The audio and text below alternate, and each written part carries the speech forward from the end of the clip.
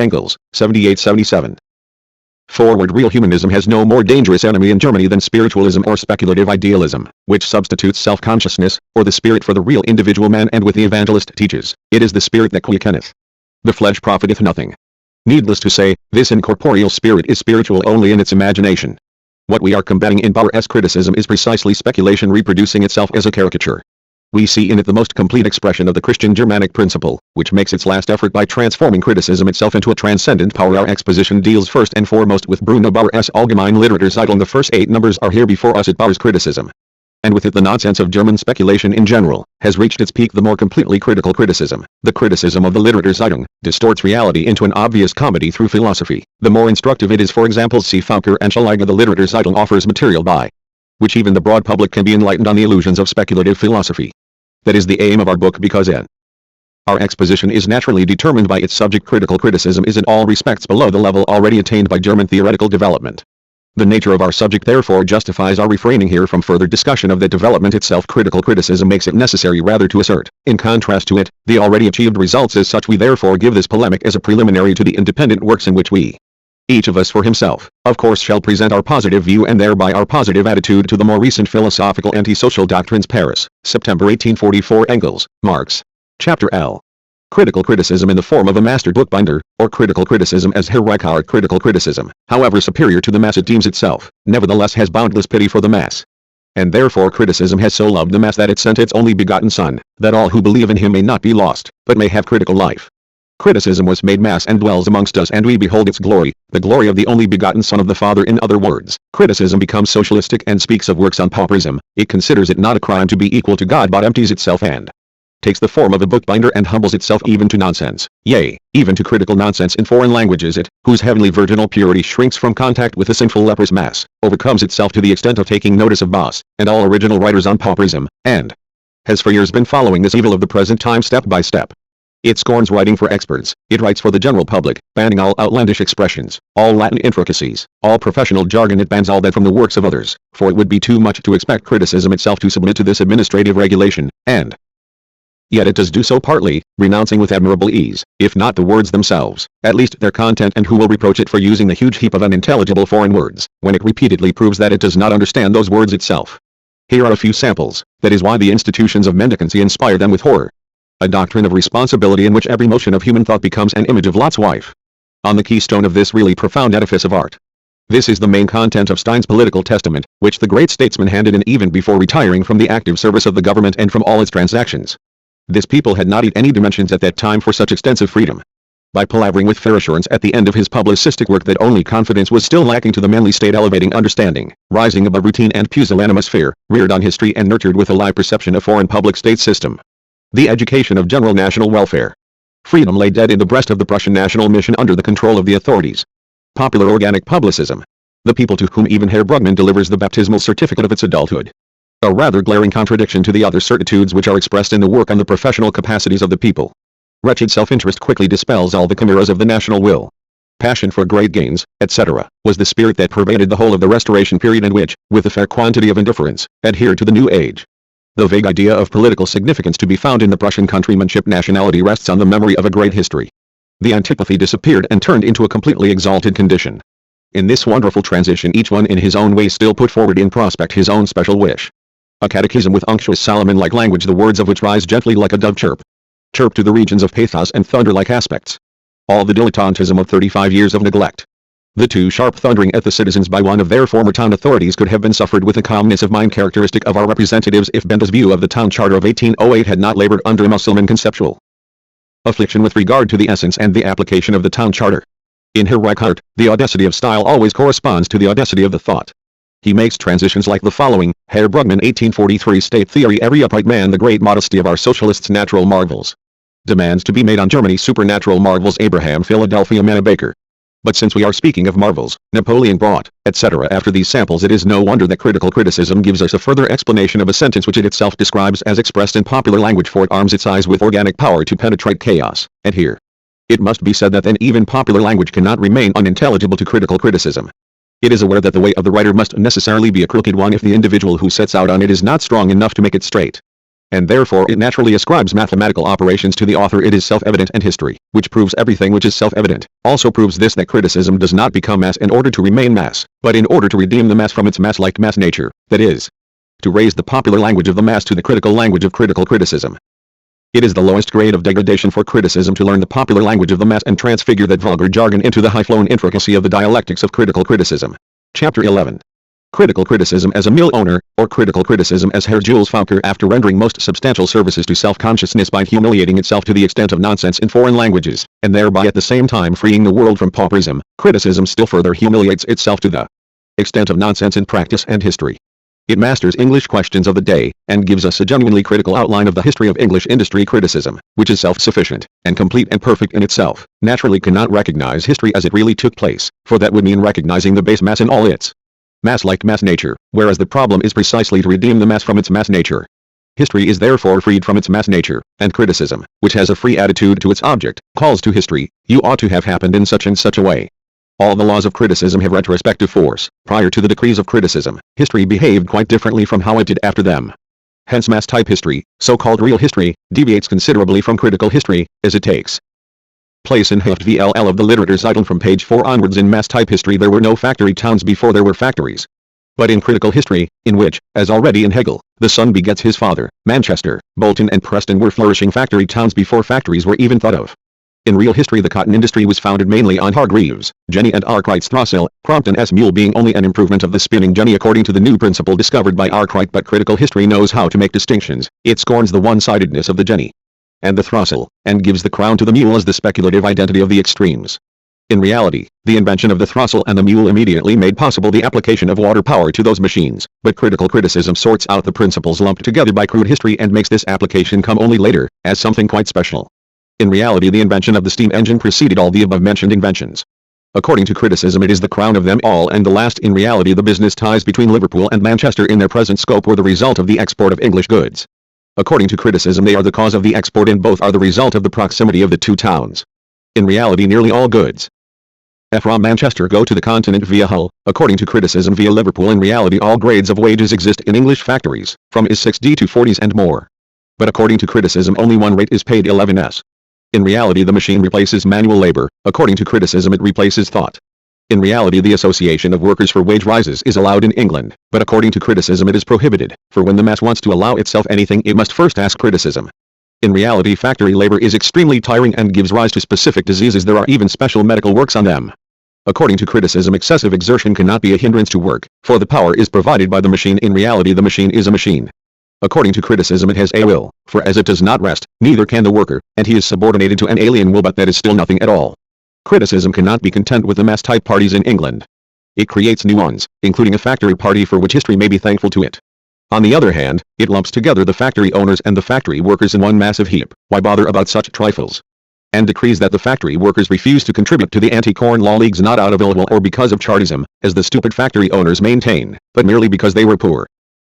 It further decrees that with the repeal of the English corn laws agricultural laborers will have to put up with the lowering of wages, in regard to which, however, we must most submissively remark that that destitute class cannot be deprived of another penny without being reduced to absolute starvation.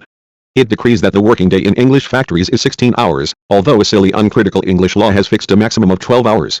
It decrees that England is to become a huge workshop for the world, although the uncritical mass of Americans, Germans and Belgians are ruining one market after another for the English by their competition.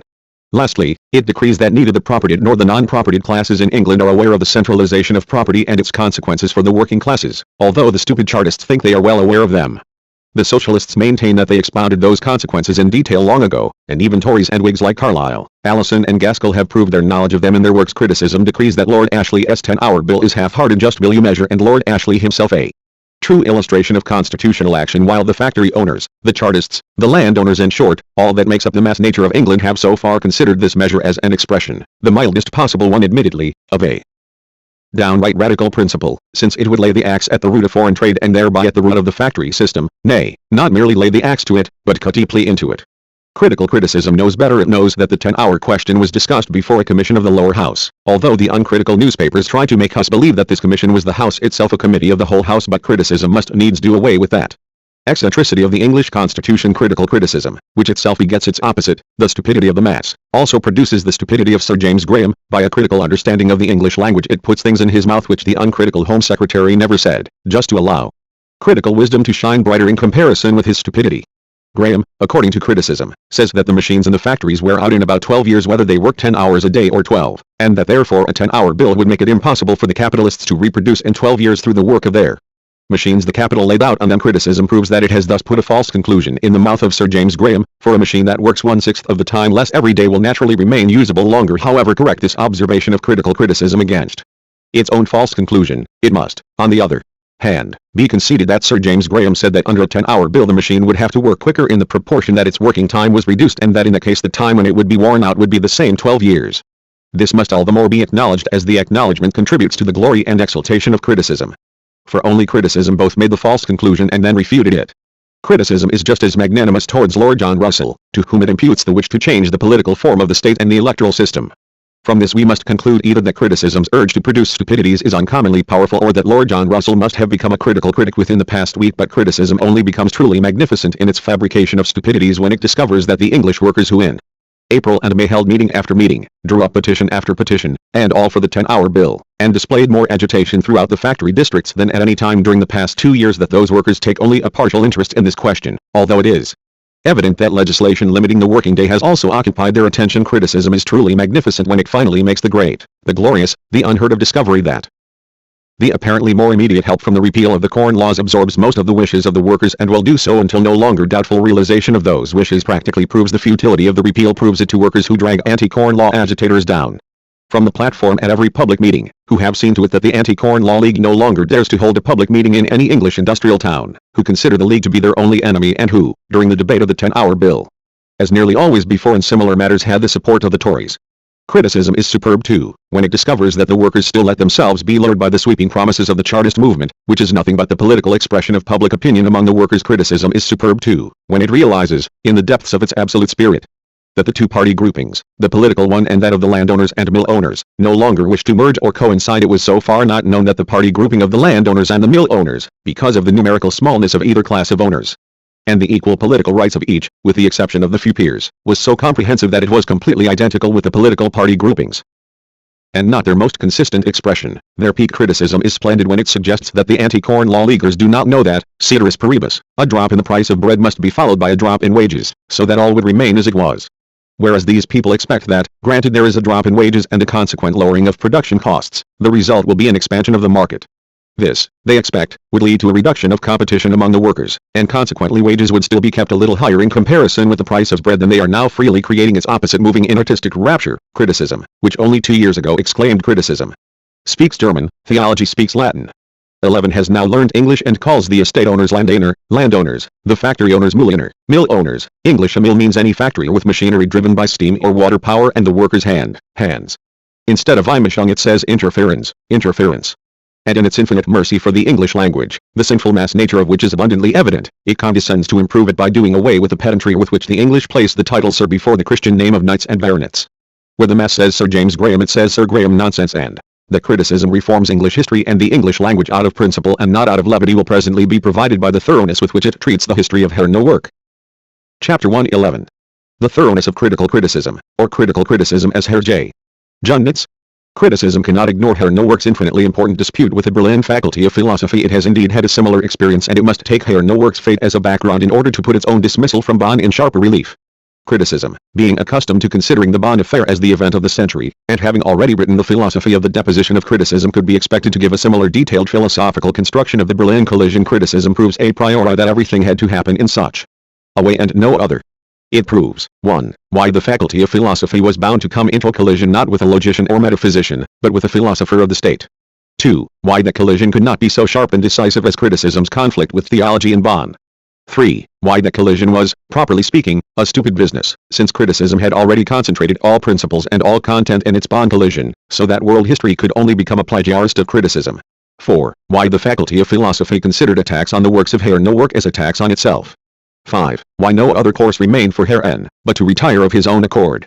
6. Why the faculty had to defend Herr N if it did not want to disavow itself. 7. Why the inner split in the faculty had necessarily to manifest itself in such a way that the faculty declared both N and the government right and wrong at the same time. 8. Why the faculty finds in N's works no reason for dismissing him. 9. What determined the lack of clarity of the whole verdict. 10. Why the faculty deems itself entitled, I, as a scientific authority, I, to examine the essence of the matter, and finally. 11. Why, nevertheless, the faculty does not want to write in the same way as Herr and criticism disposes of these important questions with rare thoroughness in 4 pages, proving by means of Hegel's logic why everything had to happen as it did and why no God could have prevented it. In another place criticism says that there has not yet been full knowledge of a single epoch in history. Modesty prevents it from saying that it has full knowledge of at least its own collision and no works, which, although they are not epochs, appear to criticism to be epoch-making. Having abolished in itself the element of thoroughness, critical criticism becomes the tranquility of knowledge. Chapter 4. Critical criticism as the tranquility of knowledge, or critical criticism as Herr Edgar 7. Flora Tristan's Union Ouvrière. The French socialists maintain that the worker makes everything, produces everything and yet has no rights, no possessions, in short, nothing at all. Criticism answers in the words of Herr Edgar, the personification of the tranquility of knowledge. To be able to create everything, a stronger consciousness is needed than that of the worker. Only the opposite of the above proposition would be true. The worker makes nothing, therefore he has nothing. But the reason why he makes nothing is that his work is always individual, having as its object his most personal needs, and his everyday work. Here criticism achieves a height of abstraction in which it regards only the creations of its own thought and generalities which contradict all reality as something indeed everything. The worker creates nothing because he creates only individual, that is, perceptible, palpable, spiritless and uncritical objects, which are an abomination. In the eyes of pure criticism everything that is real and living is uncritical, of a mass nature, and therefore nothing. Only the ideal, fantastic creatures of critical criticism are everything. The worker creates nothing, because his work remains individual, having only his individual needs as its object, that is, because in the present world system the individual interconnected branches of labor are separated from, and even opposed to, one another. In short, because labor is not organized. Criticism's own proposition, if taken in the only reasonable sense it can possibly have, demands the organization of labor. Flora Tristan, in an assessment of whose work this great proposition appears, puts forward the same demand and is treated and canailed for her insolence in anticipating critical criticism. Anyhow, the proposition that the worker creates nothing is absolutely crazy except in the sense that the individual worker produces nothing whole, which is tautology. Critical criticism creates nothing, the worker creates everything. And so much so that even his intellectual creations put the whole of criticism to shame. The English and the French workers provide proof of this. The worker creates even man, the critic will never he anything but subhuman, though on the other hand, of course, he has the satisfaction of being a critical critic. Flora Tristan is an example of the feminine dogmatism which must have a formula and constructs it out of the categories of what exists. Criticism does nothing but construct formulae out of the categories of what exists, namely, out of the existing Hegelian philosophy and the existing social aspirations. Formulae, nothing but formulae, and despite all its invectives against dogmatism, it condemns itself to dogmatism and even to feminine dogmatism. It is and remains an old woman faded, widowed Hegelian philosophy which paints and adorns its body, shriveled into the most repulsive abstraction, and ogles all over Germany in search of a woo or two, buried on prostitutes. Herr Edgar, taking pity on social questions, meddles also in conditions of prostitutes. Heft v. He criticizes Paris Police Commissioner Birod's book on prostitution because he is concerned with the point of view, from which Birod considers the attitude of prostitutes to society. The tranquility of knowledge is surprised to see that a policeman adopts the point of view of the police, and it gives the mass to understand that that point of view is quite wrong. But it does not reveal its own point of view. Of course not. When criticism takes up with prostitutes it cannot be expected to do so in public. 3. Love. In order to complete its transformation into the tranquility of knowledge, critical criticism must first seek to dispose of love. Love is a passion, and nothing is more dangerous for the tranquility of knowledge than passion. That is why, speaking of Madame von Palzow's novels, which, he assures us, he has thoroughly studied, Herr Edgar is amazed at a childish thing like so-called love. It is a horror and abomination and excites the wrath of critical criticism, makes it almost as bitter as gall, indeed, insane. Love is a cruel goddess, and like every deity she wishes to possess the whole of man and is not satisfied until he has surrendered to her not merely his soul, but his physical self. The worship of love is suffering, the peak of this worship is self-immolation, suicide. In order to change love into Moloch, the devil incarnate, Herr Edgar first changes it into a goddess. When love has become a goddess, that is, a theological object, it is of course submitted to theological criticism. Moreover, it is known that God and the devil are not far apart. Herr Edgar changes love into a goddess, a cruel goddess at that, by changing man who loves, the love of man, into a man of love, by making love a being apart, separate from man and as such independent. By this simple process, by changing the predicate into the subject, all the attributes and manifestations of human nature can be critically transformed into their negation and into alienations. of human nature. Thus, for example, critical criticism makes criticism, as a predicate and activity of man, into a subject apart, criticism which relates itself to itself and is therefore critical criticism, a Moloch the worship of which consists in the self-immolation, the suicide of man, and in particular, of his ability to think. Object, exclaims, the tranquility of knowledge. Object is the right expression, for the beloved is important to the lover. There is no feminine, only as this external object of the emotion of his soul, as the object in which he wishes to see his selfish feeling satisfied. Objectal horrible. There is nothing more damnable, more profane, more mass-like than an object aggrave, by the object. How could absolute subjectivity, the actus purus, pure, criticism, not see in love its bête noire, that Satan incarnate, in love, which first really teaches man to believe in the objective world outside himself, which not only makes man into an object, but even the object into a man. Love, continues the tranquility of knowledge, beside itself, is not even content with turning man into the category of object for another man, it even makes him into a definite, real object, into this bad individual. See Hegel's phenomenology on the categories this, and that, where there is also a polemic against the bad this, external object, which does not remain internal, hidden in the brain, but is sensuously manifest. Love lives not only in the brain. No, the beloved is a sensuous object, and if critical criticism is to condescend to recognition of an object, it demands at the very least a senseless object. But love is an uncritical, unchristian materialist. Finally, love even makes one human being this external object of the emotion of the soul of another, the object in which the selfish feeling of the other finds its satisfaction, a selfish feeling because it looks for its own essence in the other, and that must not be. Critical criticism is so free from all selfishness that for the whole range of human essence is exhausted by its own self. Herr Edgar, of course, does not tell us in what way the beloved differs from the other external objects of the emotion of the soul in which the selfish feelings of man find their satisfaction. The spiritually profound, meaningful, highly expressive object of love means nothing to the tranquility of knowledge but the abstract formula, this external object of the emotion of the soul, much as the comet means nothing to the speculative natural philosopher but negativity. By making man the external object of the emotion of his soul, man does in fact attach importance to him. Critical criticism itself admits, but only objective importance, so to speak, while the importance which criticism attaches to objects is none other than that which it attaches to itself. Hence this importance lies not in bad external being, but in the nothing of the critically important object. If the tranquility of knowledge has no object in real man, it has, on the other hand, a cause in humanity. Critical love is careful above all not to forget the cause behind the personality, for the cause is none other than the cause of humanity. Uncritical love does not separate humanity from the personal, individual man. Love itself, as an abstract passion, which comes we know not whence and goes we know not whither, is incapable of having an interest in internal development.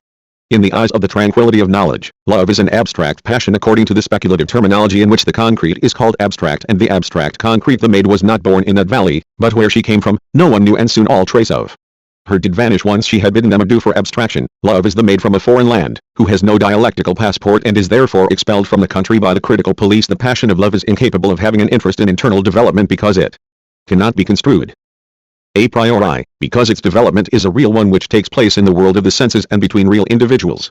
But the main interest of speculative construction is the whence, and the whither. The whence is the necessity of a concept, its proof and deduction. Hegel. The whither is the determination by which each individual link of the speculative circular course, as the animated content of the method, is at the same time the beginning of a new link. Hegel. Hence, only if its whence, and its whither could be construed a priori would love deserve the interest of speculative criticism. What critical criticism combats here is not merely love but everything living, everything which is immediate, every sensuous experience, any and every real experience, the whence, and the whither of which one never knows beforehand. By overcoming love, Herr Edgar has completely asserted himself as the tranquility of knowledge, and now by his treatment of Proudhon, he can show great virtuosity in knowledge, the object of which is no longer this external object, and a still greater lack of love for the French language. For Proudhon, it was not Proudhon himself, but Proudhon's point of view. Critical criticism informs us that ch1-ch7 l'appropriate. I begin my exposition of Proudhon's point of view by characterizing the point of views, work, ch1-ch7 l'appropriate. 11 is only the works of the critical point of view possess a character of their own. The critical characterization necessarily begins by giving a character to Proudhon's work. Herr Edgar gives this work a character by translating it. He naturally gives it a bad character, for he turns it into an object of criticism. Proudhon's work, therefore, is subjected to a double attack by Herr Edgar, an unspoken one in his characterizing translation and an outspoken one in his critical comments. We shall see that Herr Edgar is more devastating when he translates than when he comments. Characterizing translation number 1. I do not wish, says the critically translated Proudhon, to give any system of the new. I wish for nothing but the abolition of privilege, the abolition of slavery. Justice, nothing but justice, that is what I mean. The characterized Proudhon confines himself to will and opinion, because goodwill and unscientific opinion are characteristic attributes of the uncritical mass. The characterized Proudhon behaves with a humility that is fitting for the mass and subordinates what he wishes to what he does not wish. He does not presume to wish to give a system of the new, he wishes less, he even wishes for nothing but the abolition of privilege, etc. Besides this critical subordination of the will he has to the will he has not, his very first word is marked by a characteristic lack of logic. A writer who begins his book by saying that he does not wish to give any system of the new, should then tell us what he does wish to give, whether it is a systematized old or an unsystematized new. But does the characterized Proudhon, who does not wish to give any system of the new, wish to give the abolition of privilege? No. He just wishes it. The real Proudhon says, "Je ne fais pas de système, je demande la fin du privilège," etc.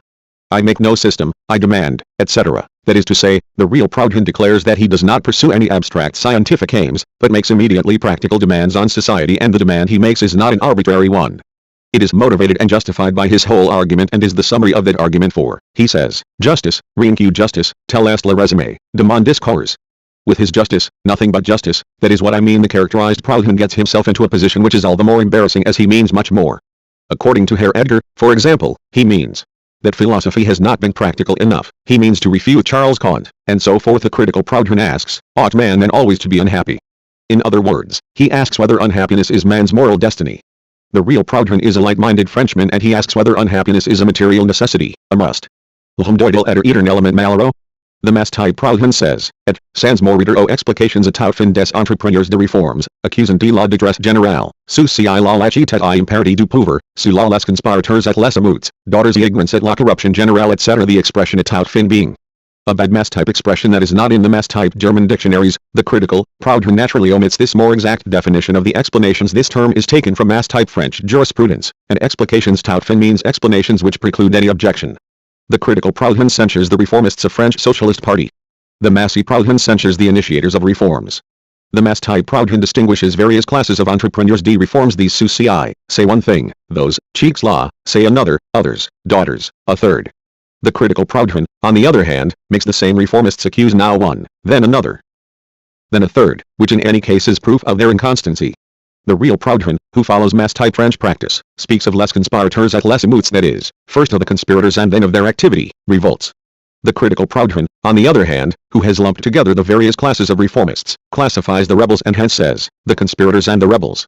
The mass-type Proudhon speaks of ignorance and general corruption. The critical Proudhon changes ignorance into stupidity, corruption into depravity, and finally, as a critical critic, makes the stupidity general.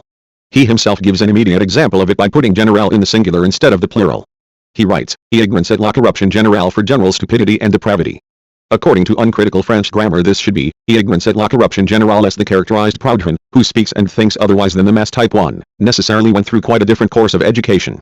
He questioned the masters of science, read hundreds of volumes of philosophy and law, etc., and at last he realized that we have never yet grasped the meaning of the words justice, equity, freedom. The real Proudhon thought he had realized it first. G. Crust aboard reconnator, what the critical Proudhon realized only at last. The critical alteration of de abord into enfant is necessary because the mass may not think it realizes anything at first. The mass-type Proudhon tells explicitly how he was staggered by the unexpected result of his studies and distrusted it. Hence he decided to carry out a countertest and asked himself, is it possible that mankind has so long and so universally been mistaken over the principles of the application of morals? How and why was it mistaken? 11 etc.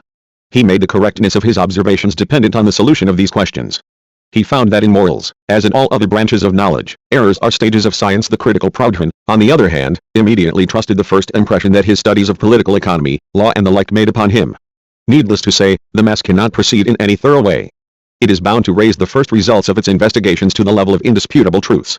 It has reached the end before it has started, before it has measured itself with its opposite. Hence, it is seen later that it is not yet at the beginning when it thinks it has reached the end. The critical Proudhon therefore continues his reasoning in the most untenable and incoherent way. Our knowledge of moral laws is not complete from the beginning. Thus it can for some time suffice for social progress, but in the long run it will lead us on a false path. The critical Proudhon does not give any reason why incomplete knowledge of moral laws calls suffice for social progress even for a single day. The real Proudhon, having asked himself whether and why mankind could universally and so long have been mistaken, and having found as the solution that all errors are stages of science and that our most imperfect judgments contain a sum of truths sufficient for a certain number of inductions and for a certain area of practical life, beyond which number and which area they lead theoretically to the absurd and practically to decay, is in a position to say that even imperfect knowledge of moral laws can suffice for social progress for a time. The critical Proudhon says, but if new knowledge has become necessary, a bitter struggle arises between the old prejudices and the new idea. How can a struggle arise against an opponent who does not yet exist? Admitted, the critical Proudhon has told us that a new idea has become necessary, but he has not said that it has already come into existence. The mass-type Proudhon says, once higher knowledge has become indispensable, it is never lacking, it is therefore ready at hand. It is then that the struggle begins. The critical Proudhon asserts, it is man's destiny to learn step by step as if man did not have a quite different destiny, namely, that of being man, and as if that learning step by step necessarily brought him a step farther. I can go step by step and arrive at the very point from which I set out. The uncritical Proudhon speaks, not of destiny, but of the condition, for man to learn not step by step, pas à Pascal, but by degrees, par degrés. The critical Proudhon says to himself, among the principles upon which society rests there is one which society does not understand, which is spoilt by society's ignorance and is the cause of all evil. Nevertheless, man honors this principle, and wills it, for otherwise it would have no influence. Now this principle which is true in its essence, but is false in the way we conceive it, what is it? 11. In the first sentence the critical Proudhon says that the principle is spoiled, misunderstood by society, hence that it is correct in itself. In the second sentence he admits superfluously that it is true in its essence. Nevertheless he reproaches society with willing and honoring this principle. The mass type Proudhon, on the other hand, reproaches society with willing and honoring not this principle, but this principle as falsified by our ignorance. Ce principi tel que notre ignorance effet, est honor. The critical Proudhon finds the essence of the principle in its untrue form through the mass type Proudhon finds that the essence of the falsified principle is our incorrect conception, but that it is true in its object, objet, just as the essence of alchemy and astrology is our imagination. But their objects, the movement of the heavenly bodies and the chemical properties of substances are true. The critical Proudhon continues his monologue, the object of our investigation is the law, the definition of the social principle. Now the politicians, that is, the men of social science, are a prey to complete lack of clarity, but as there is a reality at the basis of every error, in their books we shall find the truth, which they have brought into the world without knowing it. The critical Proudhon has a most fantastic way of reasoning. From the fact that the politicians are ignorant and unclear, he goes on in the most arbitrary fashion to say that a reality lies at the basis of every error, which can all the less he doubt it as there is a reality at the basis of every error in the person of the one who errs. From the fact that a reality lies at the basis of every error he goes on to conclude that truth is to be found in the books of politicians. And finally he even makes out that the politicians have brought this truth into the world. Had they brought it into the world we should not need to look for it in their books. The mass type Proudhon says, the politicians do not understand one another, ne s'entendent pas, their error is therefore a subjective one, having its origin in them, donc c'est inuquiste. Their mutual misunderstanding proves their one-sidedness. They confuse their private opinion with common sense, and is according to the previous deduction, every error has a true reality as its object. Their books must contain the truth, which they unconsciously have put there, that is, in their books, but have not brought into the world. Dans leurs livres d'il se trouver la vérité, alors in suits y or mise. The critical Proudhon asks himself, what is justice, what is its essence, its character, its meaning? As if it had some meaning apart from its essence and character. The uncritical Proudhon asks, what is its principle, its character and its formula, formule? The formula is the principle as a principle of scientific reasoning.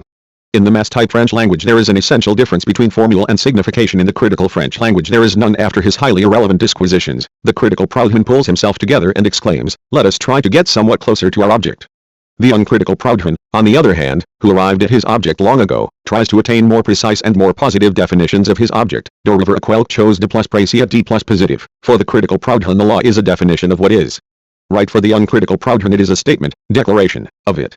The uncritical Proudhon disputes the view that right is made by law. But a definition of the law can mean that the law is defined just as it can mean that it defines. Previously, the critical Proudhon himself spoke about the definition of the social principle in this latter sense.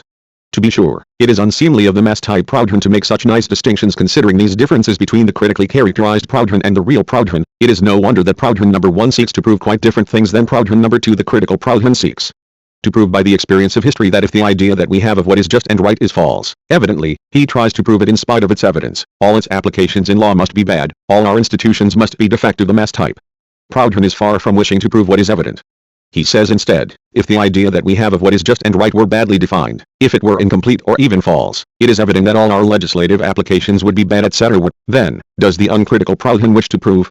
This hypothesis, he continues, of the perversion of justice in our understanding, and is a necessary consequence in our actions, would be an established fact if the opinions of men concerning the concept of justice and its applications had not remained constantly the same, if at different times they had undergone modifications.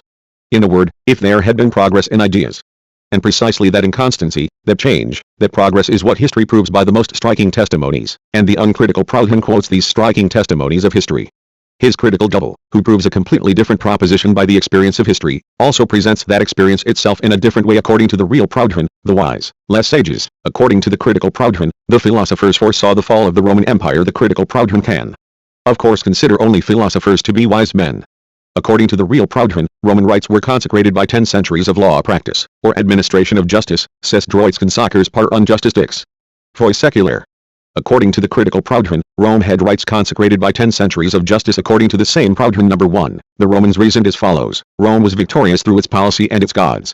Any reform in worship or public spirit would be stupidity and profanation. According to the critical Proudhon, sacrilege means not the profanation or desecration of a holy thing, as in the mass-type French language, but just profanation. Had it wished to free the peoples, it would thereby have renounced its right.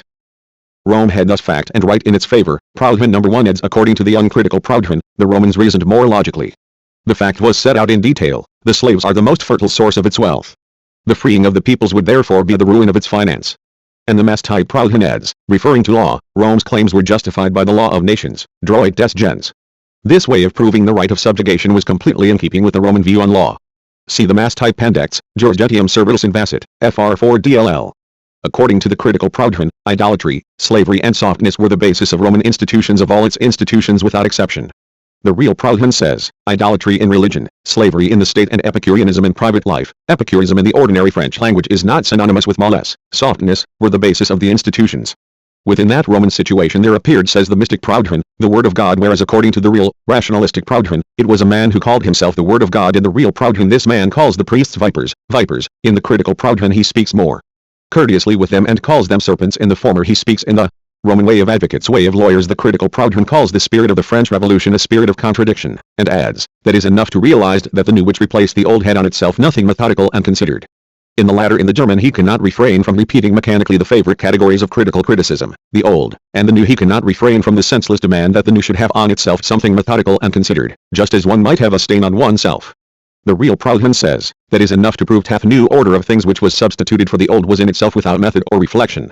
Carried away by the memory of the French Revolution, the critical Proudhon revolutionists the French language so much that he translates unfait physique by a fact of physics, and unfait intellectual by a fact of the intellect. By this revolution in the French language the critical Proudhon manages to put physics in possession of all the facts to be found in nature.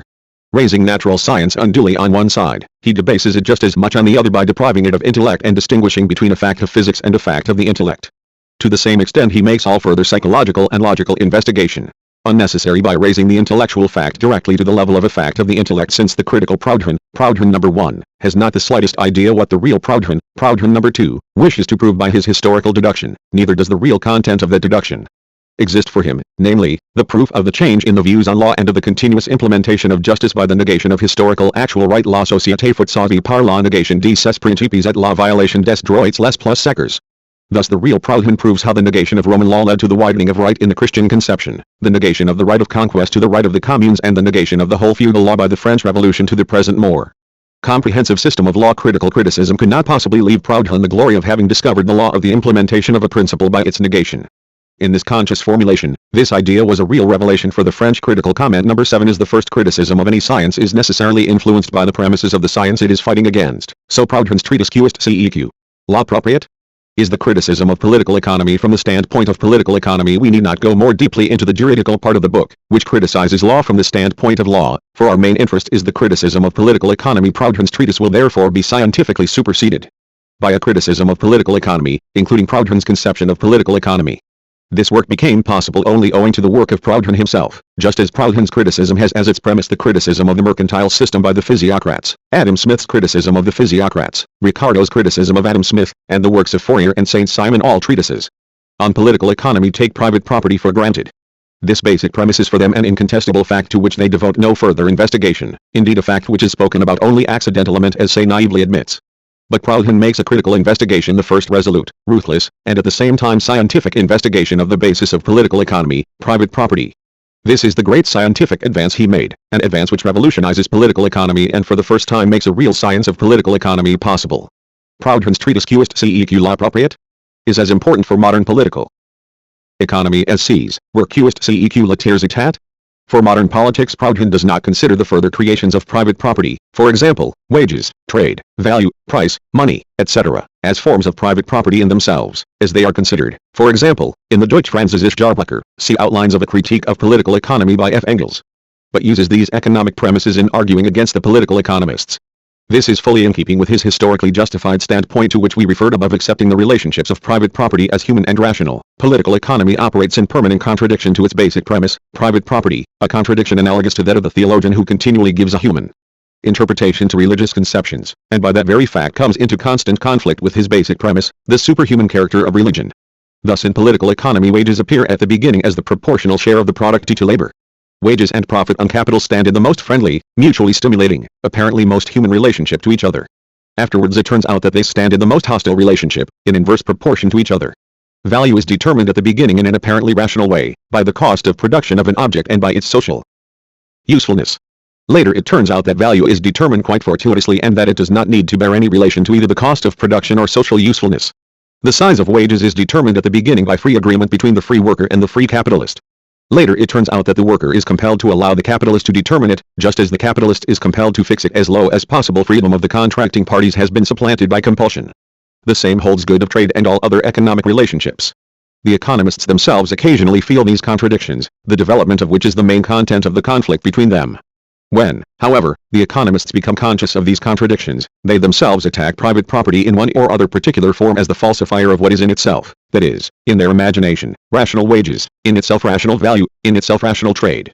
Adam Smith, for instance, occasionally polemises against the capitalists, Destutt Tracy against the money changers, Simon de Sismondi against the factory system, Ricardo against landed property, and nearly all modern economists against the non-industrial capitalists, among whom property appears as a mere consumer, thus, as an exception when they attack some special abuse. The economists occasionally stress the semblance of humanity in economic relations, but sometimes, and as a rule, they take these relations precisely in their clearly pronounced difference from the human, in their strictly economic sense. They stagger about within this contradiction completely unaware of it. Now Proudhon has put an end to this unconsciousness once for all. He takes the human semblance of the economic relations seriously and sharply opposes it to their inhuman reality. He forces them to be in reality what they imagine themselves to be, or rather to give up their own idea of themselves and confess their real inhumanity. He therefore consistently depicts as the falsifier of economic relations not this or that particular kind of private property, as other economists do, but private property as such and in its entirety. He has done all that criticism of political economy from the standpoint of political economy can do. Herr Edgar, who wishes to characterize the standpoint of the treatise ch1-ch7 l'appropriate, naturally does not say a word either of political economy or of the distinctive character of this book, which is precisely that it has made the essence of private property the vital question of political economy and jurisprudence. This is all self-evident for critical criticism. Proudhon, it says, has done nothing new by his negation of private property. He has only let out a secret which critical criticism did not want to divulge. Proudhon, Herr Edgar continues immediately after his characterizing translation, therefore finds something absolute, an eternal foundation in history, a God that guides mankind justice. Proudhon's book, written in France in 1840, does not adopt the standpoint of German development in 1844. It is Proudhon's standpoint, a standpoint which is shared by countless diametrically opposed French writers, which therefore gives critical criticism the advantage of having characterized the most contradictory standpoints with a single stroke of the pen. Incidentally, to be relieved from this absolute in history as well one has only to apply consistently the law formulated by Proudhon himself, that of the implementation of justice by its negation. If Proudhon does not carry consistency as far as that, it is only because he had the misfortune of being born a Frenchman, not a German. For Herr Edgar, Proudhon has become a theological object by his absolute in history, his belief in justice, and critical criticism, which is professional criticism of theology, can now set to work on him in order to expatiate on religious conceptions. It is a characteristic of every religious conception that it sets up as a dogma a situation in which at the end one of the opposites comes out victorious as the only truth. We shall see how religious critical criticism sets up as a dogma a situation in which at the end one of the opposites, criticism, comes out victorious over the other, the mass is the only truth. By seeing in mass type justice and absolute, a God of history, Proudhon committed an injustice that is all the greater because just criticism has explicitly reserved for itself the role of that absolute, that God in history. Critical comment number 2. The fact of misery, of poverty, makes Proudhon one-sided in his considerations. He sees in it a contradiction to equality and justice. It provides him with a weapon, hence this fact becomes for him absolute and justified, whereas the fact of property becomes unjustified.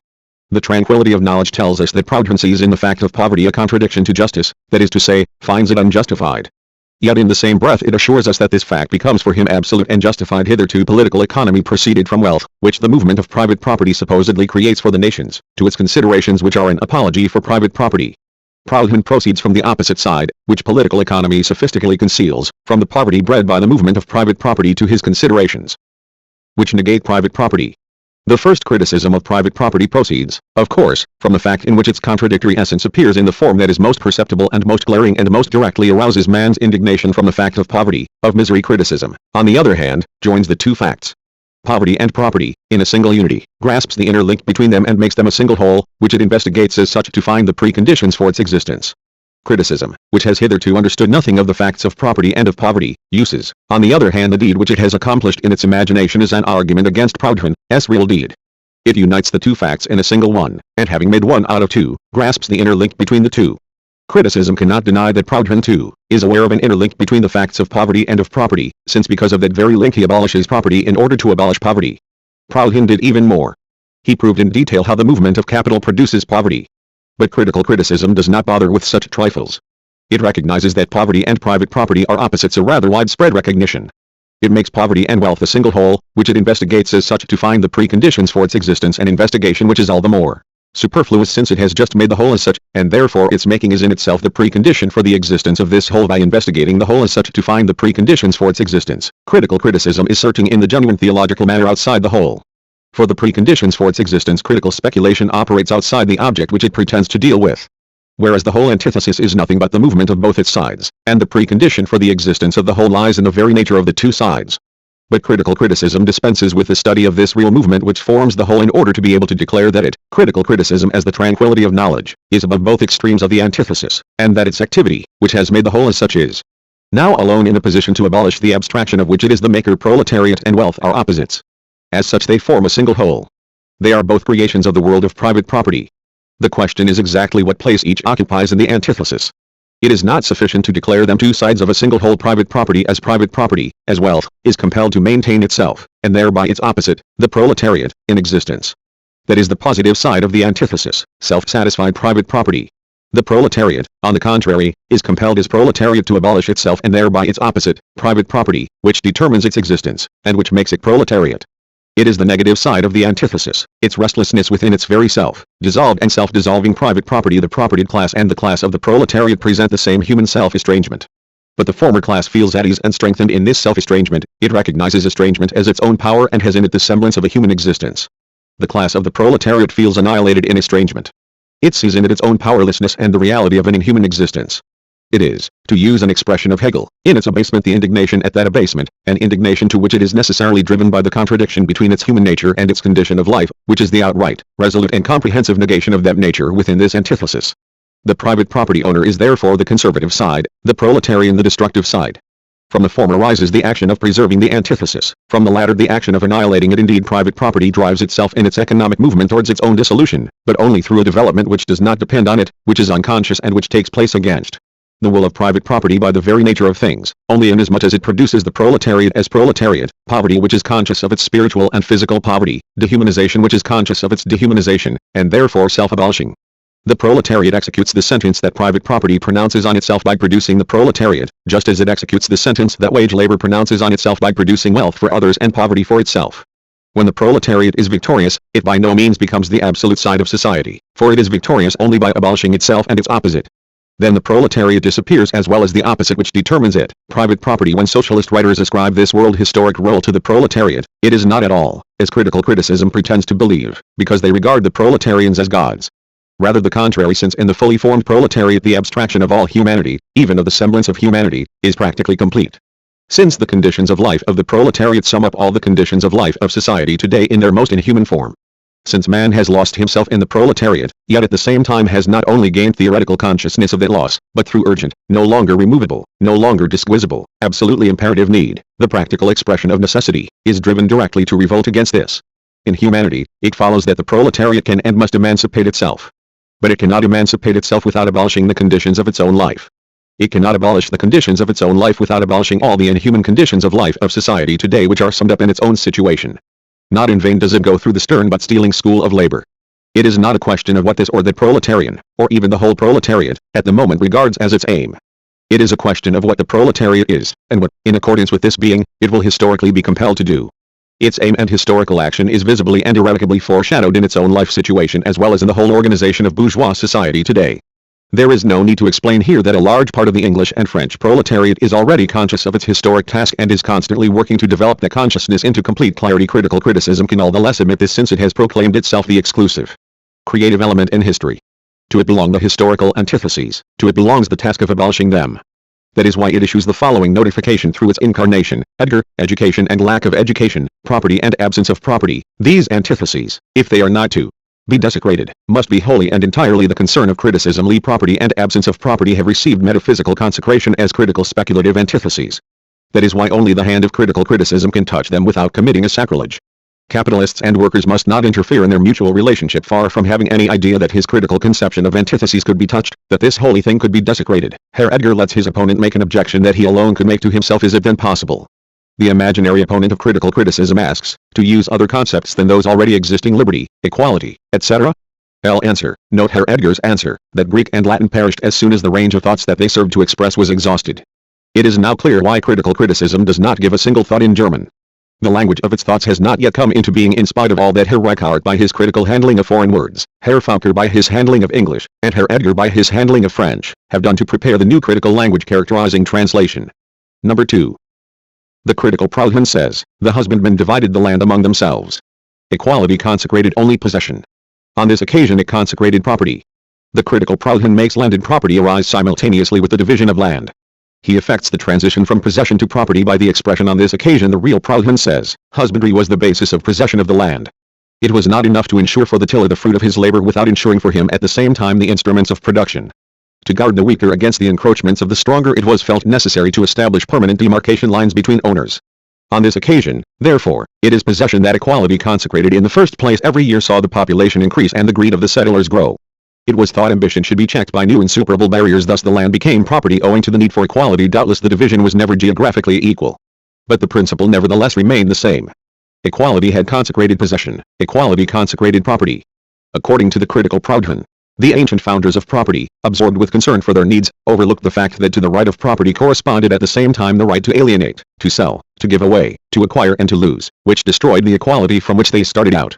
According to the real Proudhon, it was not that the founders of property overlooked this course of its development in their concern for their needs. It was rather that they did not foresee it. But even if they had been able to foresee it, their actual need would have gained the upper hand. Besides, the real Proudhon is too mass-minded to counterpose the right to alienate, sell, etc., to the right of property, i.e., to counterpose the varieties to the species. He contrasts the right to keep one's heritage to the right to alienate it, etc., which constitutes a real opposition and a real step forward. Critical comment number 3. On what then does Proudhon base his proof of the impossibility of property? Difficult as it is to believe it on the same principle of equality, a short consideration would have sufficed to arouse the belief of Herr Edgar. He must be aware that Herr Bruno Bauer based all his arguments on infinite self-consciousness, and that he also saw in this principle the creative principle of the Gospels, which, by their infinite unconsciousness, appear to be in direct contradiction to infinite self-consciousness. In the same way, Proudhon conceives equality as the creative principle of private property, which is in direct contradiction to equality. If Herr Edgar compares French equality with German self-consciousness for an instant, he will see that the latter principle expresses in German, that is, in abstract thought, what the former says in French, that is, in the language of politics and of thoughtful observation. Self-consciousness is man's equality with himself in pure thought. Equality is man's consciousness of himself in the element of practice, that is, man's consciousness of other men as his equals and man's attitude to other men as his equals. Equality is the French expression for the unity of human essence, for man's consciousness of his species and his attitude towards his species, for the practical identity of man with man, that is, for the social or human relation of man to man.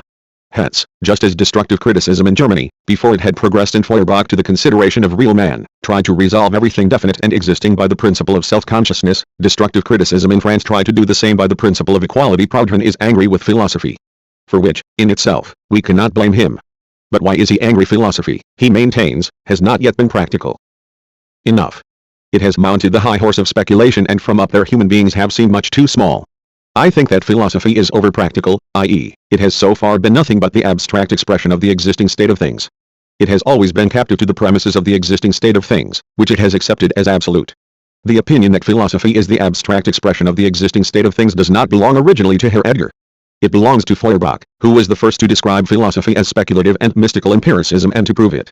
But Herr Edgar manages to give this opinion an original, critical twist, while Feuerbach concludes that philosophy must come down from the heaven of speculation to the depth of human misery. Herr Edgar, on the contrary, informs us that philosophy is over-practical.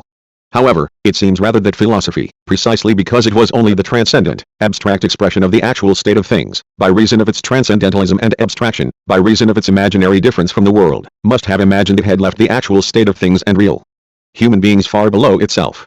On the other hand, it seems that because philosophy was not really different from the world, it could not pronounce any real judgment on it, it could not bring any real differentiating force to bear on it, and could therefore not interfere practically, but had To be satisfied at most with a practice in abstracto philosophy was over-practical only in the sense that it soared above practice.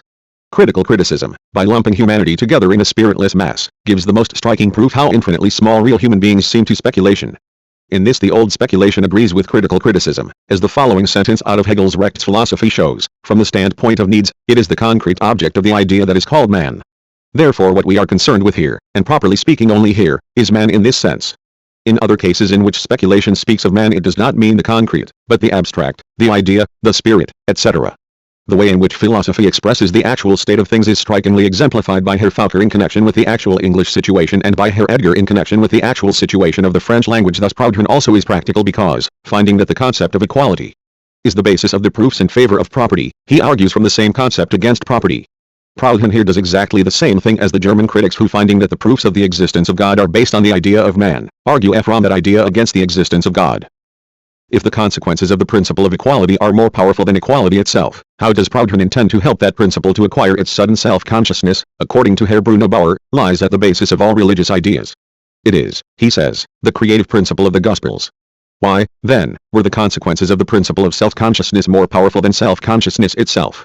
Because, the answer comes after the German fashion, self-consciousness is indeed the creative principle of religious ideas, but only as self-consciousness outside itself, in contradiction to itself, alienated and estranged. Self-consciousness that has come to itself, that understands itself, that apprehends its essence, therefore governs the creations of its self-alienation. Proudhon finds himself in exactly the same case, with the difference, of course, that he speaks French whereas we speak German, and he therefore expresses in a French way what we express in a German way. Proudhon asks himself why equality, although as the creative principle of reason it underlies the institution of property and as the ultimate rational foundation is the basis of all arguments in favor of property, nevertheless does not exist, while its negation, private property, does. He accordingly considers the fact of property in itself. He proves that, in truth, property, as an institution and a principle, is impossible, that is, that it contradicts itself and abolishes itself in all points. That, to put it in the German way, it is the existence of alienated, self-contradicting, self-estranged equality. The real state of things in France, like the recognition of this estrangement, suggests correctly to Proudhon the necessity of the real abolition of this estrangement while negating private property. Proudhon feels the need to justify the existence of private property historically. His argument, like all first arguments of this kind, is pragmatic, that is, he assumes that earlier generations wished consciously and with reflection to realize in their institutions that equality which for him represents the human essence. We always come back to the same thing. Proudhon writes in the interest of the proletarians. He does not write in the interest of self-sufficient criticism or out of any abstract, self-made interest, but out of a mass type, real, historic interest, an interest that goes beyond criticism, that will go as far as a crisis. Not only does Proudhon write in the interest of the proletarians, he is himself a proletarian, an ouvrier.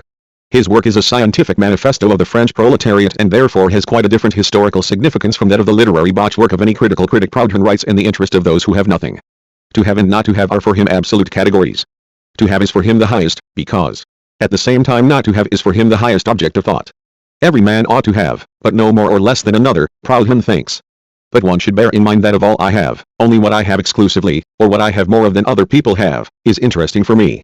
With equality, both to have and equality itself will be a matter of indifference to me. According to Herr Edgar, having and not having are for Proudhon absolute categories. Critical criticism sees nothing but categories everywhere. Thus, according to Herr Edgar, having and not having, wages, salary, want and need, and work to satisfy that need, are nothing but categories. If society had to free itself only from the categories of having and not having, how easy would the overcoming and abolition of those categories be? Made forth by any dialectician, even if he were weaker than Herr Edgar. Indeed, Herr Edgar considers this such a trifle that he does not think it worth the trouble to give even an explanation of the categories of having and not having as an argument against Proudhon. But not having is not a mere category, it is a most dismal reality.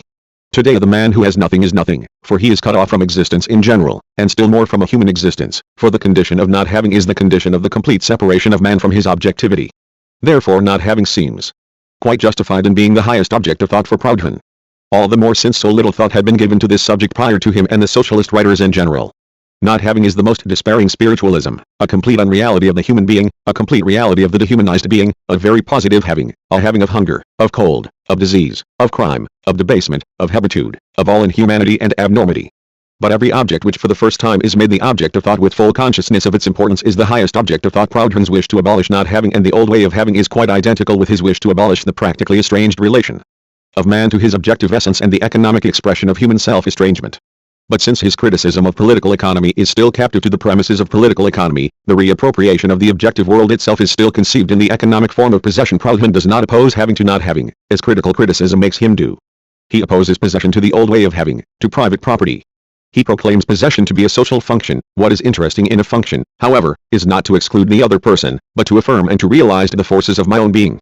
Proudhon did not succeed in giving this thought appropriate development. The idea of equal possession is the economic and therefore itself still estranged expression for the fact that the object as being for man, as the objective being of man, is at the same time the existence of man for other men, his human relation to other men, the social behavior of man to man. Proudhon abolishes economic estrangement within economic estrangement. Characterizing translation number 3. The critical Proudhon has a critical property owner too, according to whose own admission those who had to work for him lost what he appropriated.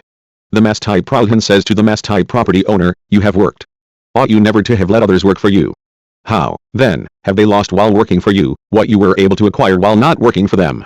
11. By richesse naturelle say understand natural possessions, although say, to preclude any error, states explicitly in the epitome, to his trait economie politique that by richesse he understands neither property nor possession, but a sum of values. Of course, the critical Proudhon makes reforms say just as he himself is reformed by Herr Edgar.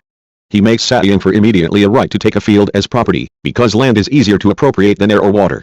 But say, far from inferring from the greater possibility of appropriating land a property right to it, says instead quite explicitly, les droits des propriétaires de terres en spoliation, Trade d'Economie Politique, edition 111t.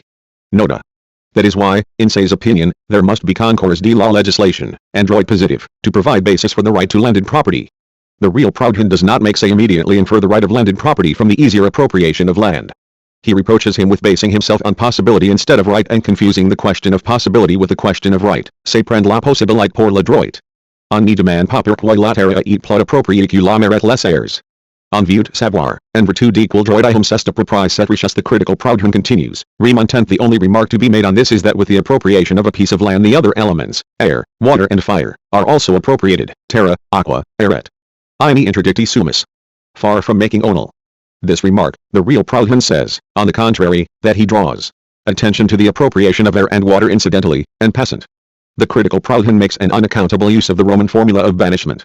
He forgets to say who the we are who have been banished. The real Proudhon addresses the non-property owners. Proletarians property excommunicates us, terra, etc. Interdicti sumus. The critical Proudhon polemises against Charles Kant as follows. Charles Kant thinks that, in order to live, man needs air, food and clothing. Some of these things, like air and water, are inexhaustible and therefore always remain common property. But others are available in smaller quantities and become private property. Charles Kant therefore bases his proof on the concepts of limitedness and unlimitedness. He would perhaps have come to a different conclusion had he made the concepts of dispensability and indispensability his main categories. How childish the critical Proudhon's polemic is. He expects Charles Kant to give up the categories he uses for his proof and to jump over to others so as to come, not to his own conclusions, but perhaps to those of the critical Proudhon. The real Proudhon does not make any such demands on Charles Kant. He does not dispose of him with a perhaps, but defeats him with his own categories. Charles Kant, Proudhon says, proceeds from the indispensability of air, food, and, in certain climates, clothing, not in order to live, but in order not to stop living. Hence, according to Charles Kant, in order to maintain himself, man constantly needs to appropriate things of various kinds. These things do not all exist in the same proportion. The light of the heavenly bodies, air and water exist in such quantities that man can neither increase nor decrease them appreciably.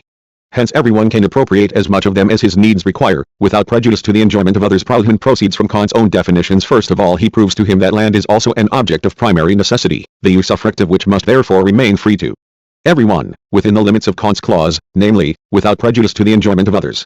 Why then has land become private property? Charles Kant answers, because it is not unlimited. He should have concluded, on the contrary, that because land is limited it may not be appropriated. The appropriation of air and water causes no prejudice to anybody because, as they are unlimited, there is always enough left. The arbitrary appropriation of land, on the other hand, prejudices the enjoyment of others precisely because the land is limited. The use of the land must therefore be regulated in the interests of all. Charles Kant's method of proving refutes his own thesis. Charles Kant, so Proudhon, the critical one, of course, reasons, proceeds from the view that a nation can be the owner of a land. Yet if property involves the right to use and misuse ch1-ch7 abutandi reçoit, even a nation cannot be adjudged the right to use and misuse a land. The real Proudhon does not speak of ch1-ch7 abutandi that the right of property involves. He is too mass-minded to speak of the right of property that the right of property involves. Ch1-ch7 abutandi reçoit is, in fact, the right of property itself. Hence Proudhon directly refuses a people the right of property over its territory. To those who find that exaggerated, he replies that in all epochs the imagined right of national property gave rise to suzerainty, tribute, royal prerogatives, corvée, etc. The real Proudhon reasons against Charles Kant as follows. Kant wishes to expound how property arises, and he begins with the hypothesis of a nation is owner. He thus falls into a petitio principii. He makes the state sell lands. He lets industrialists buy those estates. That is to say, he presupposes the property relations that he wishes to prove. The critical Proudhon scraps the French decimal system. He keeps the franc but replaces the centime by the dryf. If I cede a piece of land, Proudhon, the critical one, continues, I not only rob myself of one harvest, I deprive my children and children's children of a lasting good. Land has value not only today, it has also the value of its capacity and its future. The real Proudhon does not speak of the fact that land has value not only today but also tomorrow. He contrasts the full present value to the value of its capacity and its future, which depends on my skill in exploiting the land. He says, destroy the land, or, what comes to the same thing for you, sell it. You not only deprive yourself of one, two or more harvests, you annihilate all the produce you could have obtained from it. You, your children and your children's children leave. For Proudhon the question is not one of stressing the contrast between one harvest and the lasting good. The money I get for the field can, as capital, also become a lasting good, but the contrast between the present value and the value the land can acquire through continuous cultivation, the new value. Charles Kant says, that I give to a thing by my work is my property. Proudhon, the critical one, thinks he can refute him in the following way, then a man must cease to be a property owner as soon as he ceases to work. Ownership of the product can by no means involve ownership of the material from which the product was made. The real Proudhon says, let the worker appropriate the products of his work, but I do not understand how ownership of the products involves ownership of the matter. Does the fisherman who manages to catch more fish than the others on the same bank become by this skill the owner of the place where he fishes? Was the skill of a hunter ever considered a title to ownership of the game in a canton? The same applies to agriculture. In order to transform possession into property, another condition is necessary besides work, or a man would cease to be a property owner as soon as he ceased to be a worker. Cessante causis cessat effectus. When the owner is owner only as a worker, he ceases to be an owner as soon as he ceases to be a worker. According to law, it is prescription which creates ownership. Work is only the perceptible sign, the material act by which occupation is manifested. The system of appropriation through work, Proudhon goes on, is therefore contrary to law. And when the supporters of that system put it forward as an explanation of the laws, they are contradicting themselves. To say further, according to this opinion, that the cultivation of the land, for example, creates full ownership of the same is a petitio principii. It is a fact that a new productive capacity of the matter has been created. But what has to be proved is that ownership of the matter itself has thereby been created. Man has not created the matter itself. And he cannot even create any productive capacity if the matter does not exist beforehand. The critical Proudhon makes Gracchus Babeuf a partisan of freedom, but for the mass-minded Proudhon he is a partisan of equality, partisan de Igolite. The critical Proudhon, who wanted to estimate Homer's fee for the Iliad, says, the fee which I pay Homer should be equal to what he gives me. But how is the value of what he gives to be determined? The critical Proudhon is too superior to the trifles of political economy to know that the value of an object and what that object gives somebody else are two different things. The real Proudhon says, the fee of the poet should be equal to his product. What then is the value of that product? 11. The real Proudhon supposes that the Iliad has an infinite price, or exchange value, while the critical Proudhon supposes that it has an infinite value. The real Proudhon counterposes the value of the Iliad, its value in the economic sense, valor intrinsic, to its exchange value, valor changeable. The critical Proudhon counterposes its value for exchange to its intrinsic value i.e., its value as a poem. The real Proudhon says, between material reward and talent there is no common measure. In this respect the situation of all producers is the same. Consequently any comparison between them, any classification according to fortune is impossible. Entre un récompense maître let le talent il n'existe pas de commune mesure. Sous ce rapport la condition de tous les producteurs est égale. Consequemment comparaison entre eux et toute distinction de fortunes est impossible. The critical Proudhon says, relatively, the position of all producers is the same. Talent cannot be weighed materially. Any comparison of the producers among themselves, any external distinction is impossible.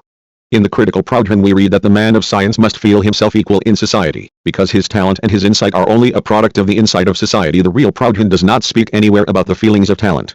He says that talent must lower itself to the level of society. Nor does he at all assert that the man of talent is only a product of society.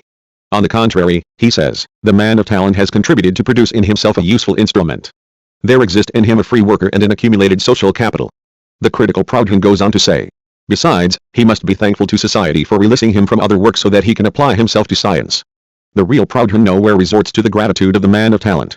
He says, the artist, the scientist, the poet, receive their just reward by the mere fact that society allows them to apply themselves exclusively to science and art. Finally, the critical Proudhon achieves the miracle of making a society of 150 workers able to maintain a marshal, and, therefore, probably, an army.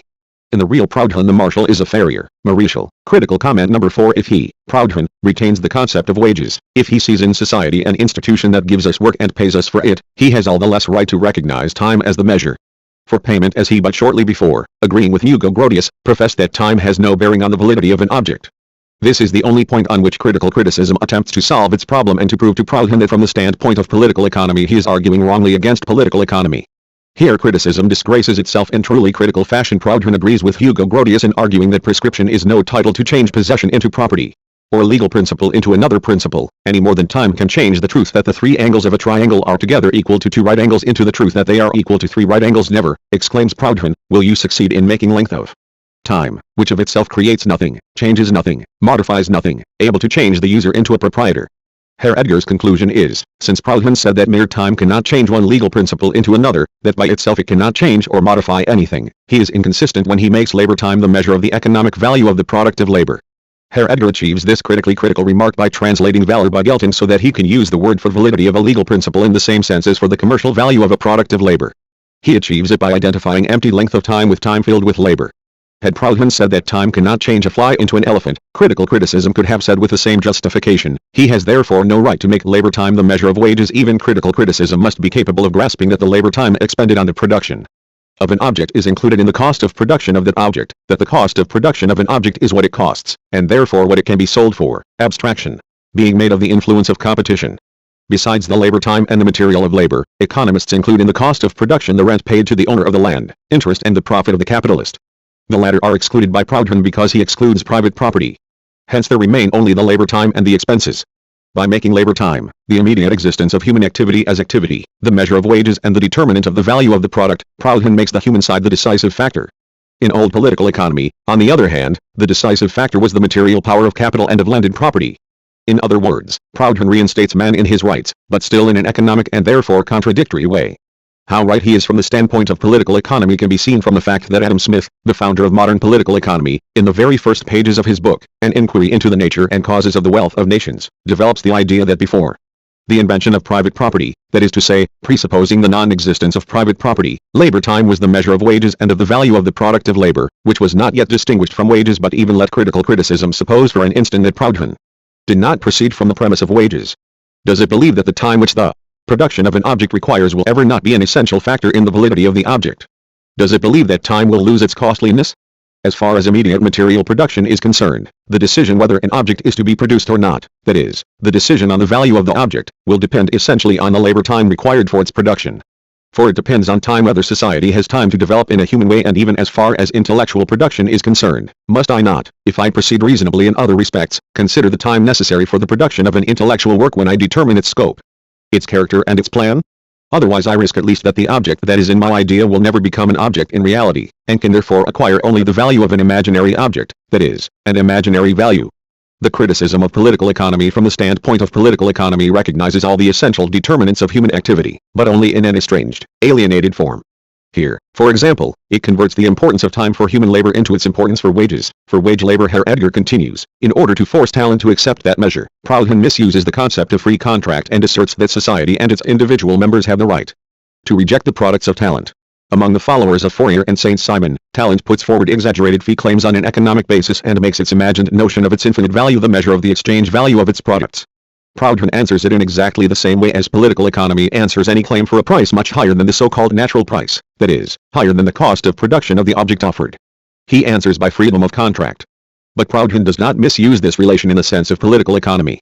On the contrary, he assumes that to be real which the economists consider to be only nominal and illusory the freedom of the contracting parties. Characterizing translation number 4. The critical Proudhon finally reforms French society by as deep a transformation of the French proletarians as of the French bourgeoisie. He denies the French proletarians strength, because the real Proudhon reproaches them with a lack of virtue.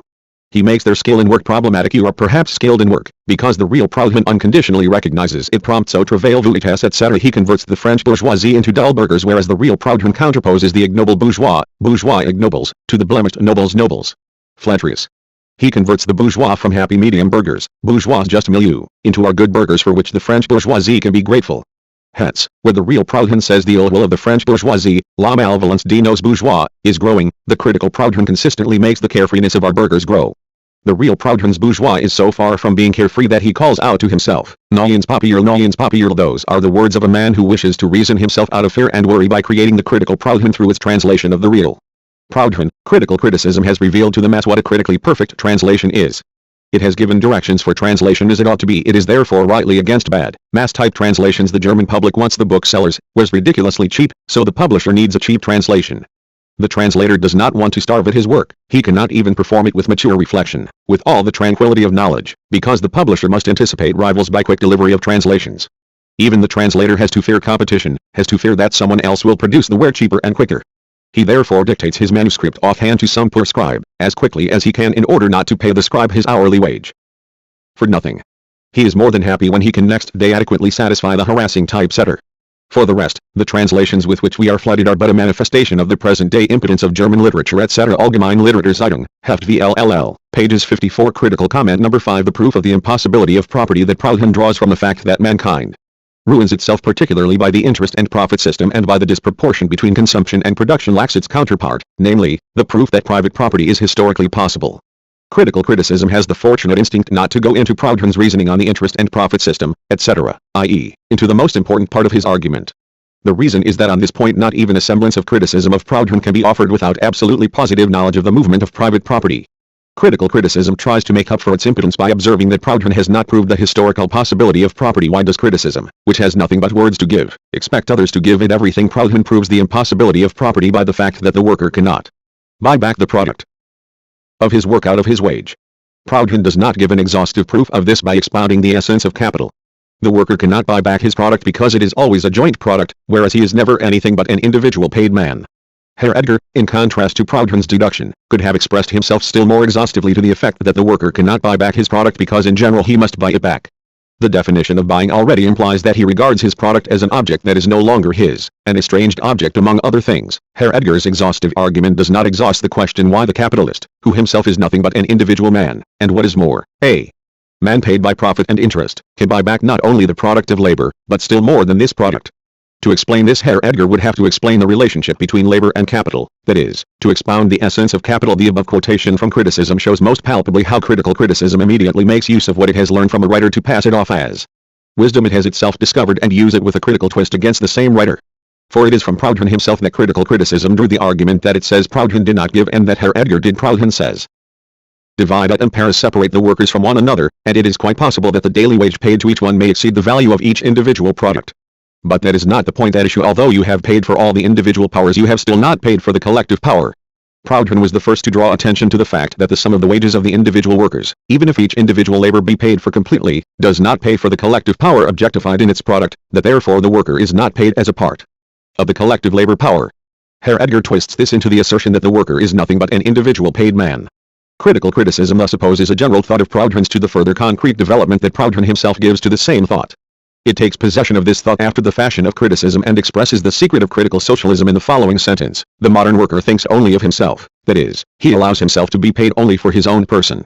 It is he himself who fails to take into account the enormous, the immeasurable power which arises from his co-operation with other powers. According to critical criticism, the whole evil lies only in the workers' thinking. It is true that the English and French workers have formed associations in which they exchange opinions not only on their immediate needs as workers, but on their needs as human beings. In their associations, moreover, they show a very thorough and comprehensive consciousness of the enormous and immeasurable power which arises from their co-operation. But these mass-minded, communist workers, employed, for instance, in the Manchester or Lyons workshops, do not believe that by pure thinking they will be able to argue away their industrial masters and their own practical debasement. They are most painfully aware of the difference between being and thinking, between consciousness and life. They know that property, capital, money, wage labor and the like are no ideal figments of the brain but very practical, very objective products of their self-estrangement, and that therefore they must be abolished in a practical, objective way for man to become man not only in thinking, in consciousness, but in mass being, in life. Critical criticism, on the contrary, teaches them that they cease in reality to be wage workers if in thinking they abolish the thought of wage labor. If in thinking they cease to regard themselves as wage workers and, in accordance with that extravagant notion, no longer let themselves be paid for their person. As absolute idealists, as ethereal beings, they will then naturally be able to live on the ether of pure thought. Critical criticism teaches them that they abolish real capital by overcoming in thinking the category capital, that they really change and transform themselves into real human beings by changing their abstract ego in consciousness and scorning as an uncritical operation all real change of their real existence, of the real conditions of their existence, that is to say, of their real ego. The spirit, which sees in reality only categories, naturally reduces all human activity and practice to the dialectical process of thought of critical criticism. That is what distinguishes its socialism from mass-type socialism and communism. After his great argumentation, Herr Edgar must, of course, declare Proudhon's criticism devoid of consciousness. Proudhon, however, wishes to be practical too. He thinks he has grasped, and nevertheless, cries the tranquility of knowledge triumphantly. We cannot even now credit him with the tranquility of knowledge. We quote a few passages to show how little he has thought out his attitude to society.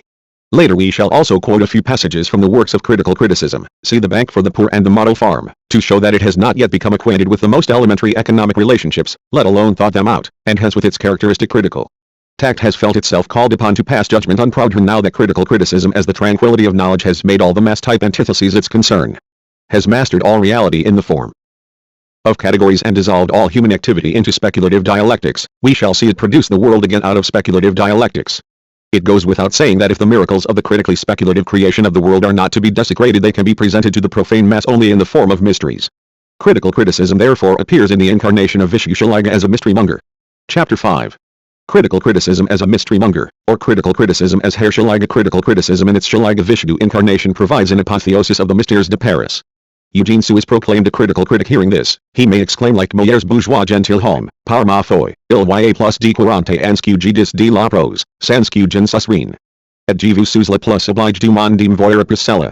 Herr ch1-ch7 prefaces his criticism with an aesthetic prologue. The aesthetic prologue gives the following explanation of the general meaning of the critical epic and in particular of the mystères de Paris. The epic gives rise to the thought that the present in itself is nothing, and not only, nothing and not only the eternal boundary between past and future, but nothing, and not only, but the gap that separates immortality from transience and must continually be filled. Such is the general meaning of the mystères de Paris. The aesthetic prologue further asserts that if the critic wished he could also be a poet, the whole of Herr ch1-ch7's criticism will prove that assertion. It is poetic fiction in every respect. It is also a product of free art according to the definition of the latter given in the aesthetic prologue.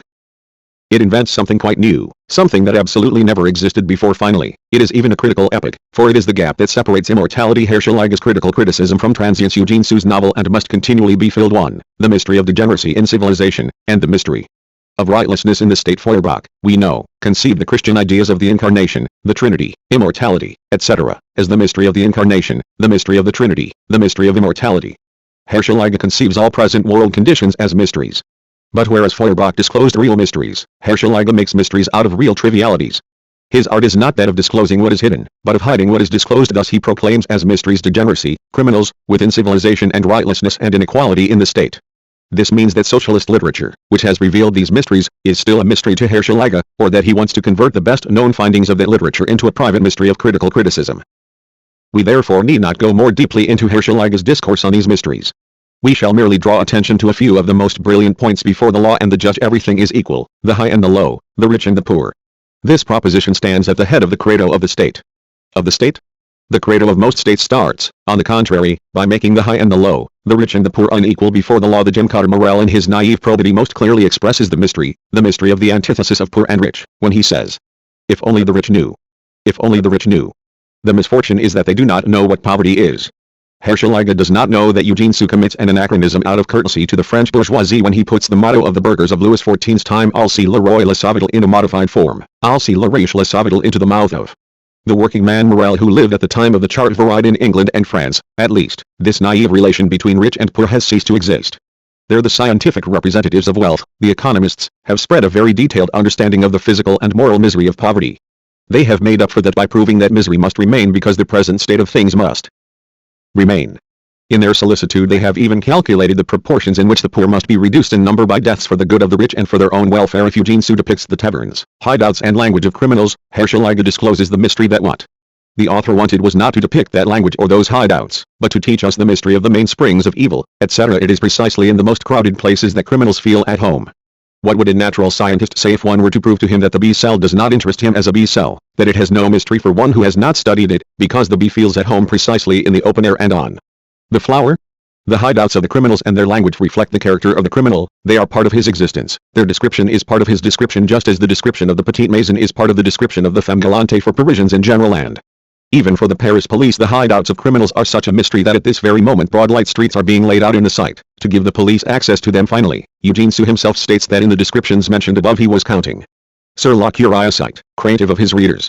Eugene Sue has counted on the timid curiosity of his readers in all his novels. It is sufficient to recall a tar gull, salamander, plick and plock, etc. 2. The mystery of speculative construction. The mystery of the critical presentation of the mystères de Paris is the mystery of speculative, of Hegelian construction. Once Herschel has proclaimed that degeneracy within civilization, and rightlessness in the state are mysteries, that is, has dissolved them in the category mystery, he lets mystery begin its speculative career. A few words will suffice to characterize speculative construction in general. Herschel's treatment of the mystères de Paris will give the application in detail. If from real apples, pears, strawberries and almonds I form the general idea fruit, if I go further and imagine that my abstract idea fruit derived from real fruit, is an entity existing outside me, is indeed the true essence of the pear, the apple, etc., then in the language of speculative philosophy I am declaring that fruit is the substance of the pear, the apple, the almond, etc. I am saying, therefore, that to be a pear is not essential to the pear, that to be an apple is not essential to the apple. That what is essential to these things is not their real existence, perceptible to the senses, but the essence that I have abstracted from them and then foisted on them, the essence of my idea fruit. I therefore declare apples, pears, almonds, etc., to be mere forms of existence, modi, of fruit. My finite understanding supported by my senses does of course distinguish an apple from a pear and a pear from an almond. But my speculative reason declares these sensuous differences inessential and irrelevant. It sees in the apple the same as in the pear, and in the pear the same as in the almond, namely fruit. Particular real fruits are no more than semblances whose true essence is the substance fruit. By this method one attains no particular wealth of definition. The mineralogist whose whole science was limited to the statement that all minerals are really the mineral would be a mineralogist only in his imagination. For every mineral the speculative mineralogist says the mineral, and his science is reduced to repeating this word as many times as there are real minerals. Having reduced the different real fruits to the one fruit of abstraction, the fruit speculation must, in order to attain some semblance of real content, try somehow to find its way back from the fruit, from the substance to the diverse, ordinary real fruits, the pear, the apple, the almond, etc. It is as hard to produce real fruits from the abstract idea of the fruit as it is easy to produce this abstract idea from real fruits.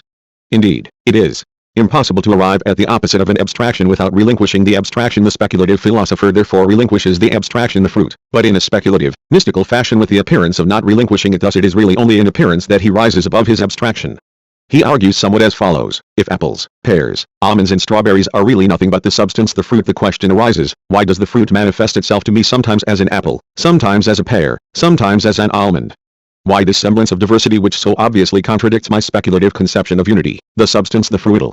This, answers the speculative philosopher, is because the fruit is not dead, undifferentiated, motionless, but a living, self-differentiating, moving essence. The diversity of the ordinary fruits is significant not only for my sensuous understanding, but also for the fruit itself and for speculative reason. The different ordinary fruits are different manifestations of the life of the one fruit. They are crystallizations of the fruit itself. Thus in the apple the fruit gives itself an apple-like existence, in the pear a pear-like existence. We must therefore no longer say, as one might from the standpoint of the substance, a pear is the fruit, an apple is the fruit, an almond is the fruit, but rather the fruit presents itself as a pear, the fruit presents itself as an apple, the fruit presents itself as an almond. And the differences which distinguish apples, pears and almonds from one another are the self-differentiations of the fruit, and make the particular few its different members of the life process of the fruit. Thus the fruit is no longer an empty undifferentiated unity. It is oneness as allness, as totality of fruits, which constitute an organically linked series of members. In every member of that series the fruit gives itself a more developed, more explicit existence, until finally, as the summity of all fruits, it is at the same time the living unity, which contains all those fruits dissolved in itself just as it produces them from within itself, just as, for instance, all the limbs of the body are constantly dissolved in and constantly produced out of the blood. We see that if the Christian religion knows only one incarnation of God, speculative philosophy has as many incarnations as there are things, just as it has here in every fruit an incarnation of the substance, of the absolute fruit. The main interest for the speculative philosopher is therefore to produce the existence of the real ordinary fruits and to say in some mysterious way that there are apples, pears, almonds and raisins, but the apples, pears, almonds and raisins that we rediscover in the speculative world are nothing but semblances of apples, semblances of pears, semblances of almonds and semblances of raisins, for they are moments in the life of the fruit, is abstract creation of the mind, and therefore themselves abstract creations of the mind. Hence what is delightful in this speculation is to rediscover all the real fruits there, but as fruits which have a higher mystical significance, which have grown out of the ether of your brain and not out of the material earth, which are incarnations of the fruit of the absolute. Subject. When you return from the abstraction, the supernatural creation of the mind, the fruit to real natural fruits, you give on the contrary the natural fruits a supernatural significance and transform them into sheer abstractions. Your main interest is then to point out the unity of the fruit in all the manifestations of its life, the apple, the pear, the almond, that is, to show the mystical interconnection between these fruits, how in each one of them the fruit realizes itself by degrees and necessarily progresses, for instance, from its existence as a raisin to its existence as an almond. Hence the value of the ordinary fruits no longer consists in their natural qualities, but in their speculative quality, which gives each of them a definite place in the life process of the absolute fruit. The ordinary man does not think he is saying anything extraordinary when he states that there are apples and pears. But when the philosopher expresses their existence in the speculative way, he says something extraordinary. He performs a miracle by producing the real natural objects, the apple, the pear, etc., out of the unreal creation of the mind, the fruit that is, by creating those fruits out of his own abstract reason, which he considers as an absolute subject outside himself, represented here as the fruit, and in regard to every object the existence of which he expresses, he accomplishes an act of creation. It goes without saying that the speculative philosopher accomplishes this continuous creation only by presenting universally known qualities of the apple, the pear, etc., which exist in reality, as determining features invented by him, by giving the names of the real things to what abstract reason alone can create, to abstract formulas of reason. Finally, by declaring his own activity, by which he passes from the idea of an apple to the idea of a pear, to be the self-activity of the absolute subject, the fruit. In the speculative way of speaking, this operation is called comprehending substance as subject, as an inner process, as an absolute person, and this comprehension constitutes the essential character of Hegel's method. These preliminary remarks were necessary to make Herrschel intelligible. Only now, after dissolving real relations, for example, law and civilization, in the category of mystery and thereby making mystery, das Geheimnis, into substance, does he rise to the true speculative, Hegelian height and transforms Meist into a self-existing subject incarnating itself in real situations and persons, so that the manifestations of its life are countesses, marquises, grisettes, porters, notaries, charlatans, and love intrigues, balls, wooden doors, etc. Having produced the category Meist out of the real world, he produces the real world out of this category. The mysteries of speculative construction in Herrschel's presentation will be all the more visibly disclosed as he has an indisputable double advantage over Hegel. On the one hand, Hegel with masterly sophistry is able to present as a process of the imagined creation of the mind itself, of the absolute subject, the process by which the philosopher through sensory perception and imagination passes from one subject to another. On the other hand, however, Hegel very often gives a real presentation, embracing the thing itself, within the speculative presentation. This real development within the speculative development misleads the reader into considering the speculative development as real and the real as speculative. With Herrschel both these difficulties vanish. His dialectics have no hypocrisy or dissimulation. He performs his tricks with the most laudable honesty and the most ingenuous straightforwardness. But then he nowhere develops any real content, so that his speculative construction is free from all disturbing accessories, from all ambiguous disguises, and appeals to the eye in its naked beauty. In Herrschel we also see a brilliant illustration of how speculation on the one hand apparently freely creates its object a priori out of itself, and, on the other hand, precisely because it wishes to get rid by sophistry of the rational and natural dependence on the object, falls into the most irrational and unnatural bondage to the object, whose most accidental and most individual attributes it is obliged to construe as absolutely necessary and general. 3. The mystery of educated society. After leading us through the lowest strata of society, for example through the criminals, taverns, Eugene Sue transports us to haute volée, to a ball in the Quartier Saint-Germain. This transition Herrschel construes as follows. Mystery tries to evade examination by a twist. So far it appeared as the absolutely enigmatic, elusive and negative, in contrast to the true, real and positive. Now it withdraws into the latter as its invisible content. But by doing so it gives up the unconditional possibility of becoming known. Mystery, which has so far appeared in contrast to the true, the real, the positive, that is, to law and education, now withdraws into the latter, that is, into the realm of education. It is certainly a mystere for Paris, if not of Paris, that haute volée is the exclusive realm of education. Herrschel does not pass from the mysteries of the criminal world to those of aristocratic society. Instead, mystery becomes the content of educated society, its real essence. It is not a new twist of Herrschel's designed to enable him to proceed to further examination. Mystery itself takes this new twist in order to escape examination before really following Eugene Sue where his heart leads him to an aristocratic ball. Herrschel resorts to the hypocritical twists of speculation which makes a priori constructions one can naturally foresee what a solid shell mystery will choose to hide in. It seems, in fact, that it is of insuperable impenetrability. That hence it may be expected that in general nevertheless a new attempt to pick out the kernel is here indispensable. Enough. Herrschel has gone so far that the metaphysical subject, mystery, now steps forward, light, self-confident and jaunty in order now to change aristocratic society into a mystery. Herrschel gives us a few considerations on education. He presumes aristocratic society to have all sorts of qualities that no man would look for in it, in order later to find the mystery that it does not possess those qualities. Then he presents this discovery as the mystery of educated society. Herrschel wonders, for example, whether general reason, does he mean speculative logic, constitutes the content of its drawing room talv, whether the rhythm and measure of love alone makes it a harmonious whole invisible, whether what we call general education is the form of the general, the eternal, the ideal, that is, whether what we call education is a metaphysical illusion. It is not difficult for Herrschel to prophesy a priori in answer to his questions. It is to be expected, however, that the answer will be in the negative. In Eugene Sue's novel, the transition from the low world to the aristocratic world is a normal transition for a novel. The disguises of Rudolf, Prince of Gerolstein, give him entry into the lower strata of society as his title gives him access to the highest circles. On his way to the aristocratic ball he is by no means engrossed in the contrasts of contemporary life. It is the contrasts of his own disguises that he finds piquant.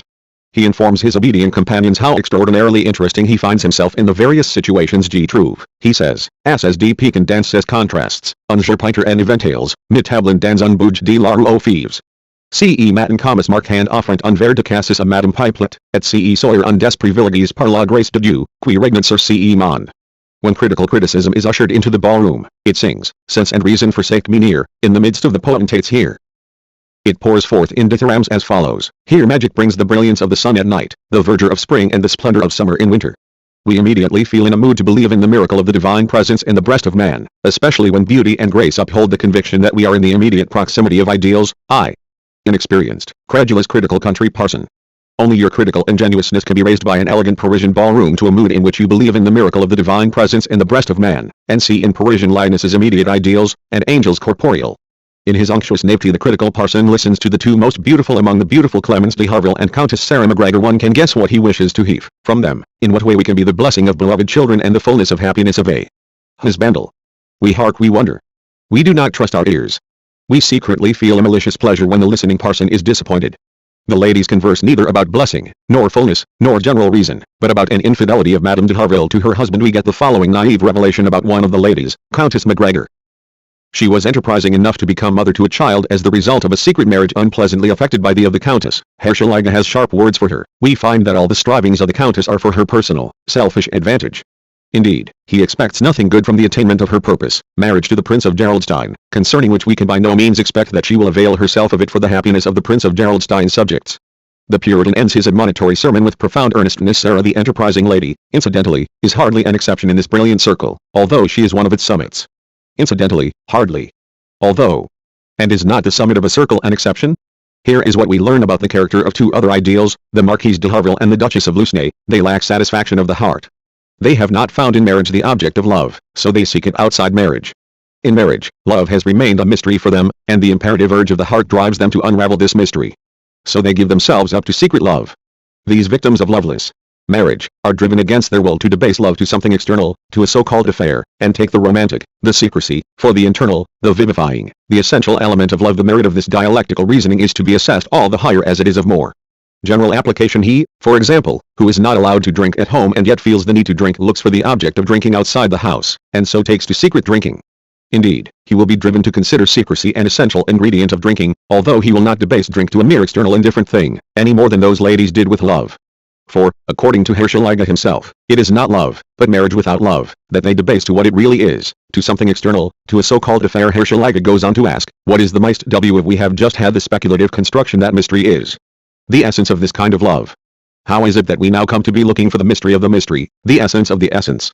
Not the shady paths in the thickets, declaims the parson, not the natural semi-obscurity of moonlight night, nor the artificial semi-obscurity of costly curtains and draperies.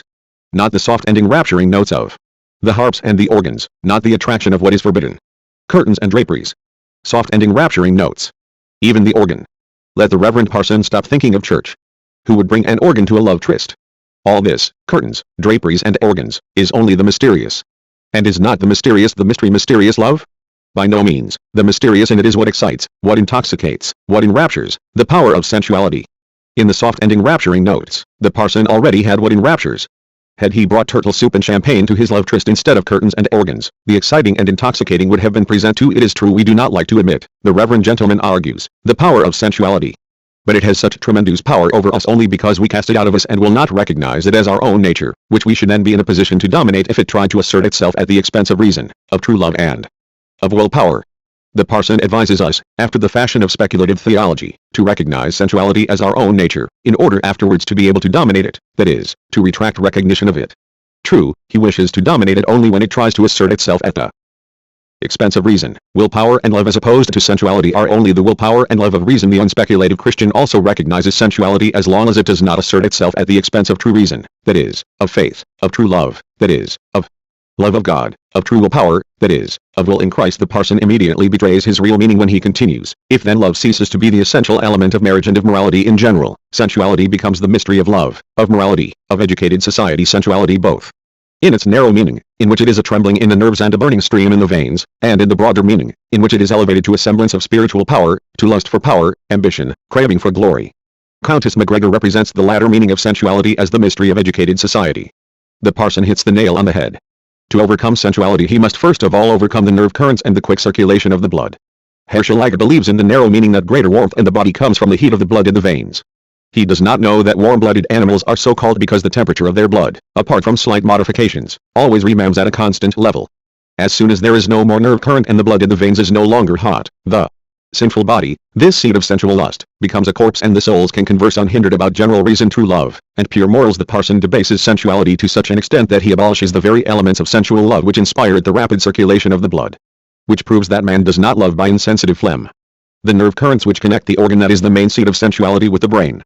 He reduces true sensual love to the mechanical secretio seminis and lisps with the notorious German theologian, not for the sake of sensual love, not for the lust of the flesh, but because the Lord said, increase and multiply. Let us now compare the speculative construction with Eugene Sue's novel. It is not sensuality which is presented as the secret of love, but mysteries, adventures, obstacles, fears, dangers, and especially the attraction of what is forbidden. Pourquoi, says Eugene Sue, beaucoup de femmes prennent elles portent des hommes qui n'y valent pas maris? Parce que le plus grand chandier or est de friand du fruit defendu. Even says Q, and retranquant de sedemir les crantes, les angoisses, les difficultés, les mystères, les dangers, il n'y reste rien plus de chose, c'est dire, et amen dans sa simplicide première en un mot, si serait tous plus ou moins aventure de cet homme qui ion. De cet, pourquoi ne poussez-vous donc pas cette veuve, votre maîtresse? I hélas, bien pens, répondit mes alors genie serait plus ou alors passer mes soirées. Whereas Herschel says explicitly that the mystery of love is not in the attraction of what is forbidden, Eugene Sue says just as explicitly that it is the greatest charm of love, and the reason for all love adventures extramuros prohibition and smuggling are as inseparable in love as in trade. Eugene Sue similarly maintains, contrary to his speculative commentator, that the propensity to pretense and craft, the liking for mysteries and intrigues, is an essential quality, a natural propensity and an imperative instinct of woman's nature. The only thing which embarrasses Eugene Sue is that this propensity and this liking are directed against marriage.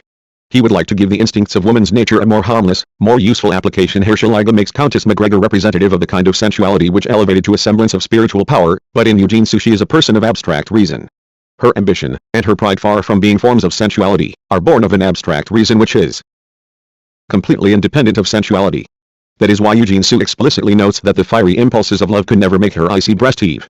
No surprise of the heart or the senses could upset the pitiless calculations of this crafty, selfish, ambitious woman. This woman's essential character lies in the egoism of abstract reason that never suffers from the sympathetic senses and on which the blood has no influence.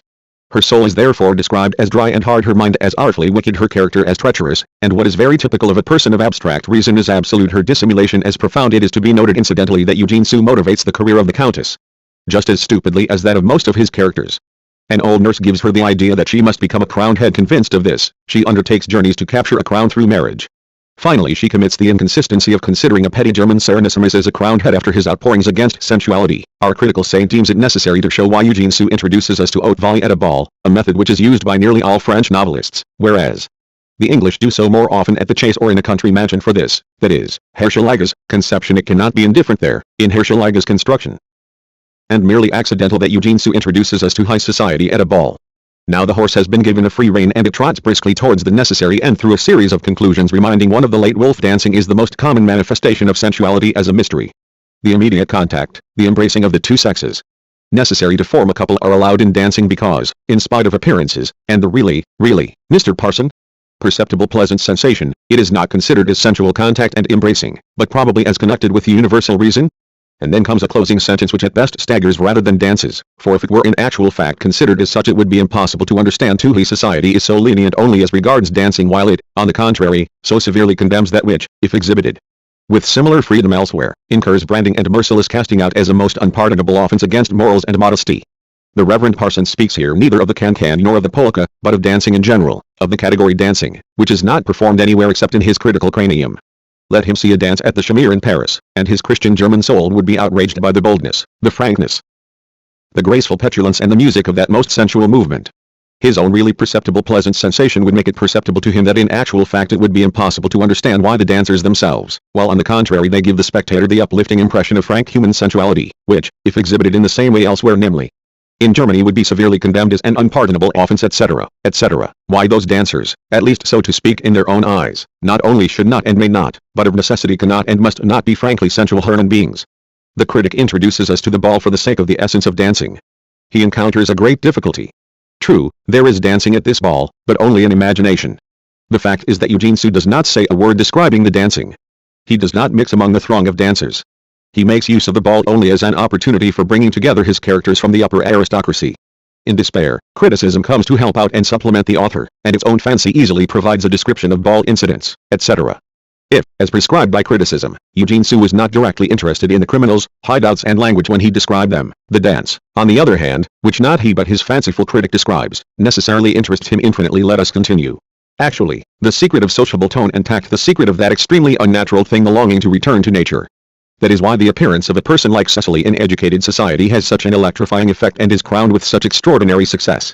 She grew up a slave among slaves, without any education, and the only source of life she has to rely upon is her nature.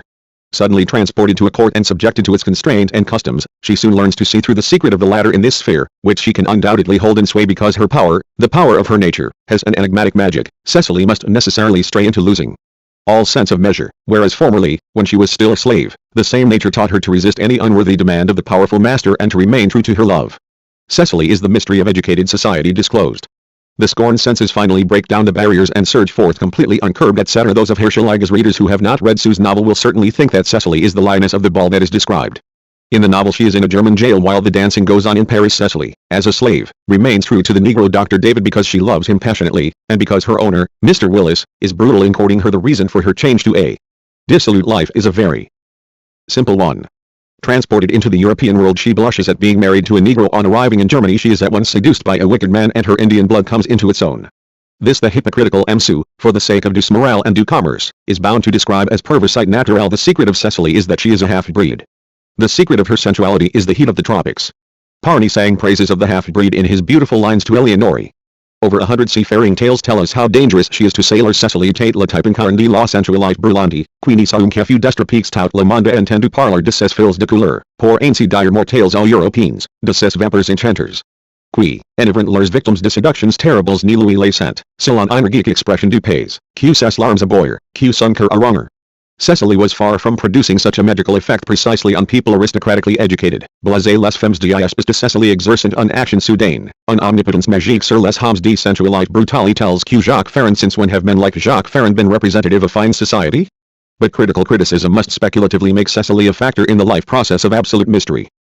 4. The mystery of probity and piety. Mystery, as that of educated society, withdraws, it is true, from the antithesis into the inner sphere. Nevertheless, high society once again has exclusively its own circles in which it preserves the holy.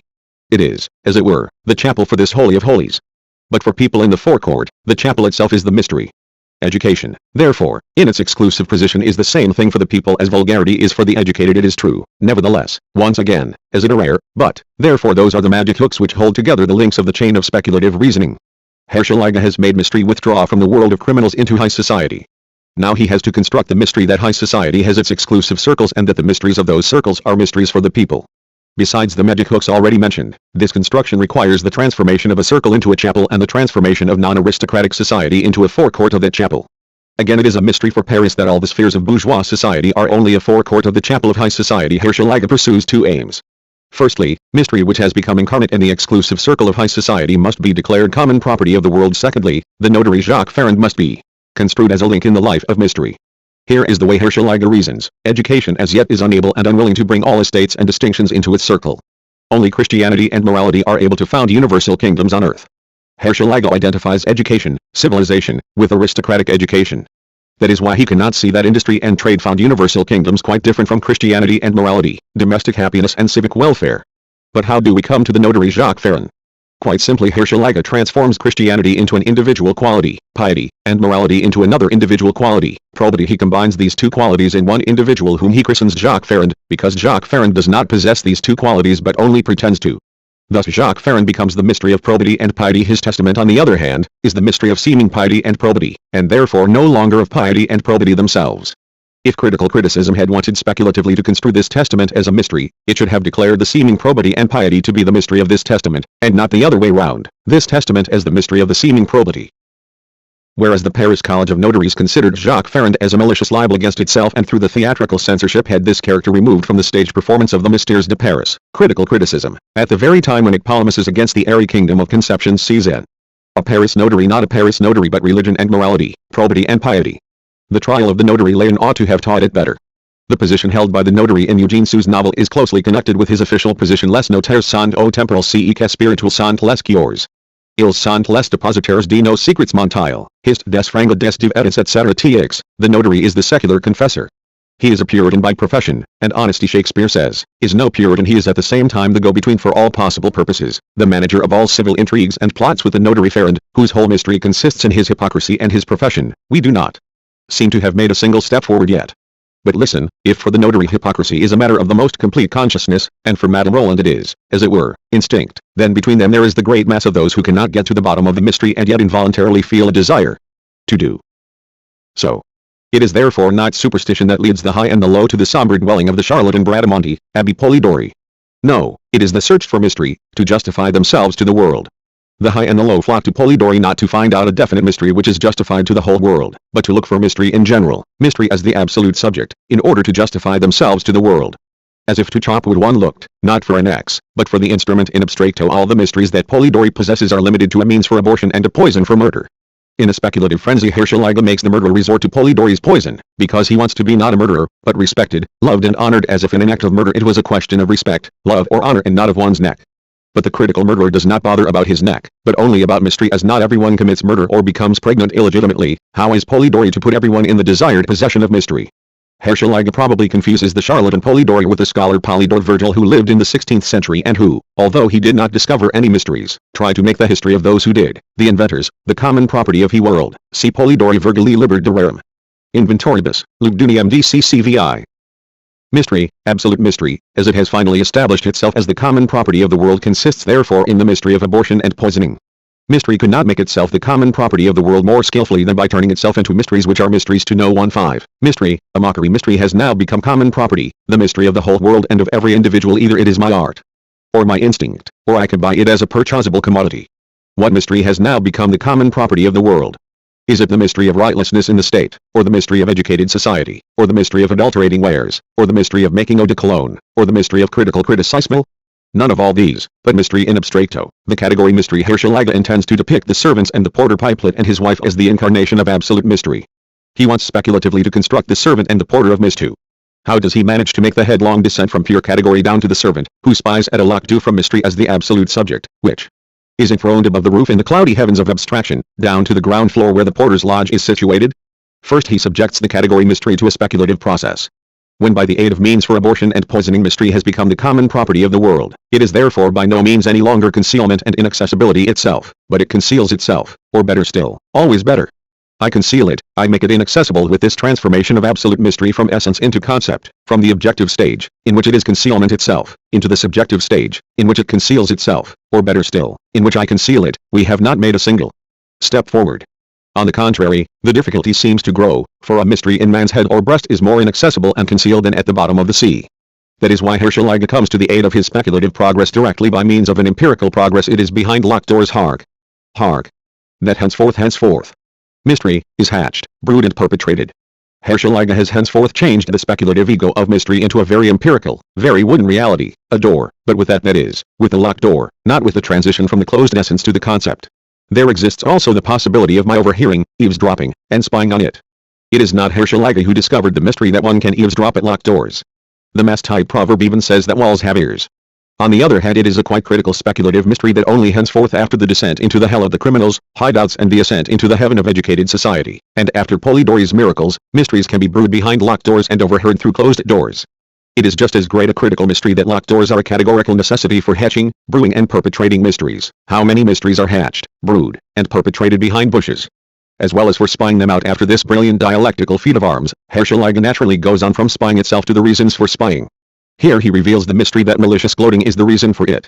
From malicious gloating he goes on to the reason for malicious gloating. Everyone wishes to be better than the others, he says, because he keeps secret the mainsprings not only of his good actions, but of his bad ones too, which he tries to hide in impenetrable darkness. The sentence should be the other way round. Everyone not only keeps the mainsprings of his good actions secret, but tries to conceal his bad ones in impenetrable darkness because he wishes to be better than the others. Thus it seems we have gone from mystery that conceals itself to the ego that conceals it, from the ego to the locked door, from the locked door to spying, from spying to the reason for spying, malicious gloating. From malicious gloating to the reason for malicious gloating, the desire to be better than the others. We shall soon have the pleasure of seeing the servant standing at the locked door. For the general desire to be better than the others leads us directly to this, that everyone is inclined to find out the mysteries of another, and this is followed easily by the witty remark, in this respect servants have the best opportunity.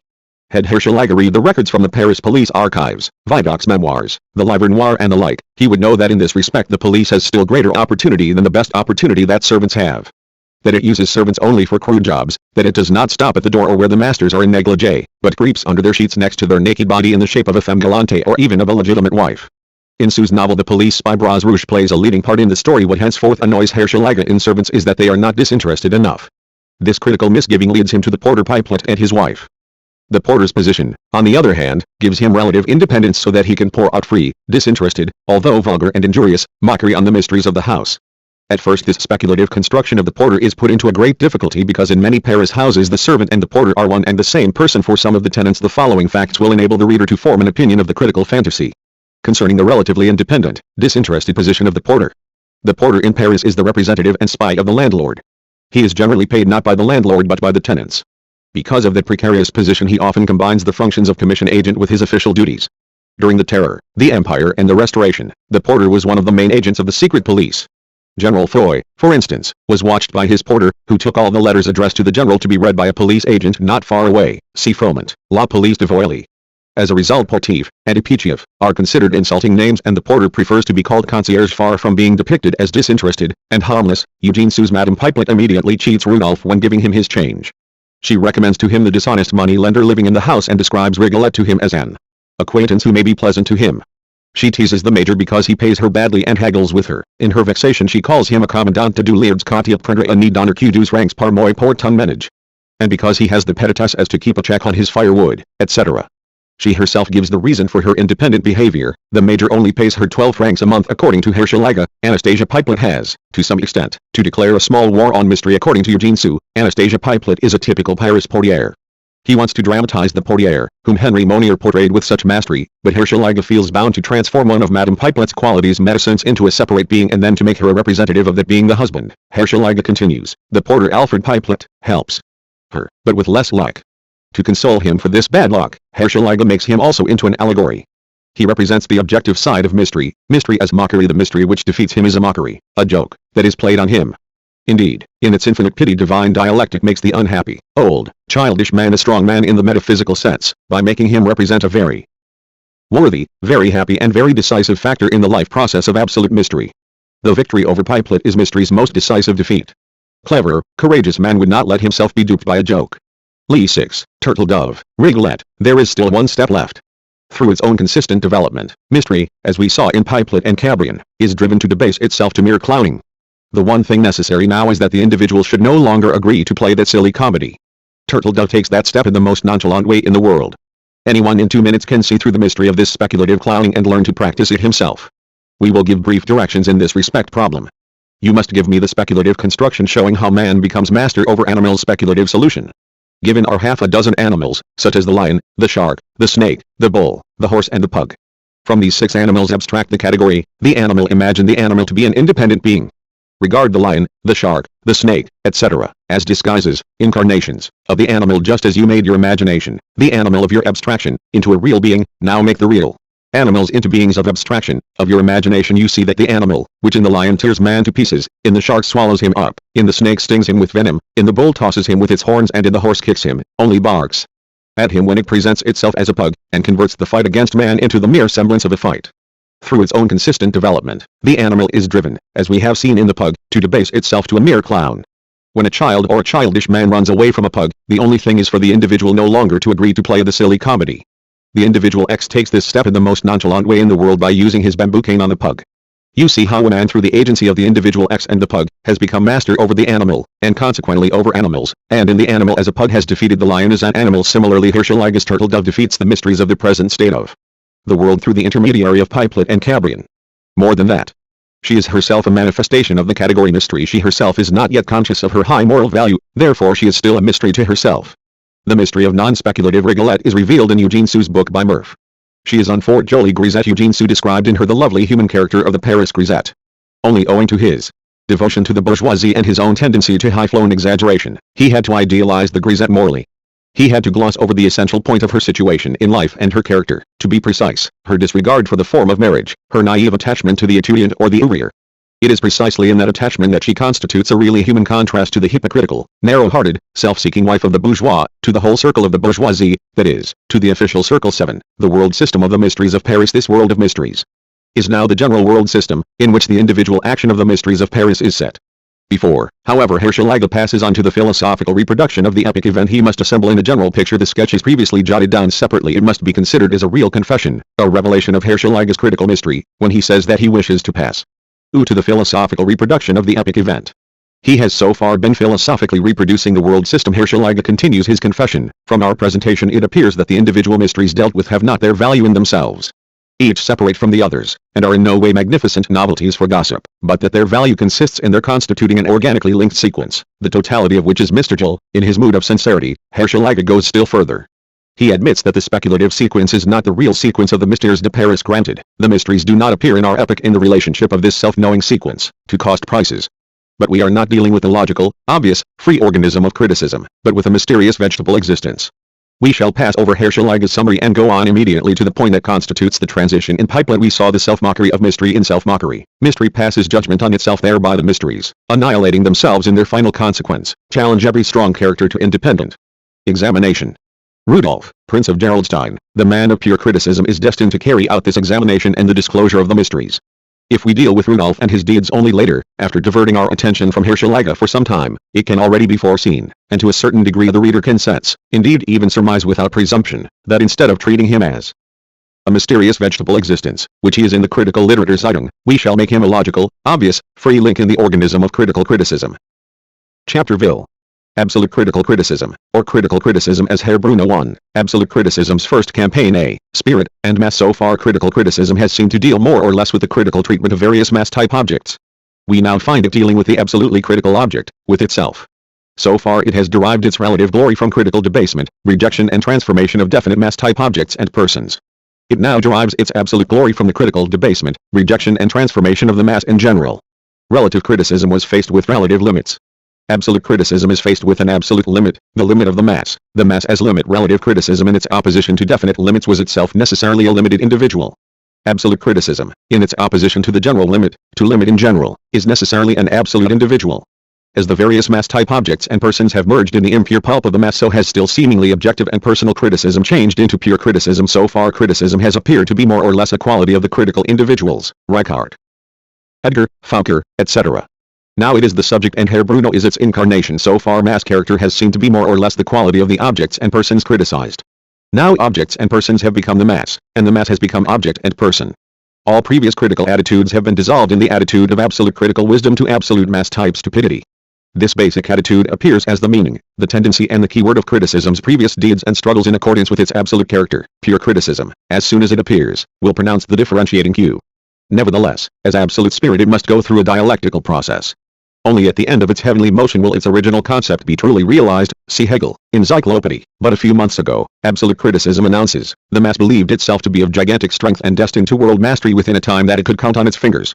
It was Herr Bruno Bauer, in Die Sache der Freiheit, his own cause, of course, in Die Unfreiheit, etc., who counted on his fingers the time until the approaching world mastery, although he admitted he could not give the exact date. To the record of the sins of the mass he adds the mass of his own sins. The mass thought itself in possession of so many truths which seemed obvious to it. But one possesses a truth completely only when one follows it through its proofs. For Herr Bauer, as for Hegel, truth is an automaton that proves itself. Man must follow it as in Hegel. The result of real development is nothing but the truth proven, that is, brought to consciousness. Absolute criticism may therefore ask with the most narrow-minded theologian, what would be the purpose of history if its task were not precisely to prove the simplest of all truths, such as the movement of the earth round the sun. Just as, according to the earlier teleologists, plants exist to be eaten by animals, and animals to be eaten by men, history exists in order to serve as the act of consumption of theoretical eating proving.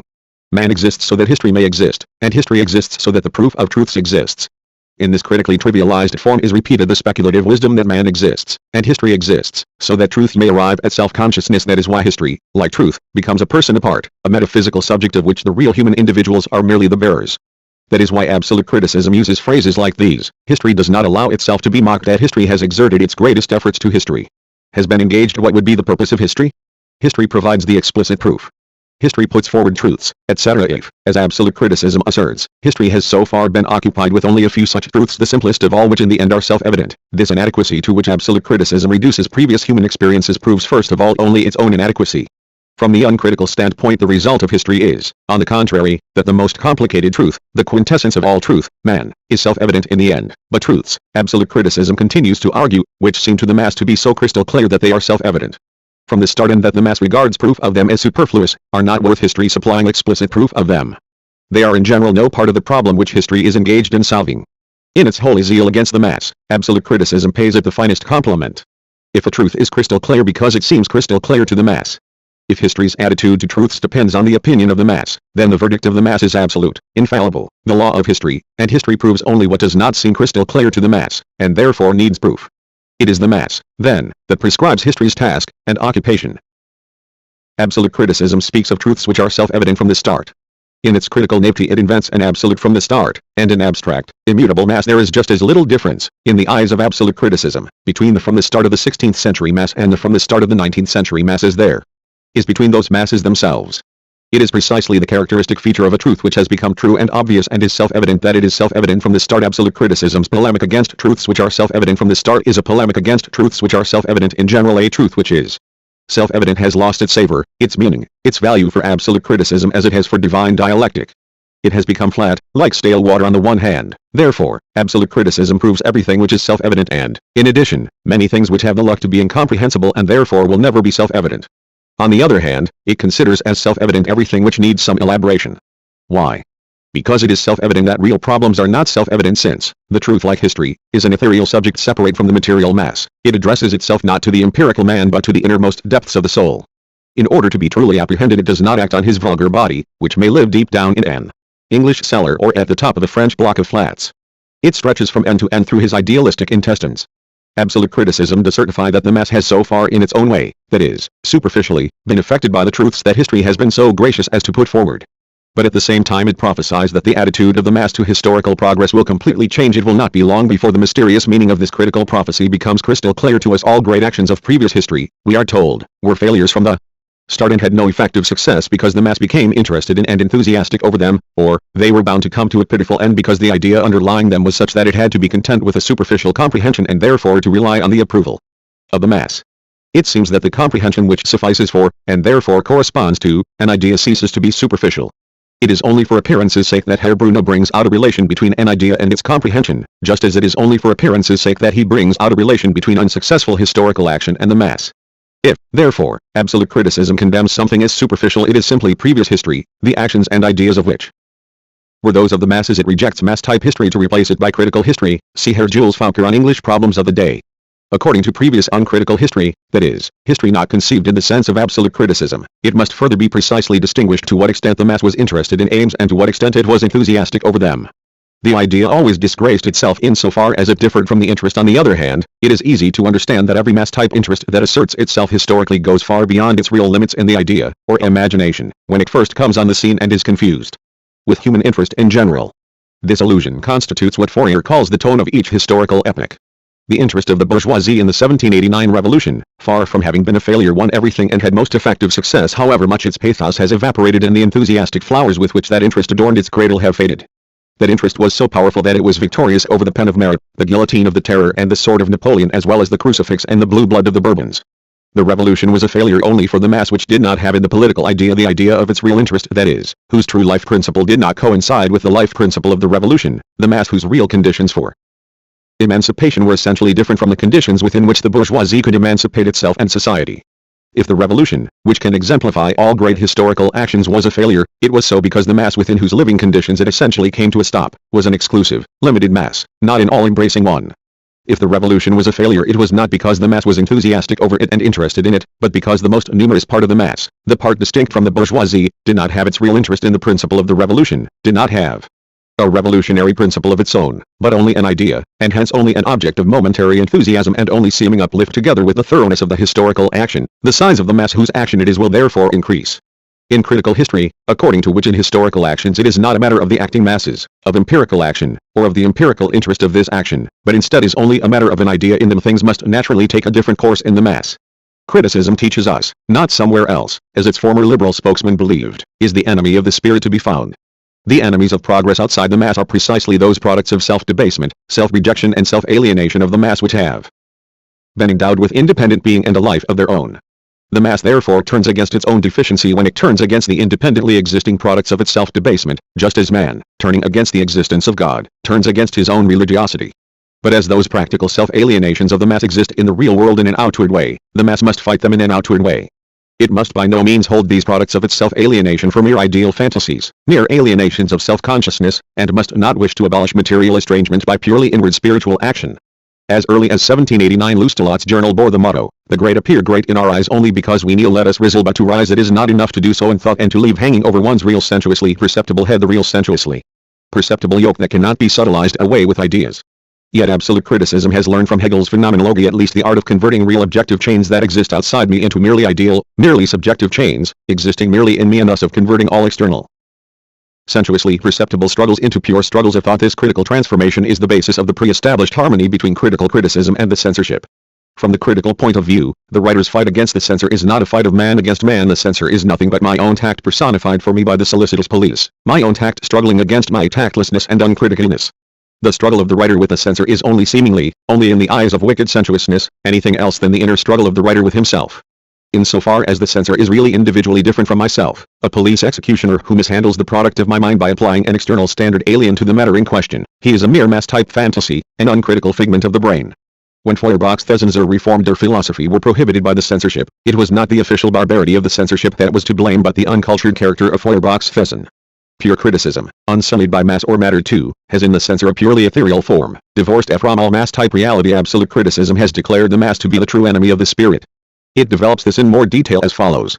The spirit now knows where to look for its only adversary in the self-deception and the pithlessness of the mass.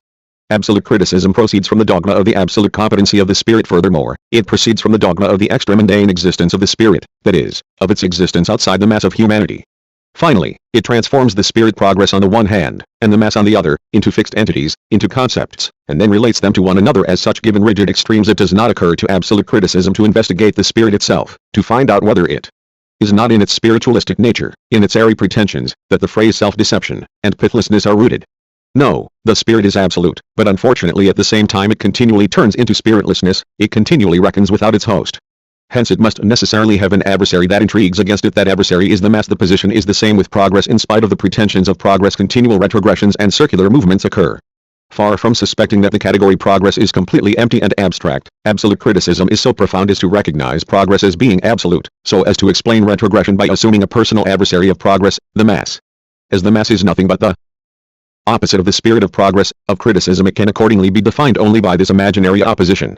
Apart from that opposition, all that criticism can say about the meaning and the existence of the mass is only something meaningless, because completely undefined. The mass, in that sense in which the word also embraces the so-called educated world. Also, and so-called suffice for a critical definition. The mass is therefore distinct from the real masses and exists as the mass only for criticism. All communist and socialist writers proceeded from the observation that, on the one hand, even the most favorably brilliant deeds seem to remain without brilliant results, to end in trivialities, and, on the other, all progress of the spirit had so far been progress against the mass of mankind, driving it into an ever more dehumanized situation. They therefore declared progress, see Fourier, to be an inadequate, abstract phrase. They assumed, and among others, a fundamental flaw in the civilized world. That is why they subjected the real foundations of contemporary society to incisive criticism. This communist criticism had practically at once as its counterpart the movement of the great mass, in opposition to which history had been developing so far.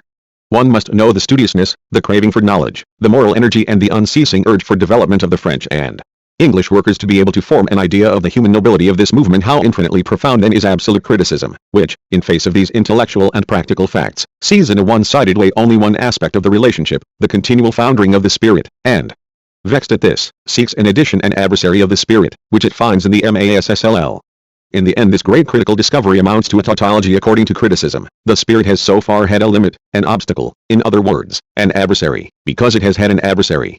Who, then, is the adversary of the spirit? Spiritlessness. For the mass is defined only as the opposite of the spirit, as spiritlessness, or, to take the more precise definitions of spiritlessness, as indolence, superficiality, self-complacency. What a fundamental superiority over the communist writers it is not to have traced spiritlessness, indolence, superficiality and self-complacency to their places of origin, but to have denounced them morally and exposed them as the opposite of the spirit, of progress. If these qualities are proclaimed qualities of the mass, as of a subject still distinct from them, that distinction is nothing but a critical semblance of distinction. Only in appearance has absolute criticism a definite concrete subject besides the abstract qualities of spiritlessness, indolence, etc., for the mass in the critical conception is nothing but those abstract qualities, another word for them, a fantastic personification of them. The relation between spirit and mass has, however, also a hidden meaning which will be completely revealed in the course of the reasoning. We only indicated here that relation discovered by Herr Bruno is, in fact, nothing but a critically caricatured consummation of Hegel's conception of history, which, in turn, is nothing but the speculative expression of the Christian Germanic dogma of the antithesis between spirit and matter, between God and the world. This antithesis finds expression in history, in the human world itself in such a way that a few chosen individuals as the active spirit are counterposed to the rest of mankind, as the spiritless mass, as matter. Hegel's conception of history presupposes an abstract or absolute spirit which develops in such a way that mankind is a mere mass that bears the spirit with a varying degree of consciousness or unconsciousness within empirical, exoteric history. Therefore Hegel makes a speculative, esoteric history develop.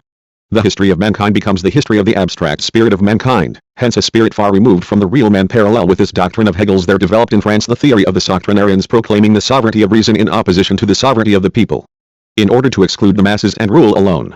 This was quite consistent. If the activity of real mankind is nothing but the activity of a mass of human individuals, then abstract generality, reason, the spirit, on the contrary, must have an abstract expression restricted to a few individuals. It then depends on the situation and imaginative power of each individual whether he will claim to be this representative of the spirit. Already in Hegel the absolute spirit of history has its material in the mass and finds its appropriate expression only in philosophy. The philosopher, however, is only the organ through which the maker of history, the absolute spirit, arrives at self-consciousness retrospectively after the movement has ended.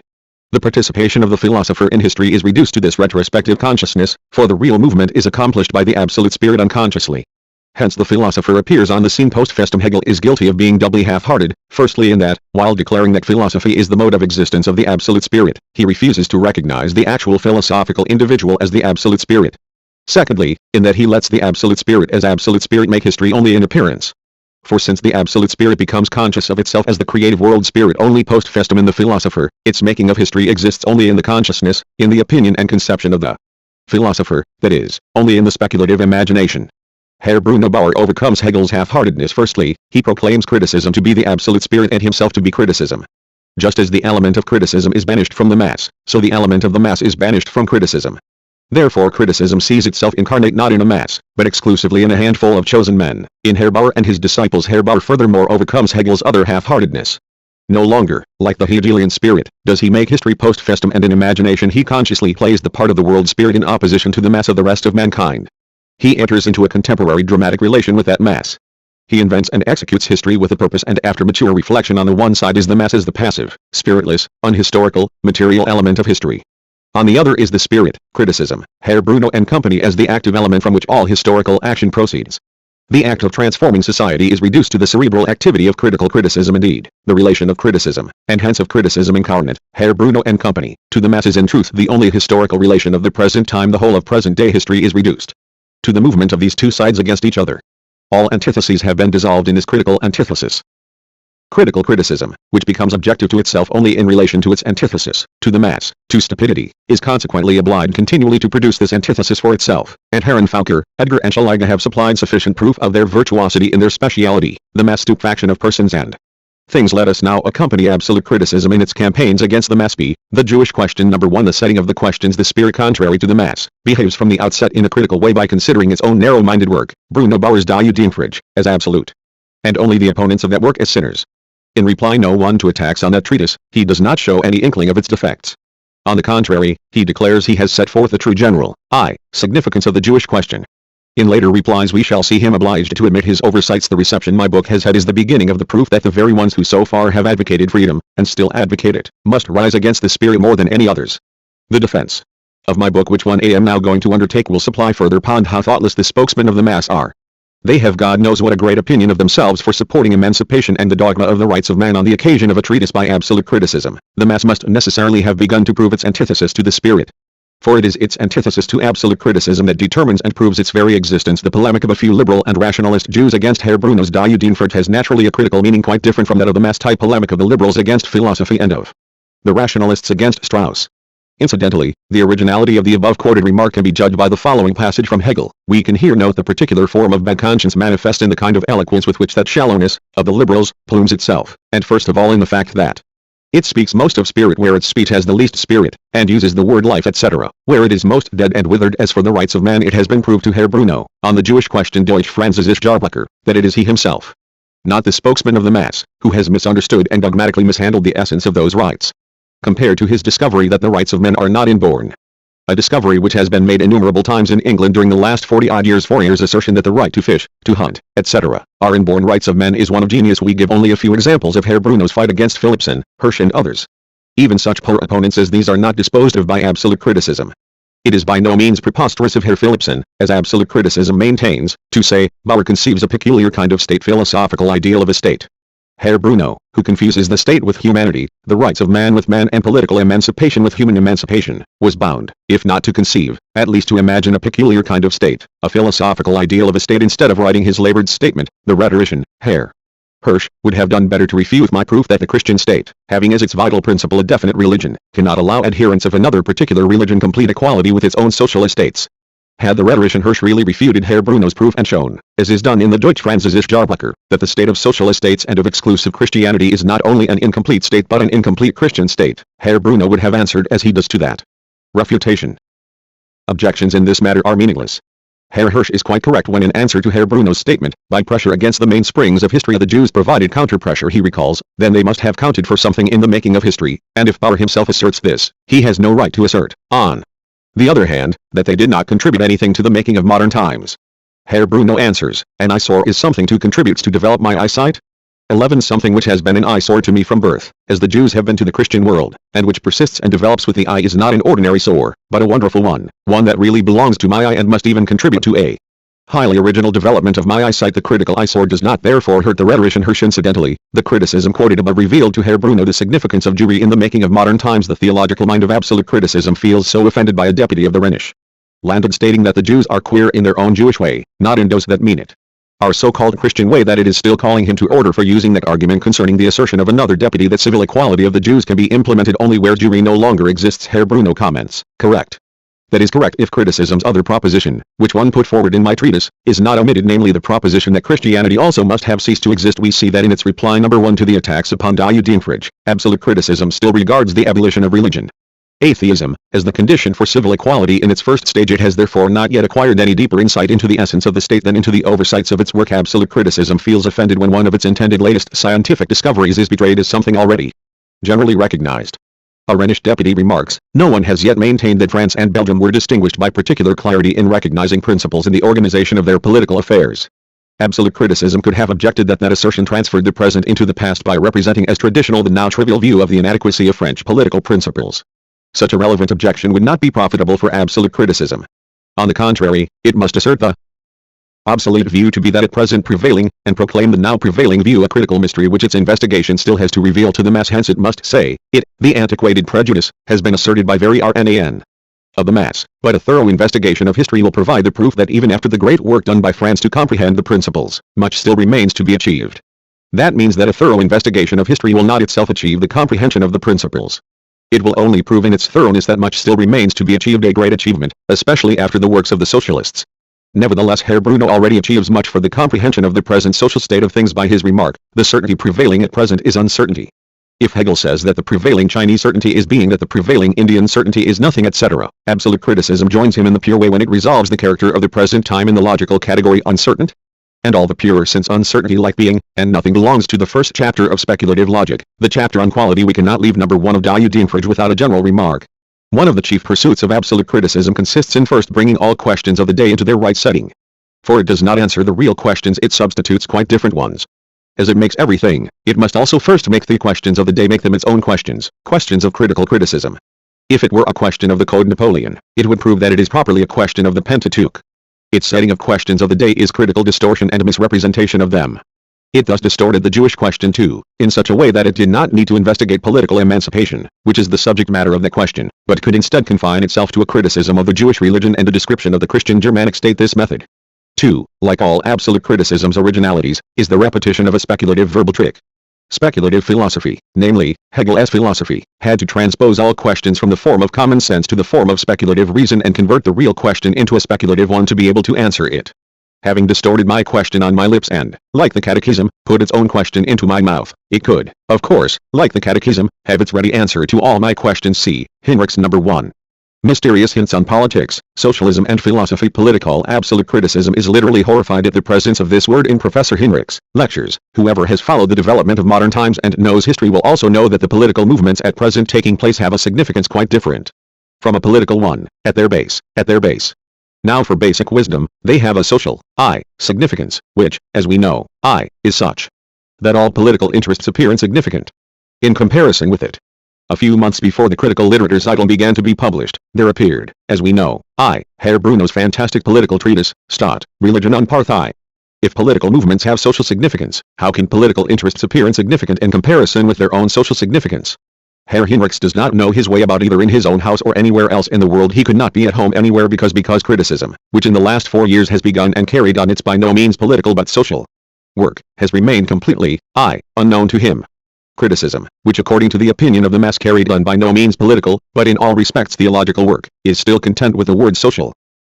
Even now when it has uttered this word for the first time, not just in the last 4 years, but since its literary birth, since socialist writings spread in Germany the recognition that all human aspirations and actions without exception have social significance, Herr Bruno can call his theological works social too. But what a critical demand it is that Professor Hinrichs should have derived socialism from an acquaintance with Bauer's works, considering that all Bruno Bauer's works published up to the appearance of Hinrichs' lectures, when they do draw practical conclusions, draw political ones. It was impossible, uncritically speaking, for Professor Hinrichs to supplement Herr Bruno's published works with his as yet unpublished ones from the critical point of view. The mass is, of course, obliged to interpret all absolute criticism's mass-type movements as well as political ones, from the angle of the future and of absolute progress. But in order that Herr Hinrichs, after becoming acquainted with the Literaturzeitung, may never again forget the word social, or fail to recognize the social character of criticism, criticism prohibits the word political for the 3rd time before the whole world and solemnly repeats the word social for the 3rd time. If the true tendency of modern history is considered, it is no longer a question of political, but of social significance, etc.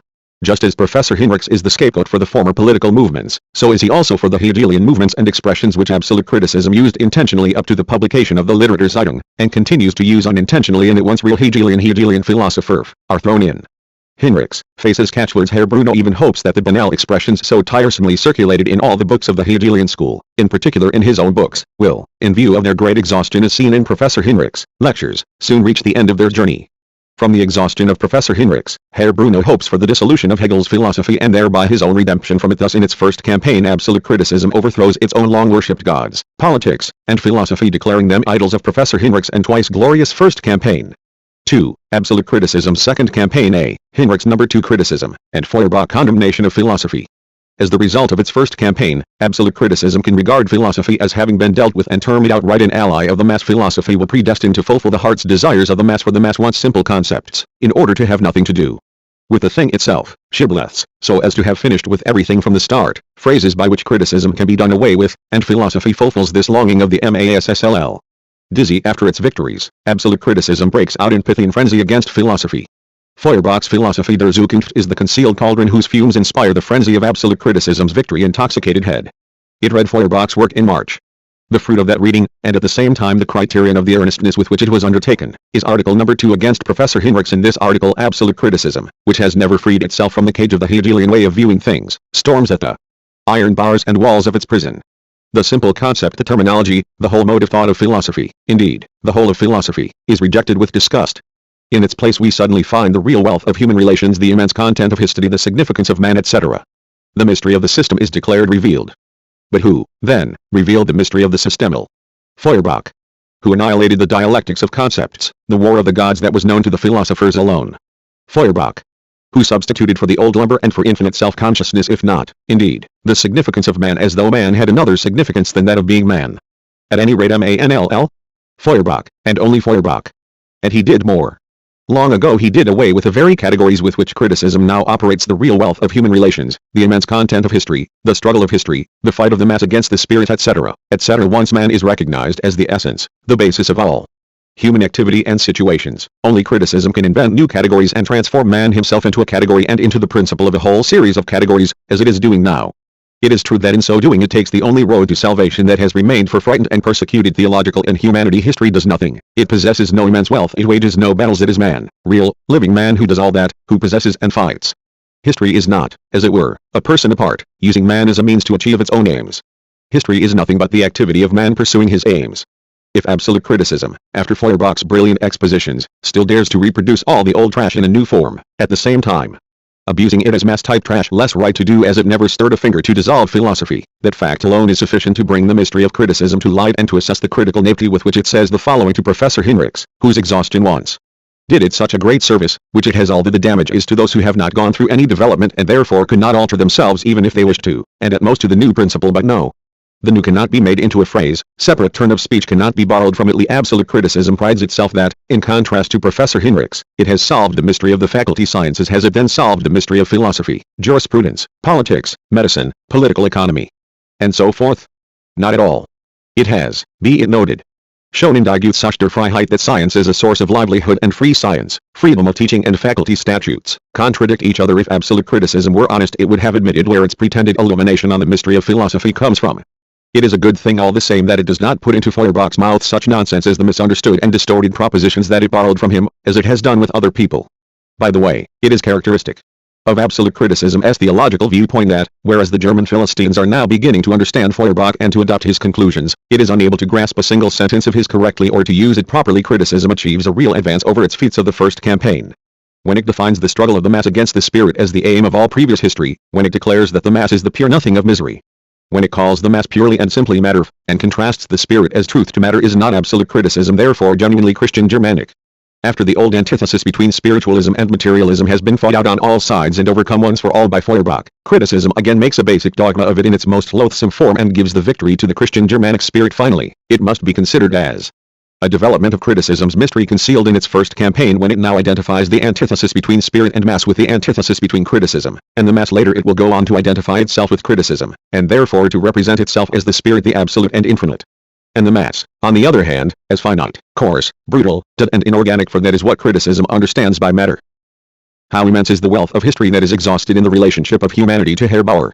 B. The Jewish question. Number 2. Critical discoveries on socialism, jurisprudence and politics, nationality. To the material, mass-type Jews is preached the Christian doctrine of freedom of the spirit, freedom in theory, that spiritualistic freedom which imagines itself to be free even in chains, and whose soul is satisfied with the idea, and only embarrassed by any mass-type existence. The Jews are emancipated to the extent they have now reached in theory, they are free to the extent that they wish to be free.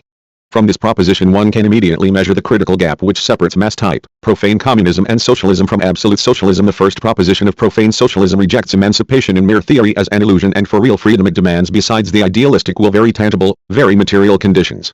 How low the mass is in comparison with holy criticism, the mass which considers material, practical upheavals necessary even to win the time and means required merely to occupy itself with theory. Let us leave purely spiritual socialism an instant for politics. Herr Reser maintains against Bruno Bauer that his state, that is, the critical state, must exclude Jews and Christians. Herr Reser is right. Since Herr Bauer confuses political emancipation with human emancipation, since the state can react to antagonistic elements and Christianity and Judaism are described as treasonable elements in Die Unfreiheit only by forcible exclusion of the persons representing them, as the terror, for instance, wished to do away with hoarding by guillotining the hoarders, Herr Bauer must have both Jews and Christians hanged in his critical state. Having confused political emancipation with human emancipation, he had to be consistent and confuse the political means of emancipation with the human means. But as soon as absolute criticism is told the definite meaning of its deductions, it gives the answer that Schelling once gave to all his opponents who substituted real thoughts for his phrases. Criticism's opponents are its opponents because they not only measure it with their dogmatic yardstick but regard criticism itself as dogmatic. They oppose criticism because it does not recognize their dogmatic distinctions, definitions and evasions. It is, of course, to adopt a dogmatic attitude to absolute criticism, as also to Herr Schelling, if one assumes it to have definite, real meaning, thoughts and views. In order to be accommodating and to prove to Herr Reser its humanity, criticism however, decides to resort to dogmatic distinctions, definitions and especially to evasions. Thus we read, had L in that work, Die Unfreiheit, had the will or the right to go beyond criticism, L ought, I, to have spoken.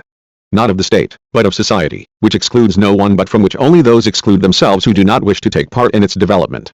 Here absolute criticism makes a dogmatic distinction between what it ought to have done, if it had not done the contrary, and what it actually did. It explains the narrowness of its work infringed by the dogmatic evasions of having the will and the right which prohibited it from going beyond criticism. What? Ill criticism should go beyond criticism? This quite mass-type notion occurs to absolute criticism because of the dogmatic necessity for, on the one hand, asserting its conception of the Jewish question as absolute, as criticism, and on the other hand, admitting the possibility of a more comprehensive conception. The mystery of its not having the will, and not having the right will later be revealed as the critical dogma according to which all apparent limitations of criticism are nothing but necessary adaptations to the powers of comprehension of the mass. It had not the will. It had not the right to go beyond its narrow conception of the Jewish question. But what would it have done had it had the will or the right? It would have given a dogmatic definition. It would have spoken of societe instead of the state, that is to say, it would not have studied the real relation of Jewry to present-day civil society. It would have given a dogmatic definition of society as distinct from the state in the sense that if the state excludes, on the other hand they exclude themselves from society who do not wish to take part in its development. Society behaves just as exclusively as the state, only in a more polite form. It does not throw you out, but it makes it so uncomfortable for you that you go out of your own will basically. The state does not behave otherwise, for it does not exclude anybody who complies with all its demands and orders and its development. In its perfection it even closes its eyes and declares real contradictions to be non-political contradictions which do not disturb it. Besides, absolute criticism itself has argued that the state excludes Jew because and in so far as the Jews exclude the state and hence exclude themselves from the state. If this reciprocal relationship has a more polite, a more hypocritical, a more insidious form in critical society, this only proves that critical societe is more hypocritical and less developed. Let us follow absolute criticism deeper in its dogmatic distinctions and definitions, and, particular, in its evasions heresier. For example, demands of the critic that he distinguish what belongs to the domain of law from what is beyond its sphere. The critic is indignant at the impertinence of this juridical demand so far. However, he retorts, both feeling and conscience have interfered in law, always supplemented it, and because of its character, based on its dogmatic form, not, therefore, on its dogmatic essence, have always had to supplement it. The critic forgets only that law, on the other hand, distinguishes itself quite explicitly from feeling and conscience, that this distinction is based on the one-sided essence of law as well as on its dogmatic form, and is even one of the main dogmas of law. That, finally, the practical implementation of that distinction is just as much the peak of the development of law as the separation of religion from all profane content makes it abstract, absolute religion. The fact that feeling and conscience interfere in law is sufficient reason for the critic to speak of feeling and conscience when it is a matter of law, and of theological dogmatism when it is a matter of juridical dogmatism. The definitions and distinctions of absolute criticism have prepared us sufficiently to hear its latest discoveries on society and law. The world form that criticism is preparing, and the thought of which it is even only just preparing, is not a merely legal form but, collect yourself, reader, a social one, about which at least this much, this little, can he said, whoever has not made his contribution to its development and does not live with his conscience and feeling in it cannot feel at home in it or take part in its history. The world form that criticism is preparing is defined as not merely legal, but social. This definition can be interpreted in two ways. The sentence quoted may be taken as not legal but social, or as not merely legal, but also social. Let us consider its content according to both readings, beginning with the first earlier. Absolute criticism defined the new world form distinct from the state as society. Now it defines the noun society by the adjective social. If Herr Hinrichs was 3 times given the word social in contrast to his political, Herr Rieser is now given social society in contrast to his legal society. If the critical explanations for Herr Hinrichs reduce themselves to the formula social plus social plus social 3, absolute criticism in its second campaign passes from addition to multiplication, and Herr Rieser is referred to society multiplied by itself, society to the second power, social society A2. In order to complete its deductions on society, all that now remains for absolute criticism to do is to go on to fractions, to extract the square root of society, and so forth. If, on the other hand, we take the second reading, the not merely legal, but also social world form, this hybrid world form is nothing but the world form existing today, the world form of present-day society. It is a great, a meritorious critical miracle that criticism in its pre-world thinking is only just preparing the future existence of the world form which exists today. But however matters stand with not merely legal but social society, criticism can for the time being say no more about it than fabula does at the moral application. Those who do not live in that society with their feeling and their conscience will not feel at home in it. In the end, no one will live in that society except pure feeling, and pure conscience, that is, the spirit criticism, and its supporters. The mass will be excluded from it in one way or another, so that mass-type society will exist outside social society. In a word, this society is nothing but the critical heaven from which the real world is excluded as being the uncritical hell. In its pure thinking, absolute criticism is preparing this transfigured world form of the contradiction between mass and spirit.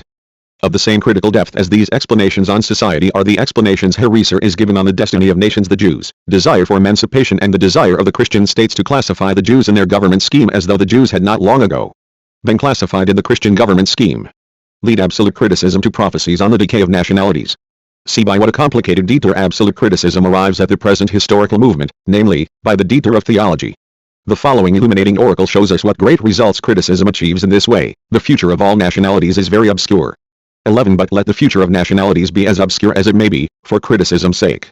The one essential thing is clear: the future is the work of criticism. Destiny, it exclaims, may decide as it will. We now know that it is our work.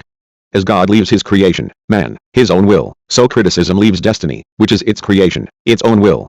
Criticism, of which destiny is the work, is, like God Almighty. Even the resistance, which it finds outside itself, is its own work. Criticism makes its adversaries. The mass indignation against it is therefore dangerous only for the mass itself. But if criticism, like God, is almighty, it is also, like God, all-wise and is capable of combining its almightiness with the freedom, the will and the natural determination of human individuals. It would not be the epoch-making force if it did not have the effect of making each one what he wills to be and showing each one irrevocably the standpoint corresponding to his nature and his will. Leibniz could not have given a happier presentation of the re-established harmony between the almightiness of God and the freedom and natural determination of man. If criticism seems to clash with psychology by not distinguishing between the will to be something and the ability to be something, it must be borne in mind that it has decisive grounds to declare this distinction dogmatic. Let us steel ourselves for the third campaign. Let us recall once more that criticism makes its adversary. But how could it make its adversary? The phrase if it were not a phrasemonger? 3. Absolute criticism's third campaign. A. Absolute criticism's self-apology. Its political past. Absolute criticism begins its third campaign against the mass with the question, what is now the object of criticism? 11 In the same number of the literator's item we find the information, criticism wishes nothing but to know things. According to this, all things are the object of criticism. It would be senseless to inquire about some particular, definite object peculiar to criticism. The contradiction is easily resolved when one remembers that all things merge into critical things and all critical things into the mass, as the object of absolute criticism. First of all, Herr Bruno describes his infinite pity for the mass. He makes the gap that separates him from the crowd an object of persevering study. He wants to find out the significance of that gap for the future. This is what above was called knowing all things, and at the same time to abolish it. In truth, he therefore already knows the significance of that gap. It consists in being abolished by him as each man's self is nearest to him. Criticism first sets about abolishing its own mass nature, like the Christian ascetics who begin the campaign of the spirit against the flesh with the mortification of their own flesh. The flesh of absolute criticism is its really massive literary past, amounting to 20 to 30 volumes. Herr Bauer must therefore free the literary biography of criticism, which coincides exactly with his own literary biography, from its mass-like appearance. He must retrospectively improve and explain it, and by this apologetic commentary place its earlier works in safety. He begins by explaining by a double cause the error of the mass, which until the end of the Deutsche Jahrbucher and the Rheinische Zeitung regarded Herr Bauer as one of its supporters. Firstly, the mistake was made of regarding the literary movement as not purely literary. At the same time, the opposite mistake was made, that of regarding the literary movement as a merely, or purely literary movement. There is no doubt that the mass was mistaken in any case, if only because it made two mutually incompatible errors at the same time. Absolute criticism takes this opportunity of exclaiming to those who ridiculed the German nation as a blue-stocking name even a single historical epoch which was not authoritatively outlined beforehand by the pen and had not to allow itself to be shattered by a stroke of the pen. In his critical nape, Herr Bruno separates the pen from the subject who writes, and the subject who writes as abstract writer, from the living historical man who wrote.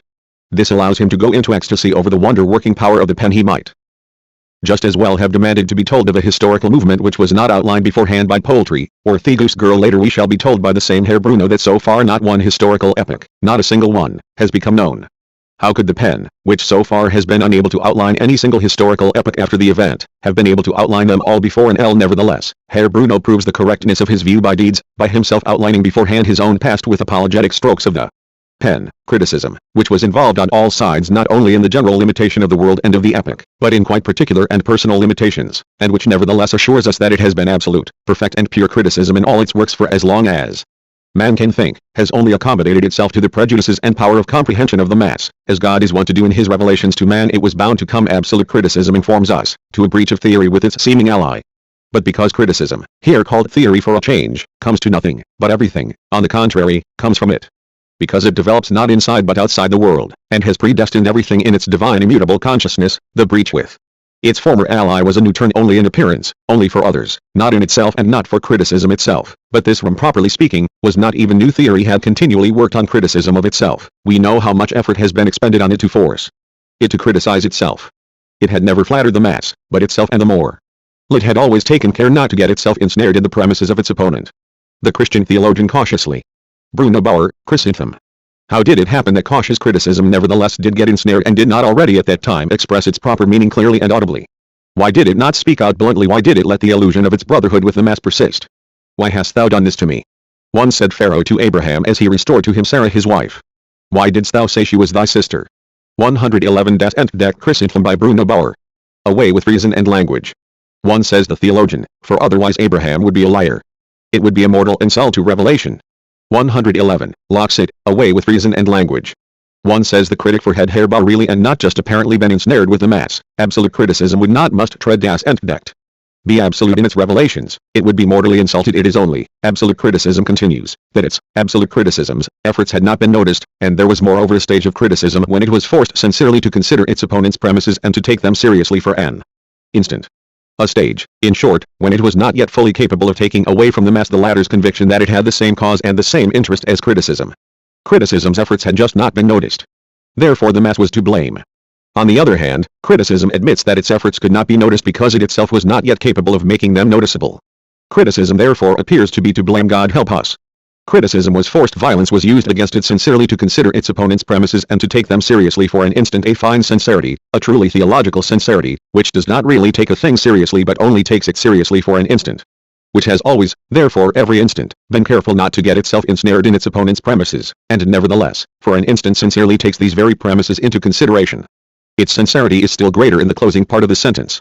It was in the same instant when criticism sincerely took into consideration the premises of the mass that it was not yet fully capable of destroying the illusion about the unity of its cause and the cause of the mass.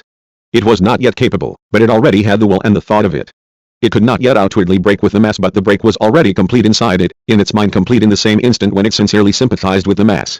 In its involvement with the prejudices of the mass, criticism was not really involved in them. On the contrary, it was, properly speaking, free from its own limitation and was only not completely capable of informing the mass of this.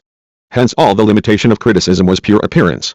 An appearance which without the limitation of the mass would have been superfluous and would therefore not have existed at all. It is therefore again the mass that is to blame insofar as this appearance, however, was supported by the inability, the impotence of criticism to express its thought. Criticism itself was imperfect. This it admits in its own way, which is as sincere as it is apologetic. In spite of having subjected liberalism itself to devastating criticism, criticism, could still be regarded as a peculiar kind of liberalism, perhaps as its extreme form. In spite of its true and decisive arguments having gone beyond politics, it nevertheless was still bound to give an appearance of engaging in politics, and this incomplete appearance won it most of the friends mentioned above. Criticism won its friends through its incomplete appearance of engaging in politics. Had it completely appeared to engage in politics, it would inevitably have lost its political friends. In its apologetic anxiety to wash itself free of all sin, it accuses the false appearance of having been an incomplete false appearance, not a complete false one. By substituting one appearance for the other, criticism can console itself with the thought that if it had the complete appearance of wishing to engage in politics, it does not have, on the other hand, even the incomplete appearance of anywhere or at any time having dissolved politics not completely. Satisfied with the incomplete appearance, absolute criticism again asks itself, how did it happen that criticism at that time became involved in mass-linked, political, interests, that it even, was obliged to engage in politics? Bauer the theologian takes it as a matter of course that criticism had to indulge endlessly in speculative theology, for criticism is indeed a theologian ex professo. But to engage in politics? That must be motivated by very special, political, personal circumstances. Why, then, had criticism to engage even in politics? It was accused. That is the answer to the question. At least the mystery of Bauer's politics is thereby disclosed. At least the appearance, which in Bruno Bauer's Die Gesetz der Freiheit und Meineigensache links its own cause to the mass-linked cause of freedom by means of and cannot be called non-political. But if criticism pursued not its own cause in the interest of politics, but politics in the interest of its own cause, it must be admitted that not criticism was taken in by politics, but politics by criticism. So Bruno Bauer was to be dismissed from his chair of theology. He was accused. Criticism had to engage in politics, that is to say, to conduct its, that is, Bruno Bauer's, suit. Herr Bauer did not conduct criticism's suit. Criticism conducted Herr Bauer's suit. Why did criticism have to conduct its suit? In order to justify itself. It may well be, only criticism is far from limiting itself to such a personal, vulgar reason. It may well be. But not solely for that reason, but mainly in order to bring out the contradictions of its opponents, and, criticism could add, in order to have bound together in a single book old essays against various theologians. See among other things the wordy bickering with Planck, that family affair between Bauer theology and Strauss theology having got a load off its heart by admitting the real interest of its politics. Absolute criticism remembers its suit, and again choose the old Hegelian cud. See the struggle between enlightenment and faith in the phenomenology. See the whole of the phenomenology, that the old which resists the new is no longer really the old, the cud which it has already chewed over at length in Die Gesetz der Freiheit. Critical criticism is a ruminant animal.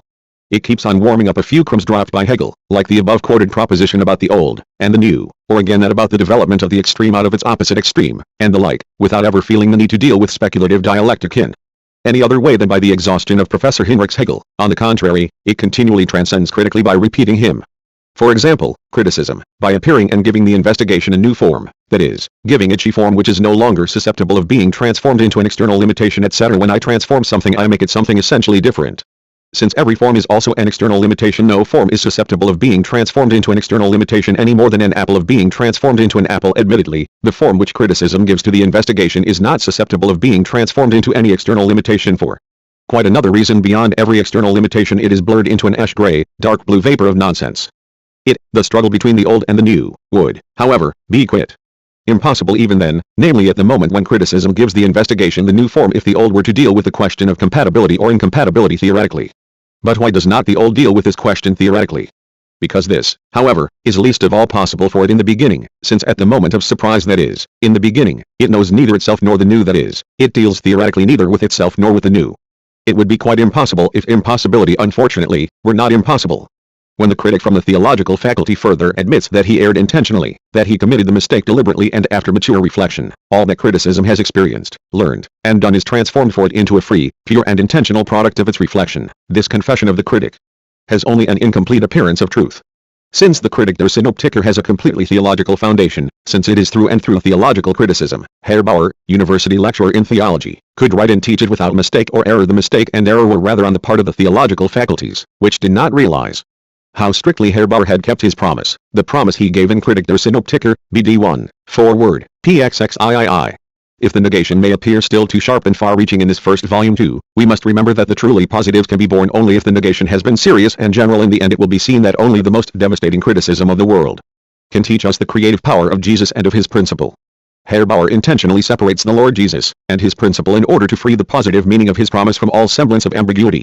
And Herr Bauer has really made the creative power of the Lord Jesus and of his principle so evident that his infinite self-consciousness and the Spirit are nothing but creations of Christianity. If critical criticism's dispute with the Bonn theological faculty explained so well its politics at that time, why did critical criticism continue to engage in politics after the dispute had been settled? Listen to this. At this point criticism should have either come to a halt or immediately proceeded further to examine the essence of politics and depict it as its adversary. Only it had been possible for it to be able to come to a halt in the struggle at that time, and if, on the other hand, there had not been a far too strict historical law that when a principle measures itself for the first time with its opposite, it must let itself be repressed by it. What a delightful apologetic phrase. Should have come to a halt if only it had been possible to be able to come to a haltll. Who should come to a halt? And who should have done what a criticism would not have been possible on the other hand? Criticism should have proceeded if only, on the other hand, there had not been a far too strict historical law, etc. Historical laws are also far too strict with absolute criticism. If only they did not stand on the opposite side to critical criticism, how brilliantly the latter would proceed. But a lager comme a lager. In history, critical criticism must allow itself to be made a sorry story of. If criticism, still Herr Bauer, had to the same time be admitted that it always felt uncertain when it gave into demands of this political kind, and that as a result of these demands it came into to be able to dull, it will act contradiction with its true elements, a contradiction that had already found its solution in those elements. Criticism was forced into political weaknesses by the all too strict laws of history, but it entreats it will at the same time be admitted that it was above those weaknesses, if not in reality, at least in itself. Firstly, it had overcome them, in feeling, for it always felt uncertain in its demands. It felt ill at ease in politics, it could not make out what was the matter with it. More than that, it came into contradiction with its true elements. And finally, the greatest thing of ally, the contradiction with its true elements into which it came found its solution not in the course of criticism's development, but had on the contrary, already found its solution in criticism's true elements existing independently of the contradiction. These critical elements can claim with pride, before Abraham was, we were. Before the opposite to us was produced by development, it lay yet unborn in our chaotic womb, dissolved, dead, ruined. But since criticism's contradiction with its true elements had already found its solution in the true elements of criticism, and since a solved contradiction is not a contradiction, it found itself, to be precise, in no contradiction with its true elements, in no contradiction with itself, and the general aim of self-apology seems attained. Absolute criticism. Self-apology has a whole apologetical dictionary at its disposal, not even properly speaking only not. Notice there was besides not yet complete, although not only but mainly, just as much, properly speaking, only, criticism should have if only it had been possible. And if on the other hand it will at the same time be admitted, was it not one nevertheless natural, was it not inevitable? Not so very long ago absolute criticism said the following about apologetic phrases of this kind: although, and nevertheless, indeed and but, a heavenly and a, and an earthly are the main pillars neither etc. of modern theology, the stilts on which it strides along, the artifice to which its whole wisdom is reduced, the phrase which recurs in all its phrases, its alpha and omega, das and der Christentum, b. The Jewish question. Number 3. Absolute criticism does not stop at proving by its autobiography its own singular almightiness, which properly speaking, first creates the old, just as much as the new. It does not stop at writing in person the apology of its past. It now sets third persons, the rest of the secular world, the absolute task, the task which is much more important now, the apologia for Bauer's deeds and works. The Deutsch-Französische Jahrbucher published a criticism of Herr Bauer's Die Judenfrage. His basic error, the confusion of political with human emancipation, was revealed. True, the old Jewish question was not first brought into its correct setting. The Jewish question was rather dealt with and solved in the setting which recent developments have given to old questions of the day, and as a result of which the latter have become questions of the present instead of questions of the past. Absolute criticism's third campaign, it seems, is intended to reply to the Deutsch-Französische Jahrbucher. First of all, absolute criticism admits, in Die Judenfrage the same oversight was made, that of identifying the human with the political essence. Criticism remarks, it would be too late to reproach criticism for the stand which it still maintained partially 2 years ago. The question is rather to explain why criticism even had to engage in politics 2 years ago. 11. We must reckon according to the absolute chronology, from the birth of the critical Redeemer of the world, Bauer's Literaturzeitung. The critical world Redeemer was born anno 7843. In the same year the second, enlarged edition of Die Judenfrage was published. The critical treatment of the Jewish question in 21 Bogen aus der Schweiz appeared later in the same year, 1843 Old Style. After the end of the Deutsche Jahrbucher and the Rheinische Zeitung, in the same momentous year 1843 Old Style, or Anno 1 of the critical era, appeared Herr Bauer's fantastic political work Religion und Partei, which exactly repeated his old errors on the political essence. The apologist is forced to falsify chronology. The explanation, why Herr Bauer even had to engage in politics, is a matter of general interest only under certain conditions. If the infallibility, purity and absoluteness of critical criticism are assumed as basic dogma, then, of course, the facts contradicting that dogma turn into riddles which are just as difficult, profound and mysterious as the apparently ungodly deeds of God are for theologians. If, on the other hand, the critic is considered as finite individual, if he is not separated from the limitations of his time, one does not have to answer the question why he had to develop even within the world, because the question itself does not exist. If, however, absolute criticism insists on its demand, one can offer to provide a little scholastic treatise dealing with the following questions of the times. Why had the Virgin Mary's conception by the Holy Ghost to be proved by no other than Herr Bruno Bauer? 11. Why had Herr Bauer to prove that the angel that appeared to Abraham was a real emanation of God, an emanation which, nevertheless, lacked the consistency necessary to digest food? Why had Herr Bauer to provide an apologia for the Prussian royal house and to raise the Prussian state to the rank of absolute state? 11. Why had Herr Bauer, in his Kritik der Synoptiker, to substitute infinite self-consciousness for man? 11. Why had Herr Bauer in his Das und der Christentum to repeat the Christian theory of creation in a Hegelian form? 11. Why had Herr Bauer to demand of himself and others an explanation of the miracle that he was bound to be mistaken? 11.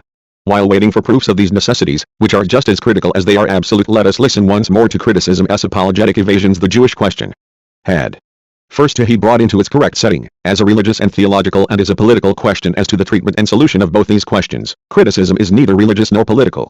The point is that the Deutsch-Französische Jahrbucher declares Bauer's treatment of the Jewish question to be really theological and fantastic political. First, criticism replies to the reproach theological limitation. The Jewish question is a religious question. The Enlightenment claimed to solve it by describing the religious contradiction as insignificant or even by denying it. Criticism, on the contrary, had to present it in its purity.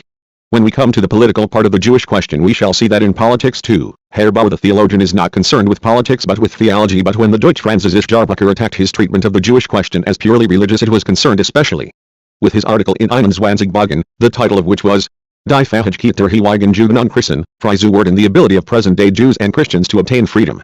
This article has nothing to do with the old Enlightenment. It contains Herr Bauer's positive view on the ability of the present-day Jews to be emancipated, that is, on the possibility of their emancipation. Criticism says, the Jewish question is a religious question. The question is, what is a religious question? And, in particular, what is a religious question today? The theologian will judge by appearances and see a religious question in a religious question. But criticism must remember the explanation it gave Professor Hinrichs that the political interests of the present time have social significance, that it is no longer a question of political interests. The Deutsch-Französische Jahrbucher with equal right said to criticism, religious questions of the day have at the present time a social significance. It is no longer a question of religious interests as such. Only the theologian can believe it is a question of religion as religion. Granted, the Jahrbucher committed the error of not stopping at the word social. It characterized the real position of the Jews in civil society today.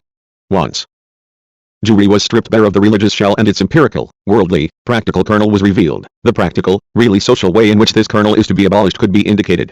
Herr Bauer was content with a religious question being a religious question. It was by no means denied, as Herr Bauer makes out, that the Jewish question is also a religious question. On the contrary, it was shown that Herr Bauer grasps only the religious essence of Jewry, but not the secular, real basis of that religious essence. He combats religious consciousness as if it were something independent. Herr Bauer therefore explains the real Jews by the Jewish religion, instead of explaining the mystery of the Jewish religion by the real Jews. Herr Bauer therefore understands the Jew only insofar as he is an immediate object of theology or a theologian. Consequently, Herr Bauer has no inkling that real secular Jewry, and hence religious Jewry too, is being continually produced by the present-day civil life and finds its final development in the money system. He could not have any inkling of this because he did not know Jewry as a part of the real world but only as a part of his world, theology, because he, a pious, godly man, considers not the active everyday Jew but the hypocritical Jew of the Sabbath to be the real Jew. For Herr Bauer, as a theologian of the Christian faith, the world historic significance of Jewry had to cease the moment Christianity was born. Hence he had to repeat the old orthodox view that it has maintained itself in spite of history, and the old theological superstition that Jewry exists only as a confirmation of the divine curse, as a tangible proof of the Christian revelation, had to recur with him in the critical theological form that it exists and has existed only as crude religious doubt about the supernatural origin of Christianity, that is, as a tangible proof against Christian revelation. On the other hand, it was proved that Jewry has maintained itself and developed through history, in and with history, and that this development is to be perceived not by the eye of the theologian, but only by the eye of the man of the world, because it is to be found, not in religious theory, but only in commercial and industrial practice. It was explained why practical Jewry attains its full development only in the fully developed Christian world, why indeed it is the fully developed practice of the Christian world itself. The existence of the present-day Jew was not explained by his religion as though this religion were something apart, independently existing, but the tenacious survival of the Jewish religion was explained by practical features of civil society which are fantastically reflected in that religion. The emancipation of the Jews into human beings, or the human emancipation of Jewry, was therefore not conceived, as by Herr Bauer, as the special task of the Jews, but as a general practical task of the present-day world, which is Jewish to the core. It was proved that the task of abolishing the essence of Jewry is actually the task of abolishing the Jewish character of civil society, abolishing the inhumanity of the present-day practice of life, the most extreme expression of which is the money system. Herr Bauer, as a genuine, although critical, theologian or theological critic, could not get beyond the religious contradiction. In the attitude of the Jews to the Christian world he could see only the attitude of the Jewish religion to the Christian religion. He even had to restore the religious contradiction in a critical way in the antithesis between the attitudes of the Jew and the Christian to critical religion, atheism, the last stage of theism, the negative recognition of God. Finally, in his theological fanaticism he had to restrict the ability of the present-day Jews and Christians, that is, of the present-day world, to obtain freedom to their ability to grasp the criticism of theology and apply it themselves. For the orthodox theologian the whole world is dissolved in religion and theology. He could just as well dissolve it in politics, political economy, etc., and call theology heavenly political economy, for example, since it is the theory of the production, distribution, exchange and consumption of spiritual wealth, and of the treasures of heaven.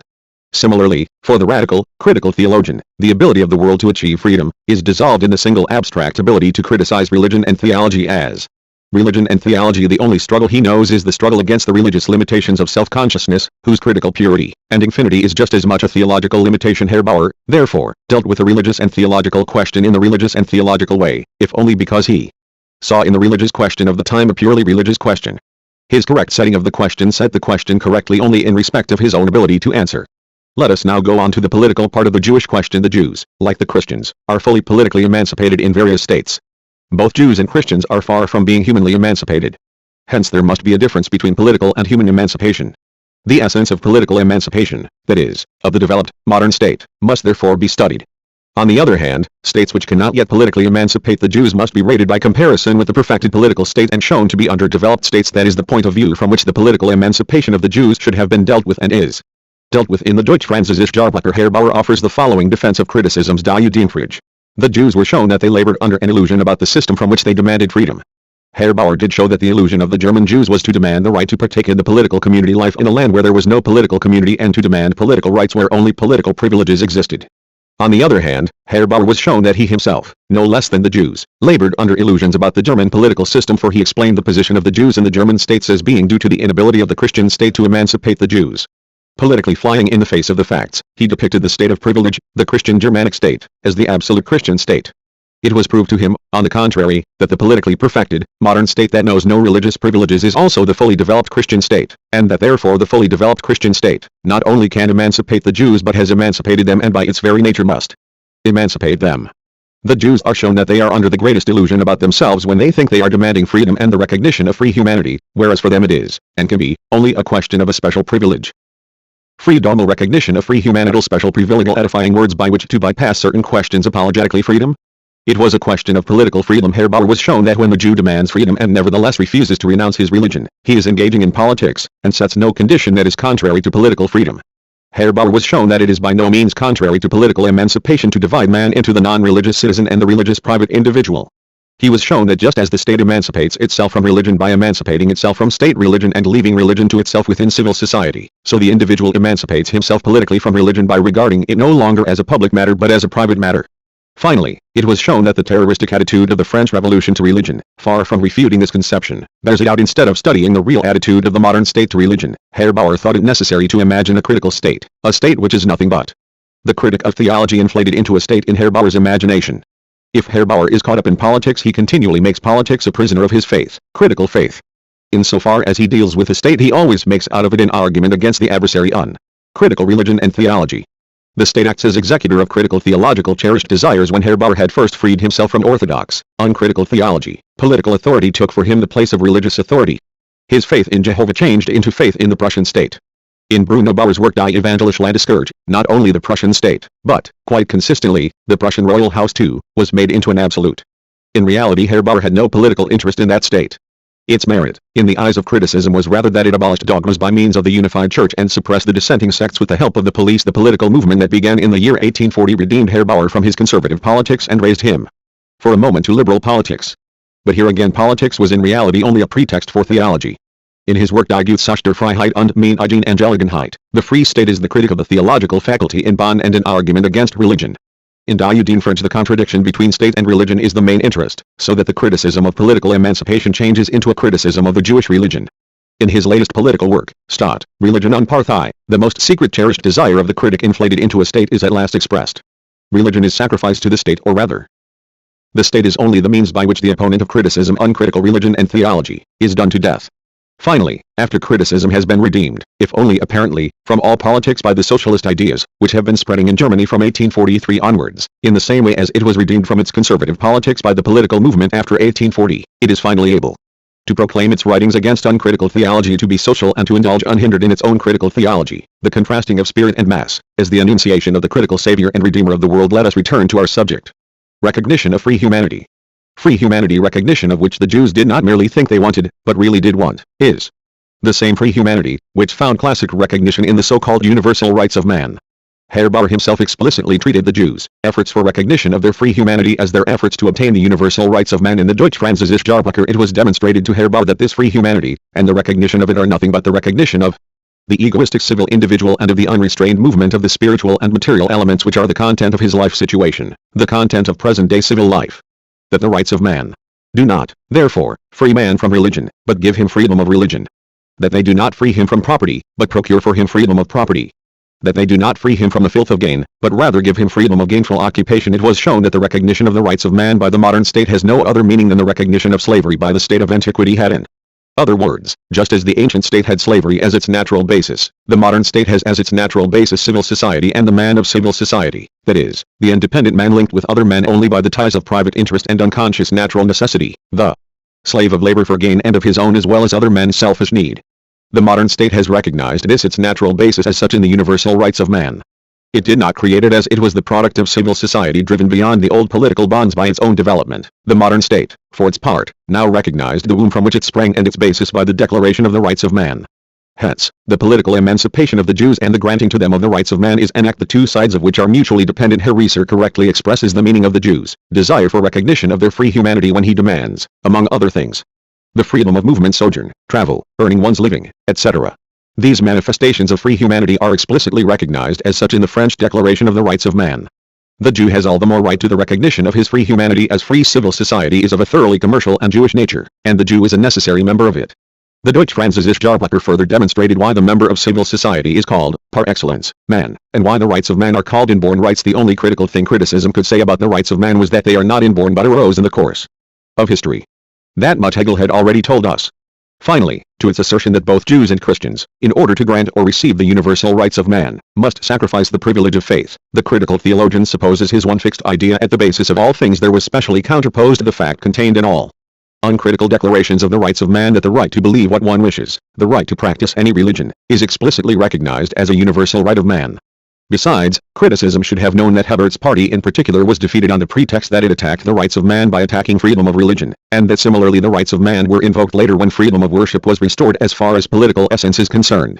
Criticism followed its contradictions to the point where the contradiction between theory and practice had been most thoroughly elaborated during the past 50 years to the French representative system, in which the freedom of theory is disavowed by practice and the freedom of practical life seeks in vain its expression in theory now that the basic illusion has been done away with. The contradiction proved in the debates in the French chamber, the contradiction between free theory and the practical validity of privileges, between the legal validity of privileges and a public system in which the egoism of the pure individual tries to dominate the exclusivity of the privileged, should be conceived as a general contradiction in this sphere.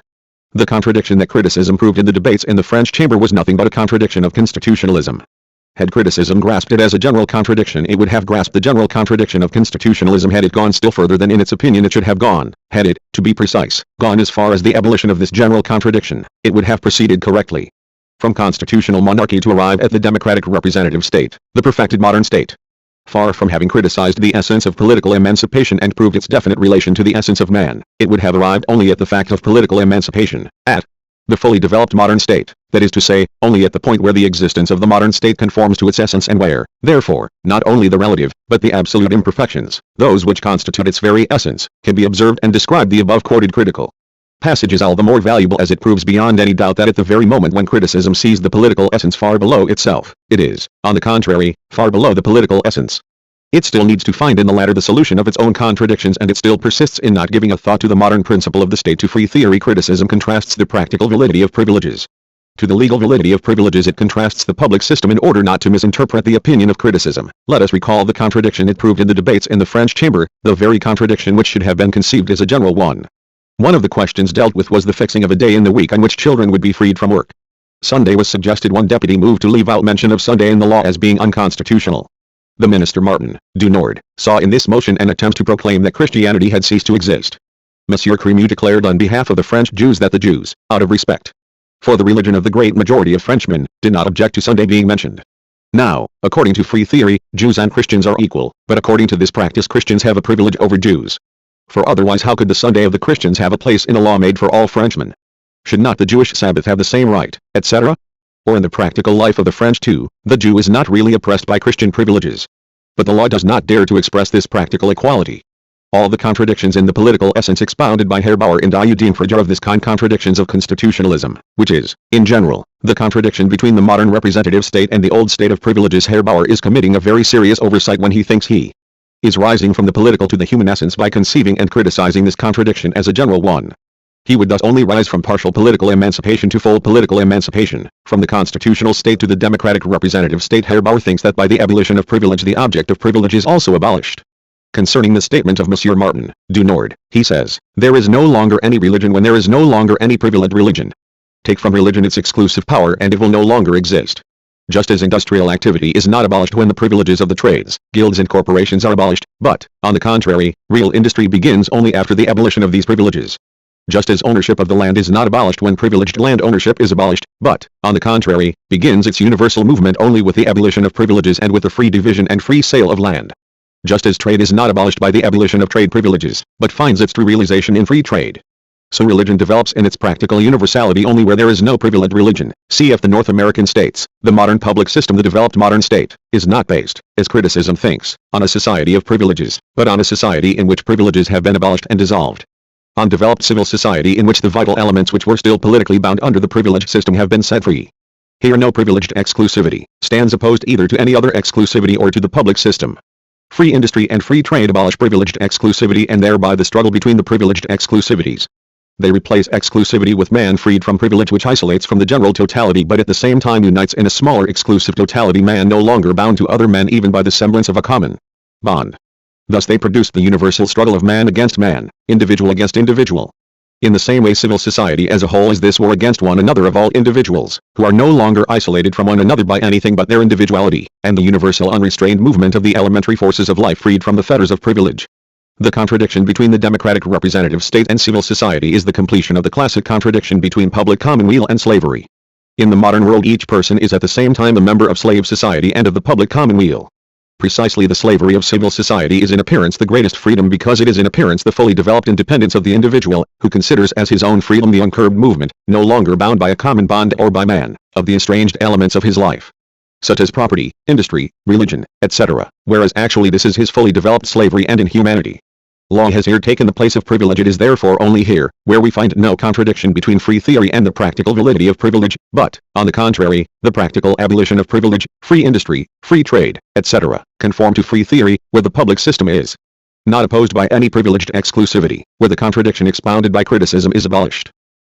Only here is the fully developed modern state to be found. Here also reigns the reverse of the law which Herr Bauer, on the occasion of the debates in the French Chamber, formulated in perfect agreement with M. Martin du Nord, just as M. Martin du Nord saw the proposal to omit mention of Sunday in the law as a motion to declare that Christianity has ceased to exist, with equal reason, and this reason is very well founded. The declaration that the law of the Sabbath is no longer binding on the Jews would be a proclamation abolishing Judaism.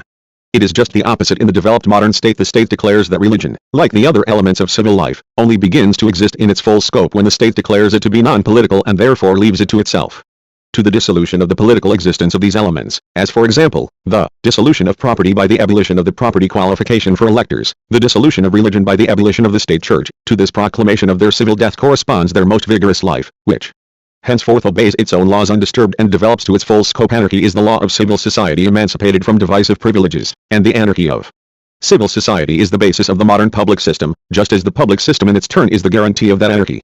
To the same great extent that the two are opposed to each other, they also determine each other. It is clear how capable criticism is of assimilating the new, but if we remain within the bounds of pure criticism, the question arises, why did criticism not conceive as a universal contradiction the contradiction which it disclosed in connection with the debates in the French Chamber, although in its own opinion that is what it should have been done? That step was, however, then impossible, not only because, but also because without that last remnant of inner involvement with its opposite, criticism was impossible and could not have come to the point from which only one step remained to be taken. It was impossible because it was impossible. Criticism assures us, moreover, that the fateful one step necessary, to come to the point from which only one step remained to be taken, was impossible. Who will dispute that? In order to be able to come to a point from which only one step remains to be taken, it is absolutely impossible to take that one step more which leads over the point beyond which still one step remains to be taken. All's well that ends well. At the end of the encounter with the mass, which is hostile to criticism's Dieu, criticism admits that its conception of the rights of man, its appraisal of religion in the French Revolution, the free political essence it pointed to occasionally at the conclusion of its considerations, in short, the whole period of the French Revolution, was for criticism neither more nor less than a symbol, that is to say, not the period of the revolutionary efforts of the French in the exact and prosaic sense, a symbol, and therefore only a fantastic expression of the shapes which it saw at the end. We shall not deprive criticism of the consolation that when it sinned politically it did so only at the conclusion, and at the end of its works. A notorious drunkard used to console himself with the thought that he was never drunk before midnight. In the sphere of the Jewish question has indisputably been winning more and more ground from the enemy. In no one of the Jewish question the treatise of criticism defended by Herr Bauer was still absolute and revealed the true and general significance of the Jewish question. In number 2, criticism had neither the will nor the right to go beyond criticism. In no 3, it had still to take one step, but that step was impossible. Because it was impossible, it was not its will or right, but its involvement in its opposite that prevented it from taking that one step. It would very much have liked to clear the last obstacle, but unfortunately a last remnant of mass stuck to its critical 7-league boots. Criticism. C. Critical battle against the French Revolution. The narrow-mindedness of the mass forced the spirit criticism, Herr Bauer, to consider the French Revolution not as the time of the revolutionary efforts of the French in the prosaic sense, but as the symbol and fantastic expression of the critical figments of his own brain. Criticism does penance for its oversight by submitting the revolution to a fresh examination. At the same time it punishes the seducer of its innocence, the mass, by communicating to it the results of this fresh examination. The French Revolution was an experiment which still belonged entirely to the 18th century. The chronological truth that an experiment of the 18th century like the French Revolution is still entirely an experiment of the 18th century, and not, for example, an experiment of the 19th, seems still entirely to be one of those truths which are self-evident from the start, but in the terminology of criticism, which is very prejudiced against crystal clear truths, a truth like that is called an examination, and therefore naturally has its place in a fresh examination of the revolution. The ideas to which the French Revolution gave rise did not, however, lead beyond the order of things that it wanted to abolish by force. Ideas can never lead beyond an old world order, but only beyond the ideas of the old world order. Ideas cannot carry out anything at all. In order to carry out ideas, men are needed who can exert practical force. In its literal sense, the critical sentence is therefore another truth that is self-evident, and therefore another examination undeterred by this examination. The French Revolution gave rise to ideas which led beyond the ideas of the entire old world order. The revolutionary movement which began in 1789 in the Cercle Social, which in the middle of its course had as its chief representatives Leclerc and Roux, and which finally with Babeuf's conspiracy was temporarily defeated, gave rise to the communist idea which Babeuf's friend Boinardi reintroduced. In France after the Revolution of 1830 this idea, consistently developed, is the idea of the New World Order after the Revolution had therefore, abolished the feudal barriers in the fief of the people. It was compelled to satisfy and even to inflame the pure egoism of the nation and, on the other hand, to curb it by its necessary complement, the recognition of a supreme being, by this higher confirmation of the general state system, which has to hold together the individual self-seeking atoms. The egoism of the nation is the natural egoism of the general state system, as opposed to the egoism of the feudal classes. The supreme being is the higher confirmation of the general state system, and hence also of the nation. Nevertheless, the supreme being is supposed to curb the egoism of the nation, that is, of the general state system. A really critical task, to curb egoism by means of its confirmation and even of its religious confirmation, that is, by recognizing that it is of a superhuman nature and therefore free of human restraint. The creators of the Supreme Being were not aware of this. Their critical intention, Monsieur Bouchez, who bases national fanaticism on religious fanaticism, understands his hero Robespierre better. Nationalism led to the downfall of Rome and Greece. Criticism therefore says nothing specific about the French Revolution when it maintains that nationalism caused its downfall, and it says just as little about the nation when it defines its egoism as pure. This pure egoism appears rather to be a very dark, spontaneous egoism, combined with flesh and blood, when compared, for example, with the pure egoism of Fichte's ego. But if, in contrast to the egoism of the feudal classes, its purity is only relative, no fresh examination of the revolution was needed to see that the egoism which has a nation as its content is more general or purer than that which has as its content a particular social class or a particular corporation. Criticism's explanations about the general state system are no less instructive. They are confined to saying that the general state system must hold together the individual self-seeking atoms. Speaking exactly and in the prosaic sense, the members of civil society are not atoms. The specific property of the atom is that it has no properties and is therefore not connected with beings outside it by any relationship determined by its own natural necessity. The atom has no needs, it is self-sufficient. The world outside it is an absolute vacuum, that is contentless, senseless, meaningless, just because the atom has all fullness in itself. The egoistic individual in civil society may in his non-sensuous imagination and lifeless abstraction inflate himself into an atom, that is, into an unrelated, self-sufficient, wantless, absolutely full, blessed being.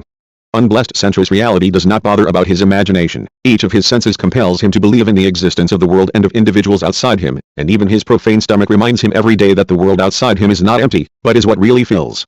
Every activity and property of his being, every one of his vital urges, becomes a need, a necessity, which his self-seeking transforms into seeking for other things and human beings outside him. But since the need of one individual has no self-evident meaning for another egoistic individual capable of satisfying that need, and therefore no direct connection with its satisfaction, each individual has to create this connection. It thus becomes the intermediary between the need of another and the objects of this need. Therefore, it is natural necessity, the essential human properties however estranged they may seem to be, and interest that hold the members of civil society together. Civil, not political life is their real tie. It is therefore not the state that holds the atoms of civil society together, but the fact that they are atoms only in imagination in the heaven of their fancy, but in reality beings tremendously different from atoms, in other words, not divine egoists, but egoistic human beings. Only political superstition still imagines today that civil life must be held together by the state, whereas in reality, on the contrary, the state is held together by civil life. Robespierre's and Saint Just's tremendous idea of making a free people, which would live only according to the rules of justice and virtue. See, for example, Saint Just's report on Danton's crimes and his other report on the general police could be maintained for a certain time only by terror and was a contradiction against which the vulgar, self-seeking elements of the popular community reacted in the cowardly and insidious way that was only to be expected from them. This phrase of absolute criticism, which describes a free people as a contradiction against which the elements of the popular community are bound to react, is absolutely hollow, for according to Robespierre and Saint Just, liberty, justice and virtue could, on the contrary, be only manifestations of the life of the people, and only properties of the popular community. Robespierre and Saint Just spoke explicitly of liberty, justice and virtue of ancient times, belonging only to the popular community. Spartans, Athenians and Romans at the time of their greatness were free, just and virtuous peoples. What, asks Robespierre in his speech on the principles of public morals, is the fundamental principle of democratic or popular government? It is virtue, I mean public virtue, which worked such miracles in Greece and Rome and which will work still greater ones in Republican France. Virtue which is nothing but love of one's country and its laws. Robespierre then explicitly calls the Athenians and Spartans pupils libres. He continually recalls the ancient popular commune and quotes its heroes as well as its corruptors: Lycurgus, Demosthenes, Miltiades, Aristides, Brutus and Catilina, Caesar, Clodius and Piso. In His report on Danton's arrest, referred to by criticism, Saint-Just says explicitly, "The world has been empty since the Romans, and only their memory fills it and still prophesies liberty." His accusation is composed in the ancient style and directed against Danton as against Catilina. In Saint-Just's other report, the one on the general police, the Republican is described exactly in the ancient sense, as inflexible, modest, simple and so on. The police should be an institution of the same nature as the Roman censorship. He does not fail to mention Codrus, Lycurgus, Caesar, Cato, Catilina, Brutus, Antonius, and Cassius. Finally, Saint-Just describes the liberty, justice and virtue that he demands in a single word when he says, "Que les hommes révolutionnaires sont des Romains." Robespierre, Saint-Just and their party fell because they confused the ancient, realistic democratic commonweal based on real slavery with the modern spiritualistic democratic representative state, which is based on emancipated slavery, bourgeois society. What a terrible illusion it is to have to recognize and sanction in the rights of man modern bourgeois society, the society of industry, of universal competition, of private interest freely pursuing its aims, of anarchy, of self-estranged natural and spiritual individuality, and at the same time to want afterwards to annul the manifestations of the life of this society in particular individuals and simultaneously to want to model the political head of that society in the manner of antiquity. The illusion appears tragic when Saint-Just, on the day of his execution, pointed to the large table of the rights of man hanging in the hall of the conciergerie and said with proud dignity, "C'est pourtant qui I fait cela." It was just this table that proclaimed the right of a man who cannot be the man of the ancient commonweal any more than his economic and industrial conditions are those of ancient times. This is not the place to vindicate the illusion of the terrorists historically after the fall of Robespierre. The political enlightenment and movement hastened to the point where they became the prey of Napoleon, who, shortly after 18 Brumaire, could say, "With my prefects, gendarmes and priests I can do what I like with France." Profane history, on the other hand, reports, after the fall of Robespierre, the political enlightenment, which formerly had been overreaching itself and had been extravagant, began for the first time to develop prosaically. Under the government of the Directory, bourgeois society, freed by the revolution itself from the trammels of feudalism and officially recognized in spite of the terror's wish to sacrifice it to an ancient form of political life, broke out in powerful streams of life, a storm and stress of commercial enterprise, a passion for enrichment, the exuberance of the new bourgeois life, whose first self-enjoyment is pert, light-hearted, frivolous and intoxicating. A real enlightenment of the land of France, the feudal structure of which had been smashed by the hammer of the revolution and which, by the first feverish efforts of the numerous new owners, had become the object of all-round cultivation. The first moves of industry that had now become free, these were some of the signs of life of the newly emerged bourgeois society. Bourgeois society is positively represented by the bourgeoisie. The bourgeoisie, therefore, begins its rule. The rights of man ceased to exist merely in theory. It was not the revolutionary movement as a whole that became the prey of Napoleon on 18 Brumaire, as criticism in its faith in a Herr von Rotteck or Welker believes. It was the liberal bourgeoisie. One only needs to read the speeches of the legislators of the time to be convinced of this. One has the impression of coming from the National Convention into a modern Chamber of Deputies. Napoleon represented the last battle of revolutionary terror against the bourgeois society which had been proclaimed by the same revolution, and against its policy. Napoleon, of course, already discerned the essence of the modern state. He understood that it is based on the unhampered development of bourgeois society, on the free movement of private interest, etc. He decided to recognize and protect this basis. He was no terrorist with his head in the clouds. Yet at the same time he still regarded the state as an end in itself, and civil life only as a treasure and his subordinate which must have no will of its own. He perfected the terror by substituting permanent war for permanent revolution. He fed the egoism of the French nation to complete satiety but demanded also the sacrifice of bourgeois business, enjoyments, wealth, etc., whenever this was required by the political aim of conquest. If he despotically suppressed the liberalism of bourgeois society, the political idealism of its daily practice, he showed no more consideration for its essential material interests, trade and industry, whenever they conflicted with his political interests. His scorn of industrial hommes d'affaires was the complement to his scorn of ideologists. In his home policy too, he combated bourgeois society as the opponent of the state which in his own person he still held to be an absolute aim in itself. Thus he declared in the State Council that he would not suffer the owner of extensive estates to cultivate them or not as he pleased. Thus too, he conceived the plan of subordinating trade to the state by appropriation of rulage. French businessmen took steps to anticipate the event that first shook Napoleon's power. Paris exchange brokers forced him by means of an artificially created famine to delay the opening of the Russian campaign by nearly 2 months and thus to launch it too late in the year, just as the liberal bourgeoisie was opposed once more by revolutionary terror in the person of Napoleon. So it was opposed once more by counter-revolution in the Restoration in the person of the Bourbons. Finally, in 1830 the bourgeoisie put into effect its wishes of the year 1789, with the only difference that its political enlightenment was now completed, that it no longer considered the constitutional representative state as a means for achieving the ideal of the state, the welfare of the world and universal human aims, but, on the contrary, had acknowledged it as the official expression of its own exclusive power and the political recognition of its own special interests. The history of the French Revolution, which dates from 1789, did not come to an end.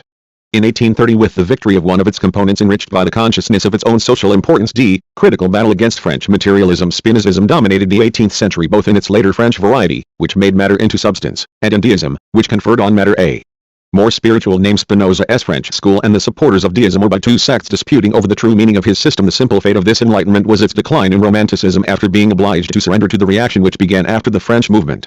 That is what criticism says. To the critical history of French materialism we shall oppose a brief outline of its ordinary, mass-type history. We shall acknowledge with due respect the abyss between history as it really happened and history as it takes place according to the decree of absolute criticism, the creator equally of the old and of the new, and finally, obeying the prescriptions of criticism. We 11. Whence? 11 and whither? 11 of shall make the why critical history the object of a persevering study, speaking exactly and in the prosaic sense. The French Enlightenment of the 18th century, and in particular French materialism, was not only a struggle against the existing political institutions and the existing religion and theology. It was just as much an open, clearly expressed struggle against the metaphysics of the 17th century, and against all metaphysics, in particular that of Descartes, Malebranche, Spinoza and Leibniz.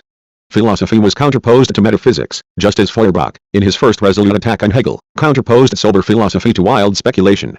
17th century metaphysics, driven from the field by the French Enlightenment, notably, by French materialism of the 18th century, experienced a victorious and substantial restoration in German philosophy, particularly in the speculative German philosophy of the 19th century. After Hegel linked it in a masterly fashion with all subsequent metaphysics and with German idealism and founded a metaphysical universal kingdom, the attack on theology again corresponded, as in the 18th century, to an attack on speculative metaphysics and metaphysics in general. It will be defeated forever by materialism, which has now been perfected by the work of speculation itself and coincides with humanism.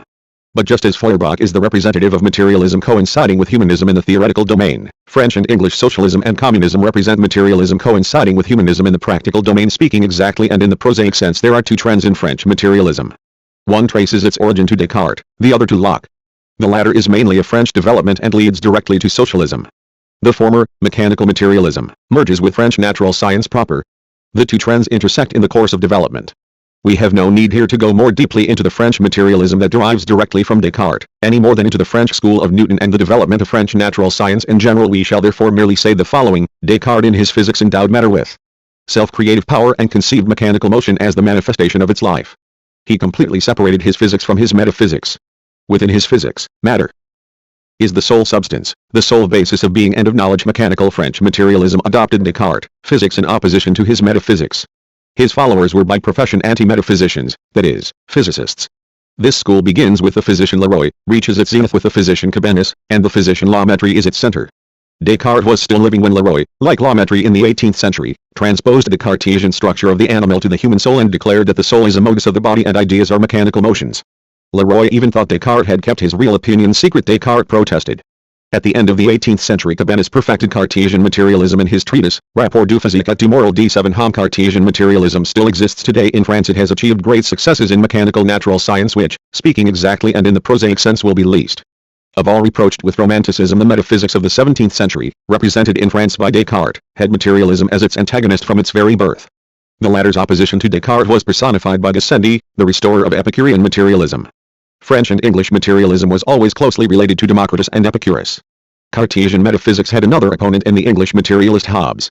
Gassendi and Hobbes triumphed over their opponent long after their death at the very time when metaphysics was already officially dominant in all French schools. Voltaire pointed out that the indifference of the French of the 18th century to the disputes between the Jesuits and the Jansenists was due less to philosophy than to laws, financial speculations. So the downfall of 17th century metaphysics can be explained by the materialistic theory of the 18th century only insofar as this theoretical movement itself is explained by the practical nature of French life at that time.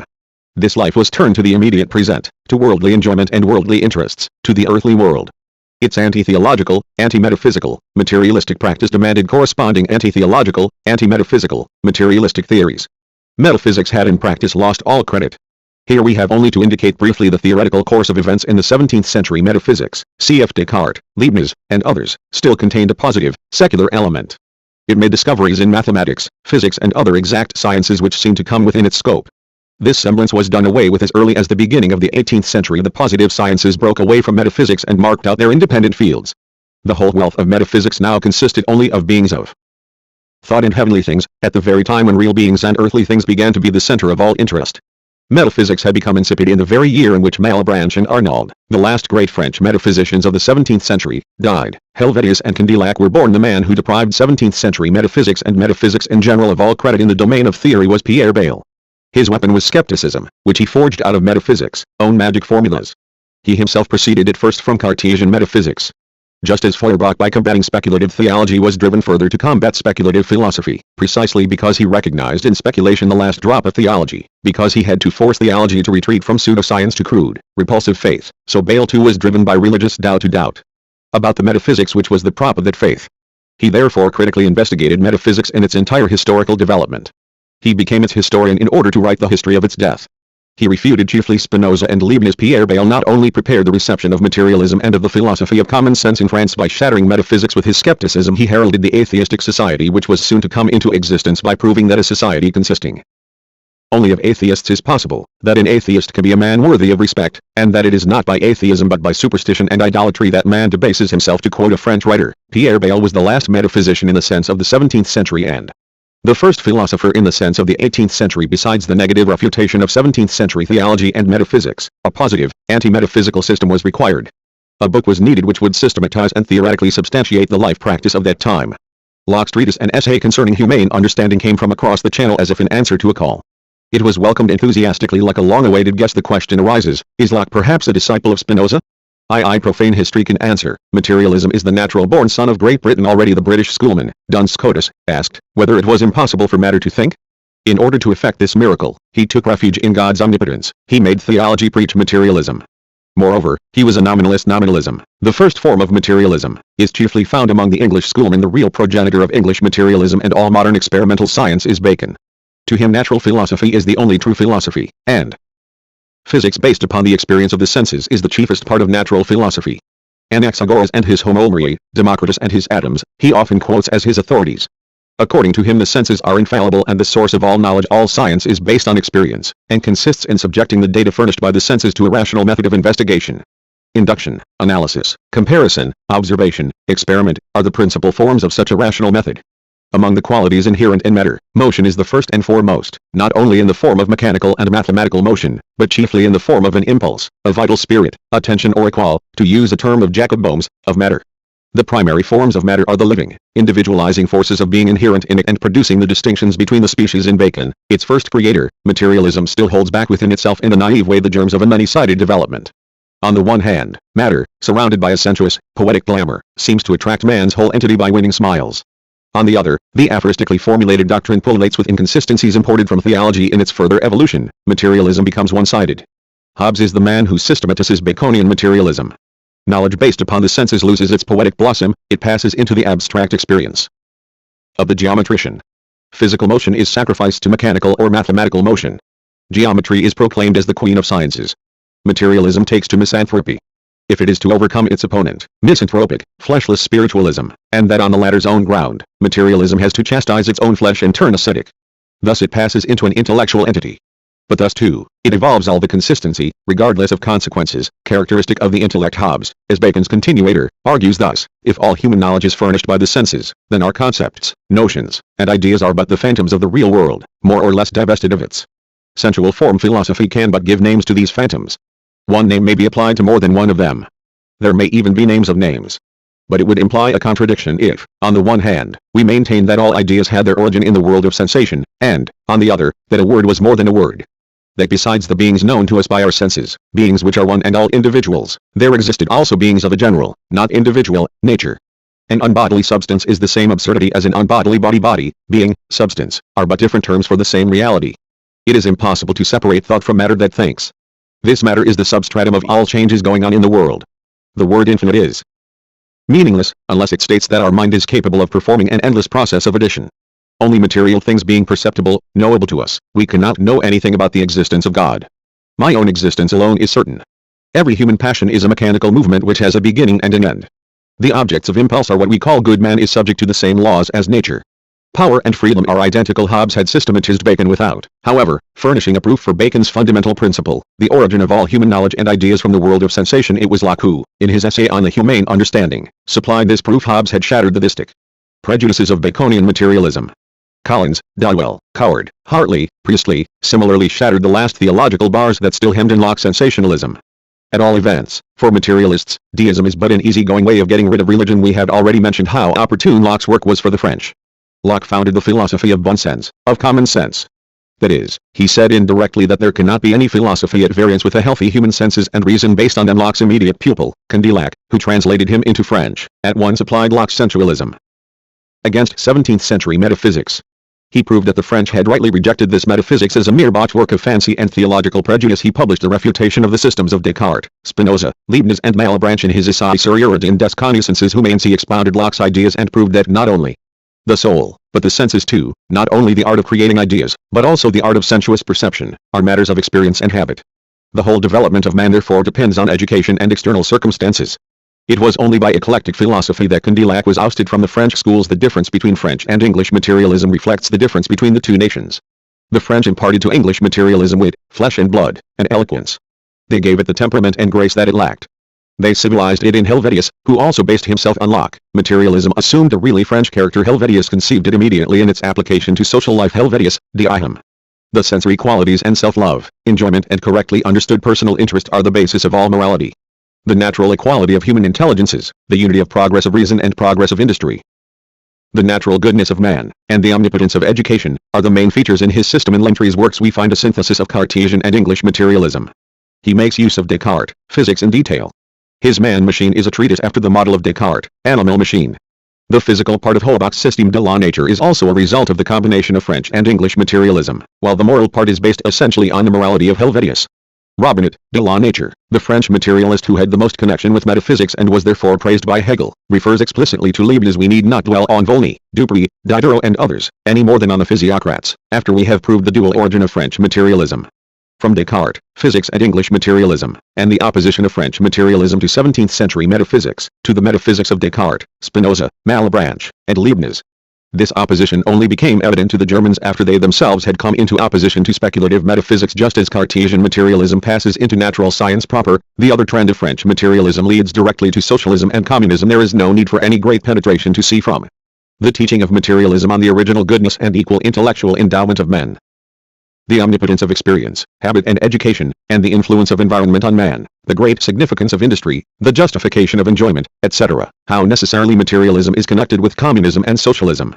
If man draws all his knowledge, sensation, etc., from the world of the senses and the experience gained in it, then what has to be done is to arrange the empirical world in such a way that man experiences and becomes accustomed to what is truly human in it and that he becomes aware of himself as man.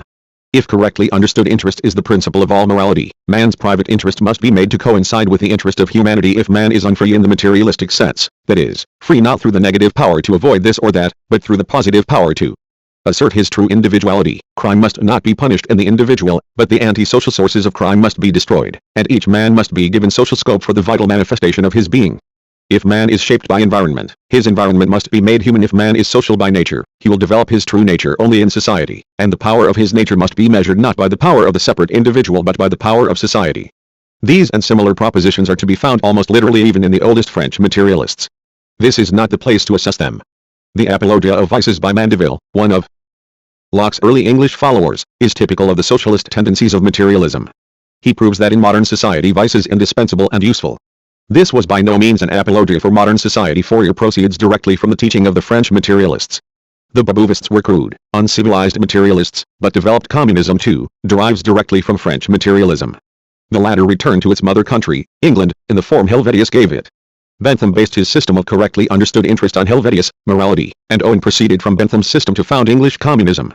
Exiled to England, the Frenchman Cabot came under the influence of communist ideas there, and on his return to France became the most popular, if the most superficial, representative of communism.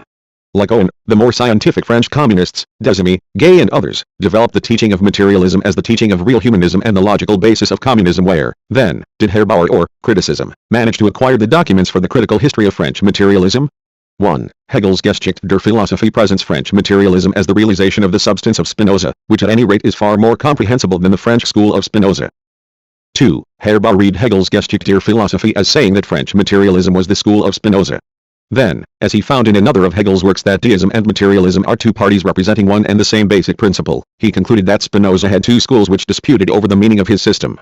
Herr Bauer could have found the supposed explanation in Hegel's Phenomenology, where it is said, regarding that absolute being, enlightenment itself fails out with itself and is divided between the views of two parties. The one being that predicateless absolute matter both are entirely the same notion. Distinction lies not in the objective fact, but purely in the diversity of starting point adopted by the two developments. 3. Finally, Herr Bauer could find, again in Hegel, that when substance does not develop into a concept and self-consciousness, it degenerates into romanticism. The journal Hallisch Jahrbucher at one time developed a similar theory, but at all costs the spirit had to decree a foolish destiny for its adversity. Materialism. Note French materialism's connection Descartes and Locke and the opposition of 18th century philosophy to 17th century metaphysics are presented in detail in most recent calls absolute. The other calls it the with French histories of philosophy.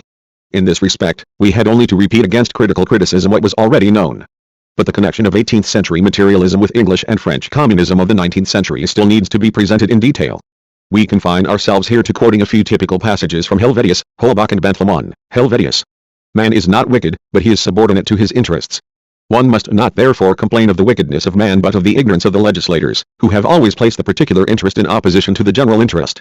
The moralists have so far had no success because we have to dig into legislation to pull out the roots which create vice. In New Orleans, women have the right to repudiate their husbands as soon as they are tired of them. In countries like that, women are not faithless, because they have no interest in being so. Morality is but a frivolous science when not combined with politics and legislation. The hypocritical moralists can be recognized on the one hand by the equanimity with which they consider vices which undermine the state, and on the other by the fury with which they condemn private vice. Human beings are born neither good nor bad but ready to become one or the other according as a common interest unites or divides them. If citizens could not achieve their own particular good without achieving the general good, there would be no vicious people except fools, as, according to Helvetius, it is education, by which he means, cf. Locke said, not only education in the ordinary sense but the totality of the individual's conditions of life, which forms man. If a reform is necessary to abolish the contradiction between particular interests and those of society, so, on the other hand, a transformation of consciousness is necessary to carry out such a reform. Great reforms can he implemented only by weakening the stupid respect of peoples for old laws and customs. Locke said, or, as he says elsewhere, by abolishing ignorance. 2. Holbach. Man can only love himself in the objects he loves. He can have affection only for himself in the other beings of his kind. Man can never separate himself from himself for a single instant in his life. He cannot lose sight of himself. It is always our convenience, our interest, that makes us hate or love things, but in his own interest man must love other men, because they are necessary to welfare. Morality proves to him that of all beings the most necessary to man is man. True morality, and true politics as well, is that which seeks to bring men nearer to one another to make them work by united efforts for their common happiness. Any morality which separates our interests from those of our associates is false, senseless, unnatural.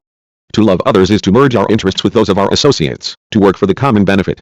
Virtue is but the usefulness of men united in society. A man without desires or passions would cease to be a man perfectly detached from himself. How could one make him decide to attach himself to others?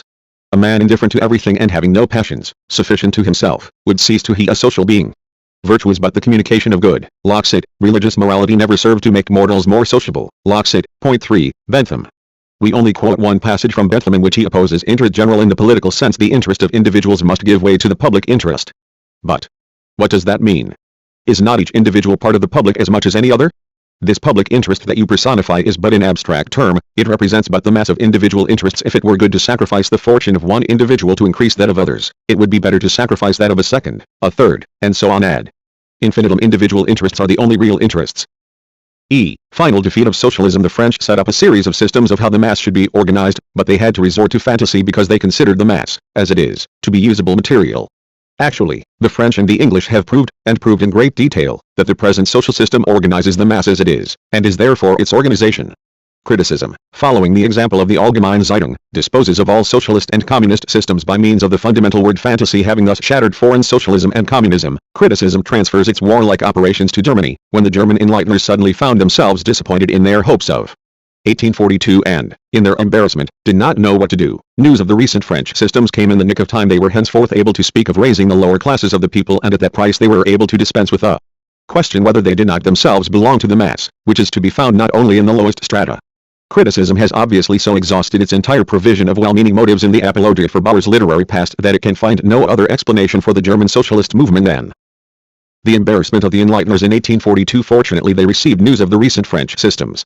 Why not of the English? For the decisive critical reason that Herr Bauer received no news of the recent English systems through Stein's book, Der Kommunismus und Sozialismus des heutigen Frankreichs. This is also the decisive reason why only French systems ever exist for criticism. In all its talk about socialist systems, the German enlighteners, criticism goes on to explain, committed a sin against the Holy Ghost. They busied themselves with the lower classes of the people already in existence. In 1842, in order to get rid of the question, which did not yet exist then, as to what rank they were destined to occupy in the critical world system that was to be instituted in anno 1843, she poor goat, critical critic or impure mass. Spirit or matter, but above all they should have thought seriously of the critical salvation of their own souls, for of what profit is it to me if I gain the whole world, including the lower classes of the people, and suffer the loss of my own soul? But a spiritual being cannot be raised to a higher level unless it is altered, and it cannot be altered before it has experienced extreme resistance. Were criticism better acquainted with the movement of the lower classes of the people, it would know that the extreme resistance that they have experienced from practical life is changing them every day. Modern prose and poetry emanating in England and France from the lower classes of the people would show it that the lower classes of the people know how to raise themselves spiritually even without being directly overshadowed by the Holy Ghost of critical criticism. Absolute criticism continues to indulge in fancy, whose whole wealth is the word organization of the mass, etc. A lot has been said about organization of labor, although even this catchword came not from the socialists themselves but from the politically radical party in France, which tried to be an intermediary between politics and socialism. But nobody before critical criticism spoke of organization of the masses of a question yet to be solved. It was proved, on the contrary, that bourgeois society, the dissolution of the old feudal society, is this organization of the mass. Criticism puts its discovery in quotation marks. The goose that cackled to Herr Bauer, the watchword for saving the capital is none but his own goose. Critical criticism. It organized the mass anew by speculatively constructing it as the absolute opponent of the spirit. The antithesis between spirit and mass is the critical organization of society, in which the spirit, or criticism, represents the organizing work, the mass the raw material, and history of the product.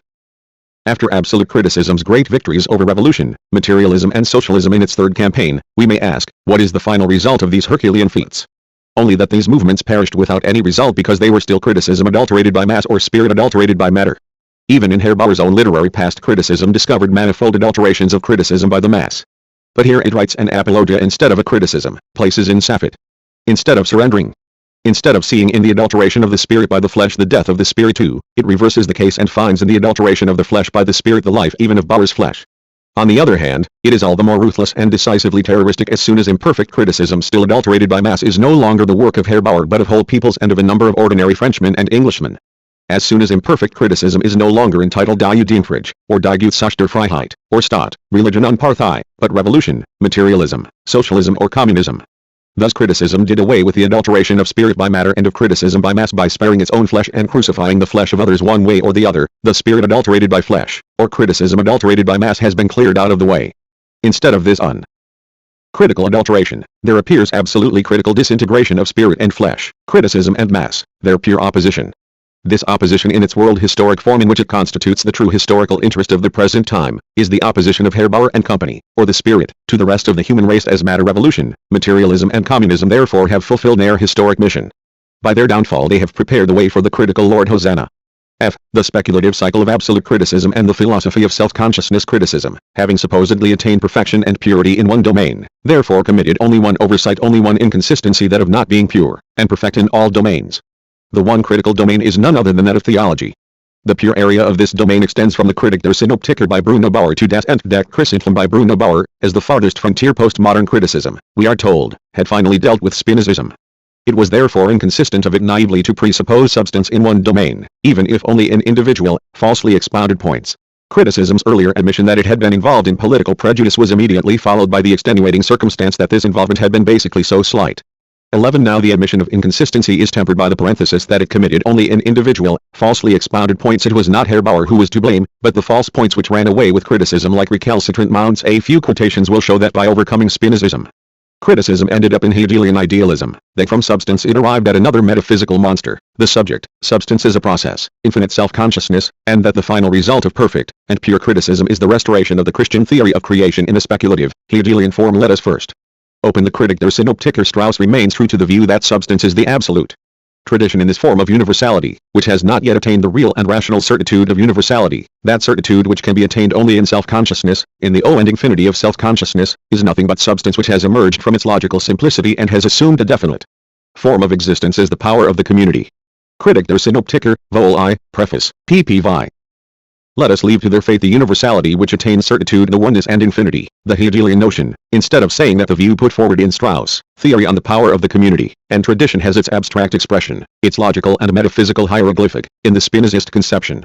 of substance. Herbar makes substance emerge from its logical simplicity and assume a definite form of existence in the power of the community. He applies the Hegelian miracle apparatus by which the metaphysical categories abstractions extracted out of reality emerge from logic, where they are dissolved in the simplicity of thought, and assume a definite form of physical or human existence. He makes them become incarnate help. Hinrichs.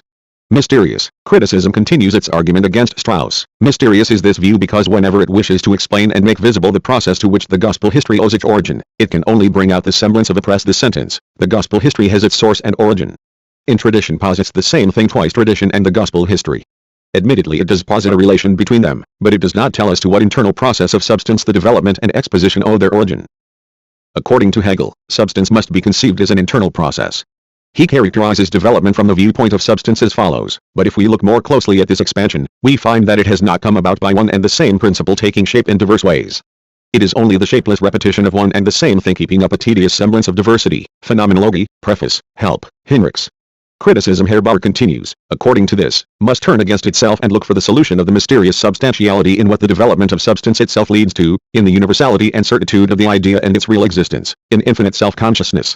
Hegel's criticism of the substantiality view continues, the compact solidity of substance is to be opened up in substance raised to self-consciousness. Locke cit. Bauer's self-consciousness too, is substance raised to self-consciousness or self-consciousness as substance.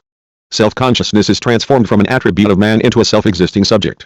This is the metaphysical theological caricature of man in his severance from nature. The being of this self-consciousness is therefore not man, but the idea of which self-consciousness is the real existence. It is the idea become man, and therefore it is infinite. All human qualities are thus transformed in a mysterious way into qualities of imaginary infinite self-consciousness. Hence, Herbar says expressly that everything has its origin and its explanation in this infinite self-consciousness, that is, finds in it the basis of its existence. Help, Hinrichs. Herbar continues, the power of the substantiality relation lies in its impulse, which leads us to the concept, the idea and self-consciousness. Hegel says, thus the concept is the truth of the substance. The transition of the substantiality relation takes place through its own immanent necessity and consists in this only, that the concept is the truth of the substance. The idea is the adequate concept. The concept having achieved free existence is nothing but the ego or pure self-consciousness. Help, Hinrichs. It seems comic in the extreme when Herr says I and his Literaturzeitung, Strauss came to grief because he was unable to complete the criticism of Hegel's system, although he proved by his halfway criticism the necessity for its completion, etc. It was not a complete criticism of Hegel's system that Herbar himself thought he was giving in his Kritik der Synoptiker, but at the most the completion of Hegel's system, at least in its application to theology. He describes his criticism Kritik der Synoptiker, Preface, PXXI, as the last act of a definite system, which is no other than Hegel's system. The dispute between Strauss and Bauer over substance and self-consciousness is a dispute within Hegelian speculation. In Hegel there are three elements, Spinoza's substance, Fichte's self-consciousness, and Hegel's necessarily antagonistic unity of the two, the absolute spirit. The first element is metaphysically disguised nature separated from man. The second is metaphysically disguised spirit separated from nature. The third is the metaphysically disguised unity of both, real man and the real human species within the domain of theology. Strauss expounds Hegel from Spinoza's point of view, and Bauer does so from Fichte's point of view. Both quite consistently they both criticized Hegel insofar as with him each of the two elements was falsified by the other, whereas they carried each of these elements to its one-sided and hence consistent development. Both of them therefore go beyond Hegel in their criticism, but both also remain within his speculation and each represents only one side of his system.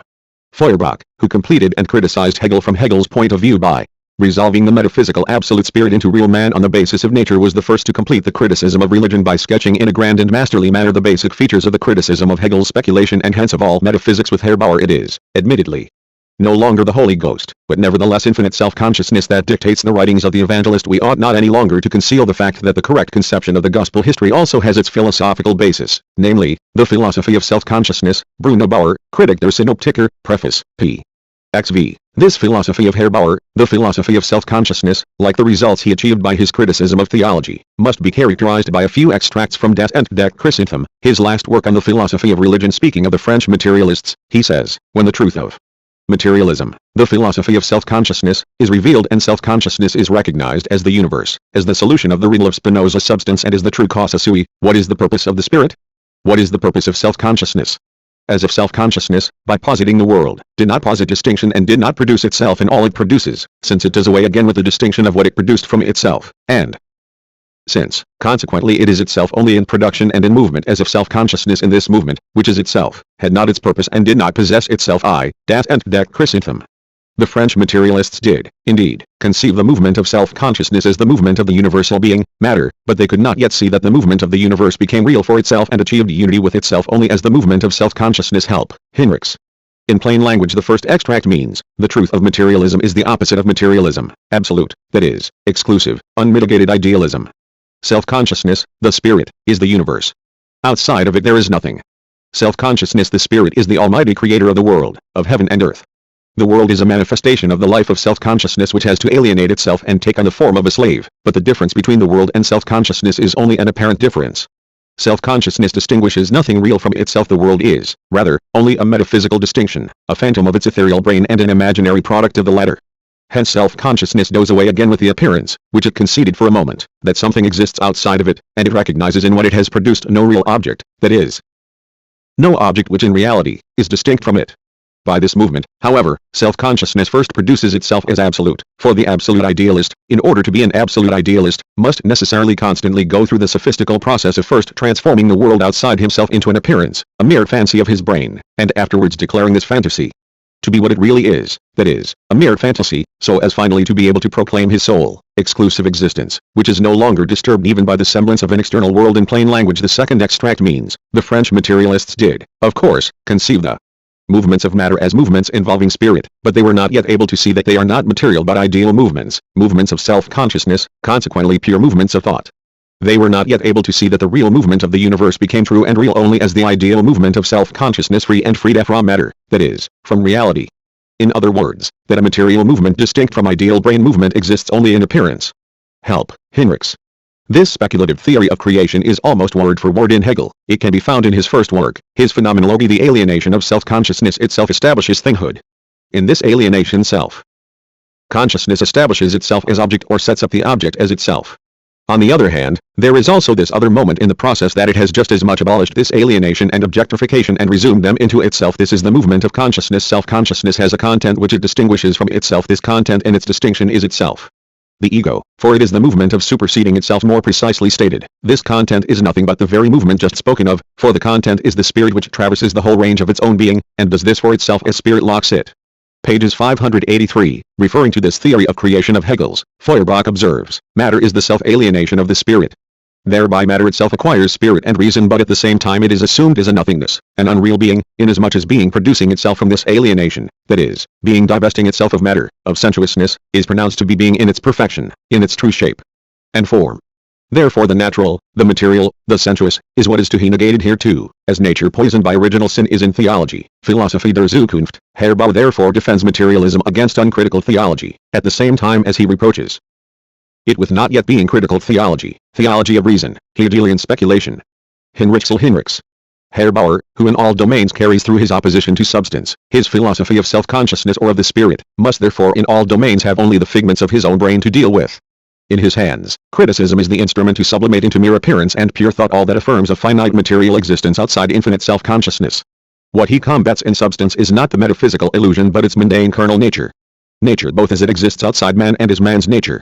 Not to presume substance in any domain. He still uses this language means therefore for him not to recognize any being distinct from thought, any natural energy distinct from the spontaneity of the spirit, any power of human nature distinct from reason, any passivity distinct from activity, any influence of others distinct from one's own action, any feeling or willing distinct from knowing, any heart distinct from the head, any object distinct from the subject, any practice distinct from theory, any man distinct from the critic, any real community distinct from abstract generality, any thou distinct from L. Herr Bauer is therefore consistent when he goes on to identify himself with infinite self-consciousness, with the spirit, that is, to replace these creations of his by their creator. He is just as consistent in rejecting as stubborn mass and matter the rest of the world which obstinately insists on being something distinct from what he, Herr Bauer, has produced. And so he hopes, it will not be long before all bodies perish. His own ill humor at so far being unable to master the something of this clumsy world he interprets equally consistently as the self-discontent of this world, and the indignation of his criticism at the development of mankind is the mass-type indignation of mankind against his criticism, against the spirit, against Herr Bruno Bauer and company. Herr Bauer was a theologian from the very beginning, but no ordinary one. He was a critical theologian or a theological critic. While still the extreme representative of old Hegelian orthodoxy who put in a speculative form all religious and theological nonsense, he constantly proclaimed criticism his private domain. At that time he called Strauss criticism human criticism and expressly asserted the right of divine criticism in opposition to it. He later stripped the great self-reliance or self-consciousness, which was the hidden kernel of this divinity, of its religious shell, made it self-existing as an independent being, and raised it, under the trademark infinite self-consciousness, to the rank of the principle of criticism. Then he accomplished in his own movement the movement that the philosophy of self-consciousness describes as the absolute act of life. He abolished anew the distinction between the product infinite self-consciousness, and the producer, himself, and acknowledged that infinite self-consciousness in its movement was only he himself, and that therefore the movement of the universe only becomes true and real in his ideal self-movement. Divine criticism in its return into itself is restored in a rational, conscious, critical way. Being in itself is transformed into being in and for itself, and only at the end does the fulfilled, realized, revealed beginning take place. Divine criticism, as distinct from human criticism, reveals itself as criticism, pure criticism, critical criticism. The apologia for the Old and the New Testament is replaced by the apologia for the Old and New works of Bauer. The theological antithesis of God and man, spirit and flesh, infinity and finiteness is transformed into the critical theological antithesis of the spirit, criticism, or Bauer, and the matter of the mass, or the secular world. The theological antithesis of faith and reason has been resolved into the critical theological antithesis of common sense and pure critical thought. The Zeitschrift for speculative theology has been transformed into the critical Literaturzeitung. The religious Redeemer of the world has finally become a reality in the critical Redeemer of the world, Bauer. Bauer's last stage is not an anomaly in his development. It is the return of his development into itself from its alienation. Naturally, the point at which divine criticism alienated itself and came out of itself coincided with the point at which it became partly untrue to itself and created something human returning to its starting point. Absolute criticism has ended the speculative cycle and thereby its own life as career. Its further movement is pure, lofty, circling within itself, above all interest of a mass nature and therefore devoid of any further interest for the mass. Chapter VLL. Critical Criticisms Correspondence 1. The Critical Mass. Where can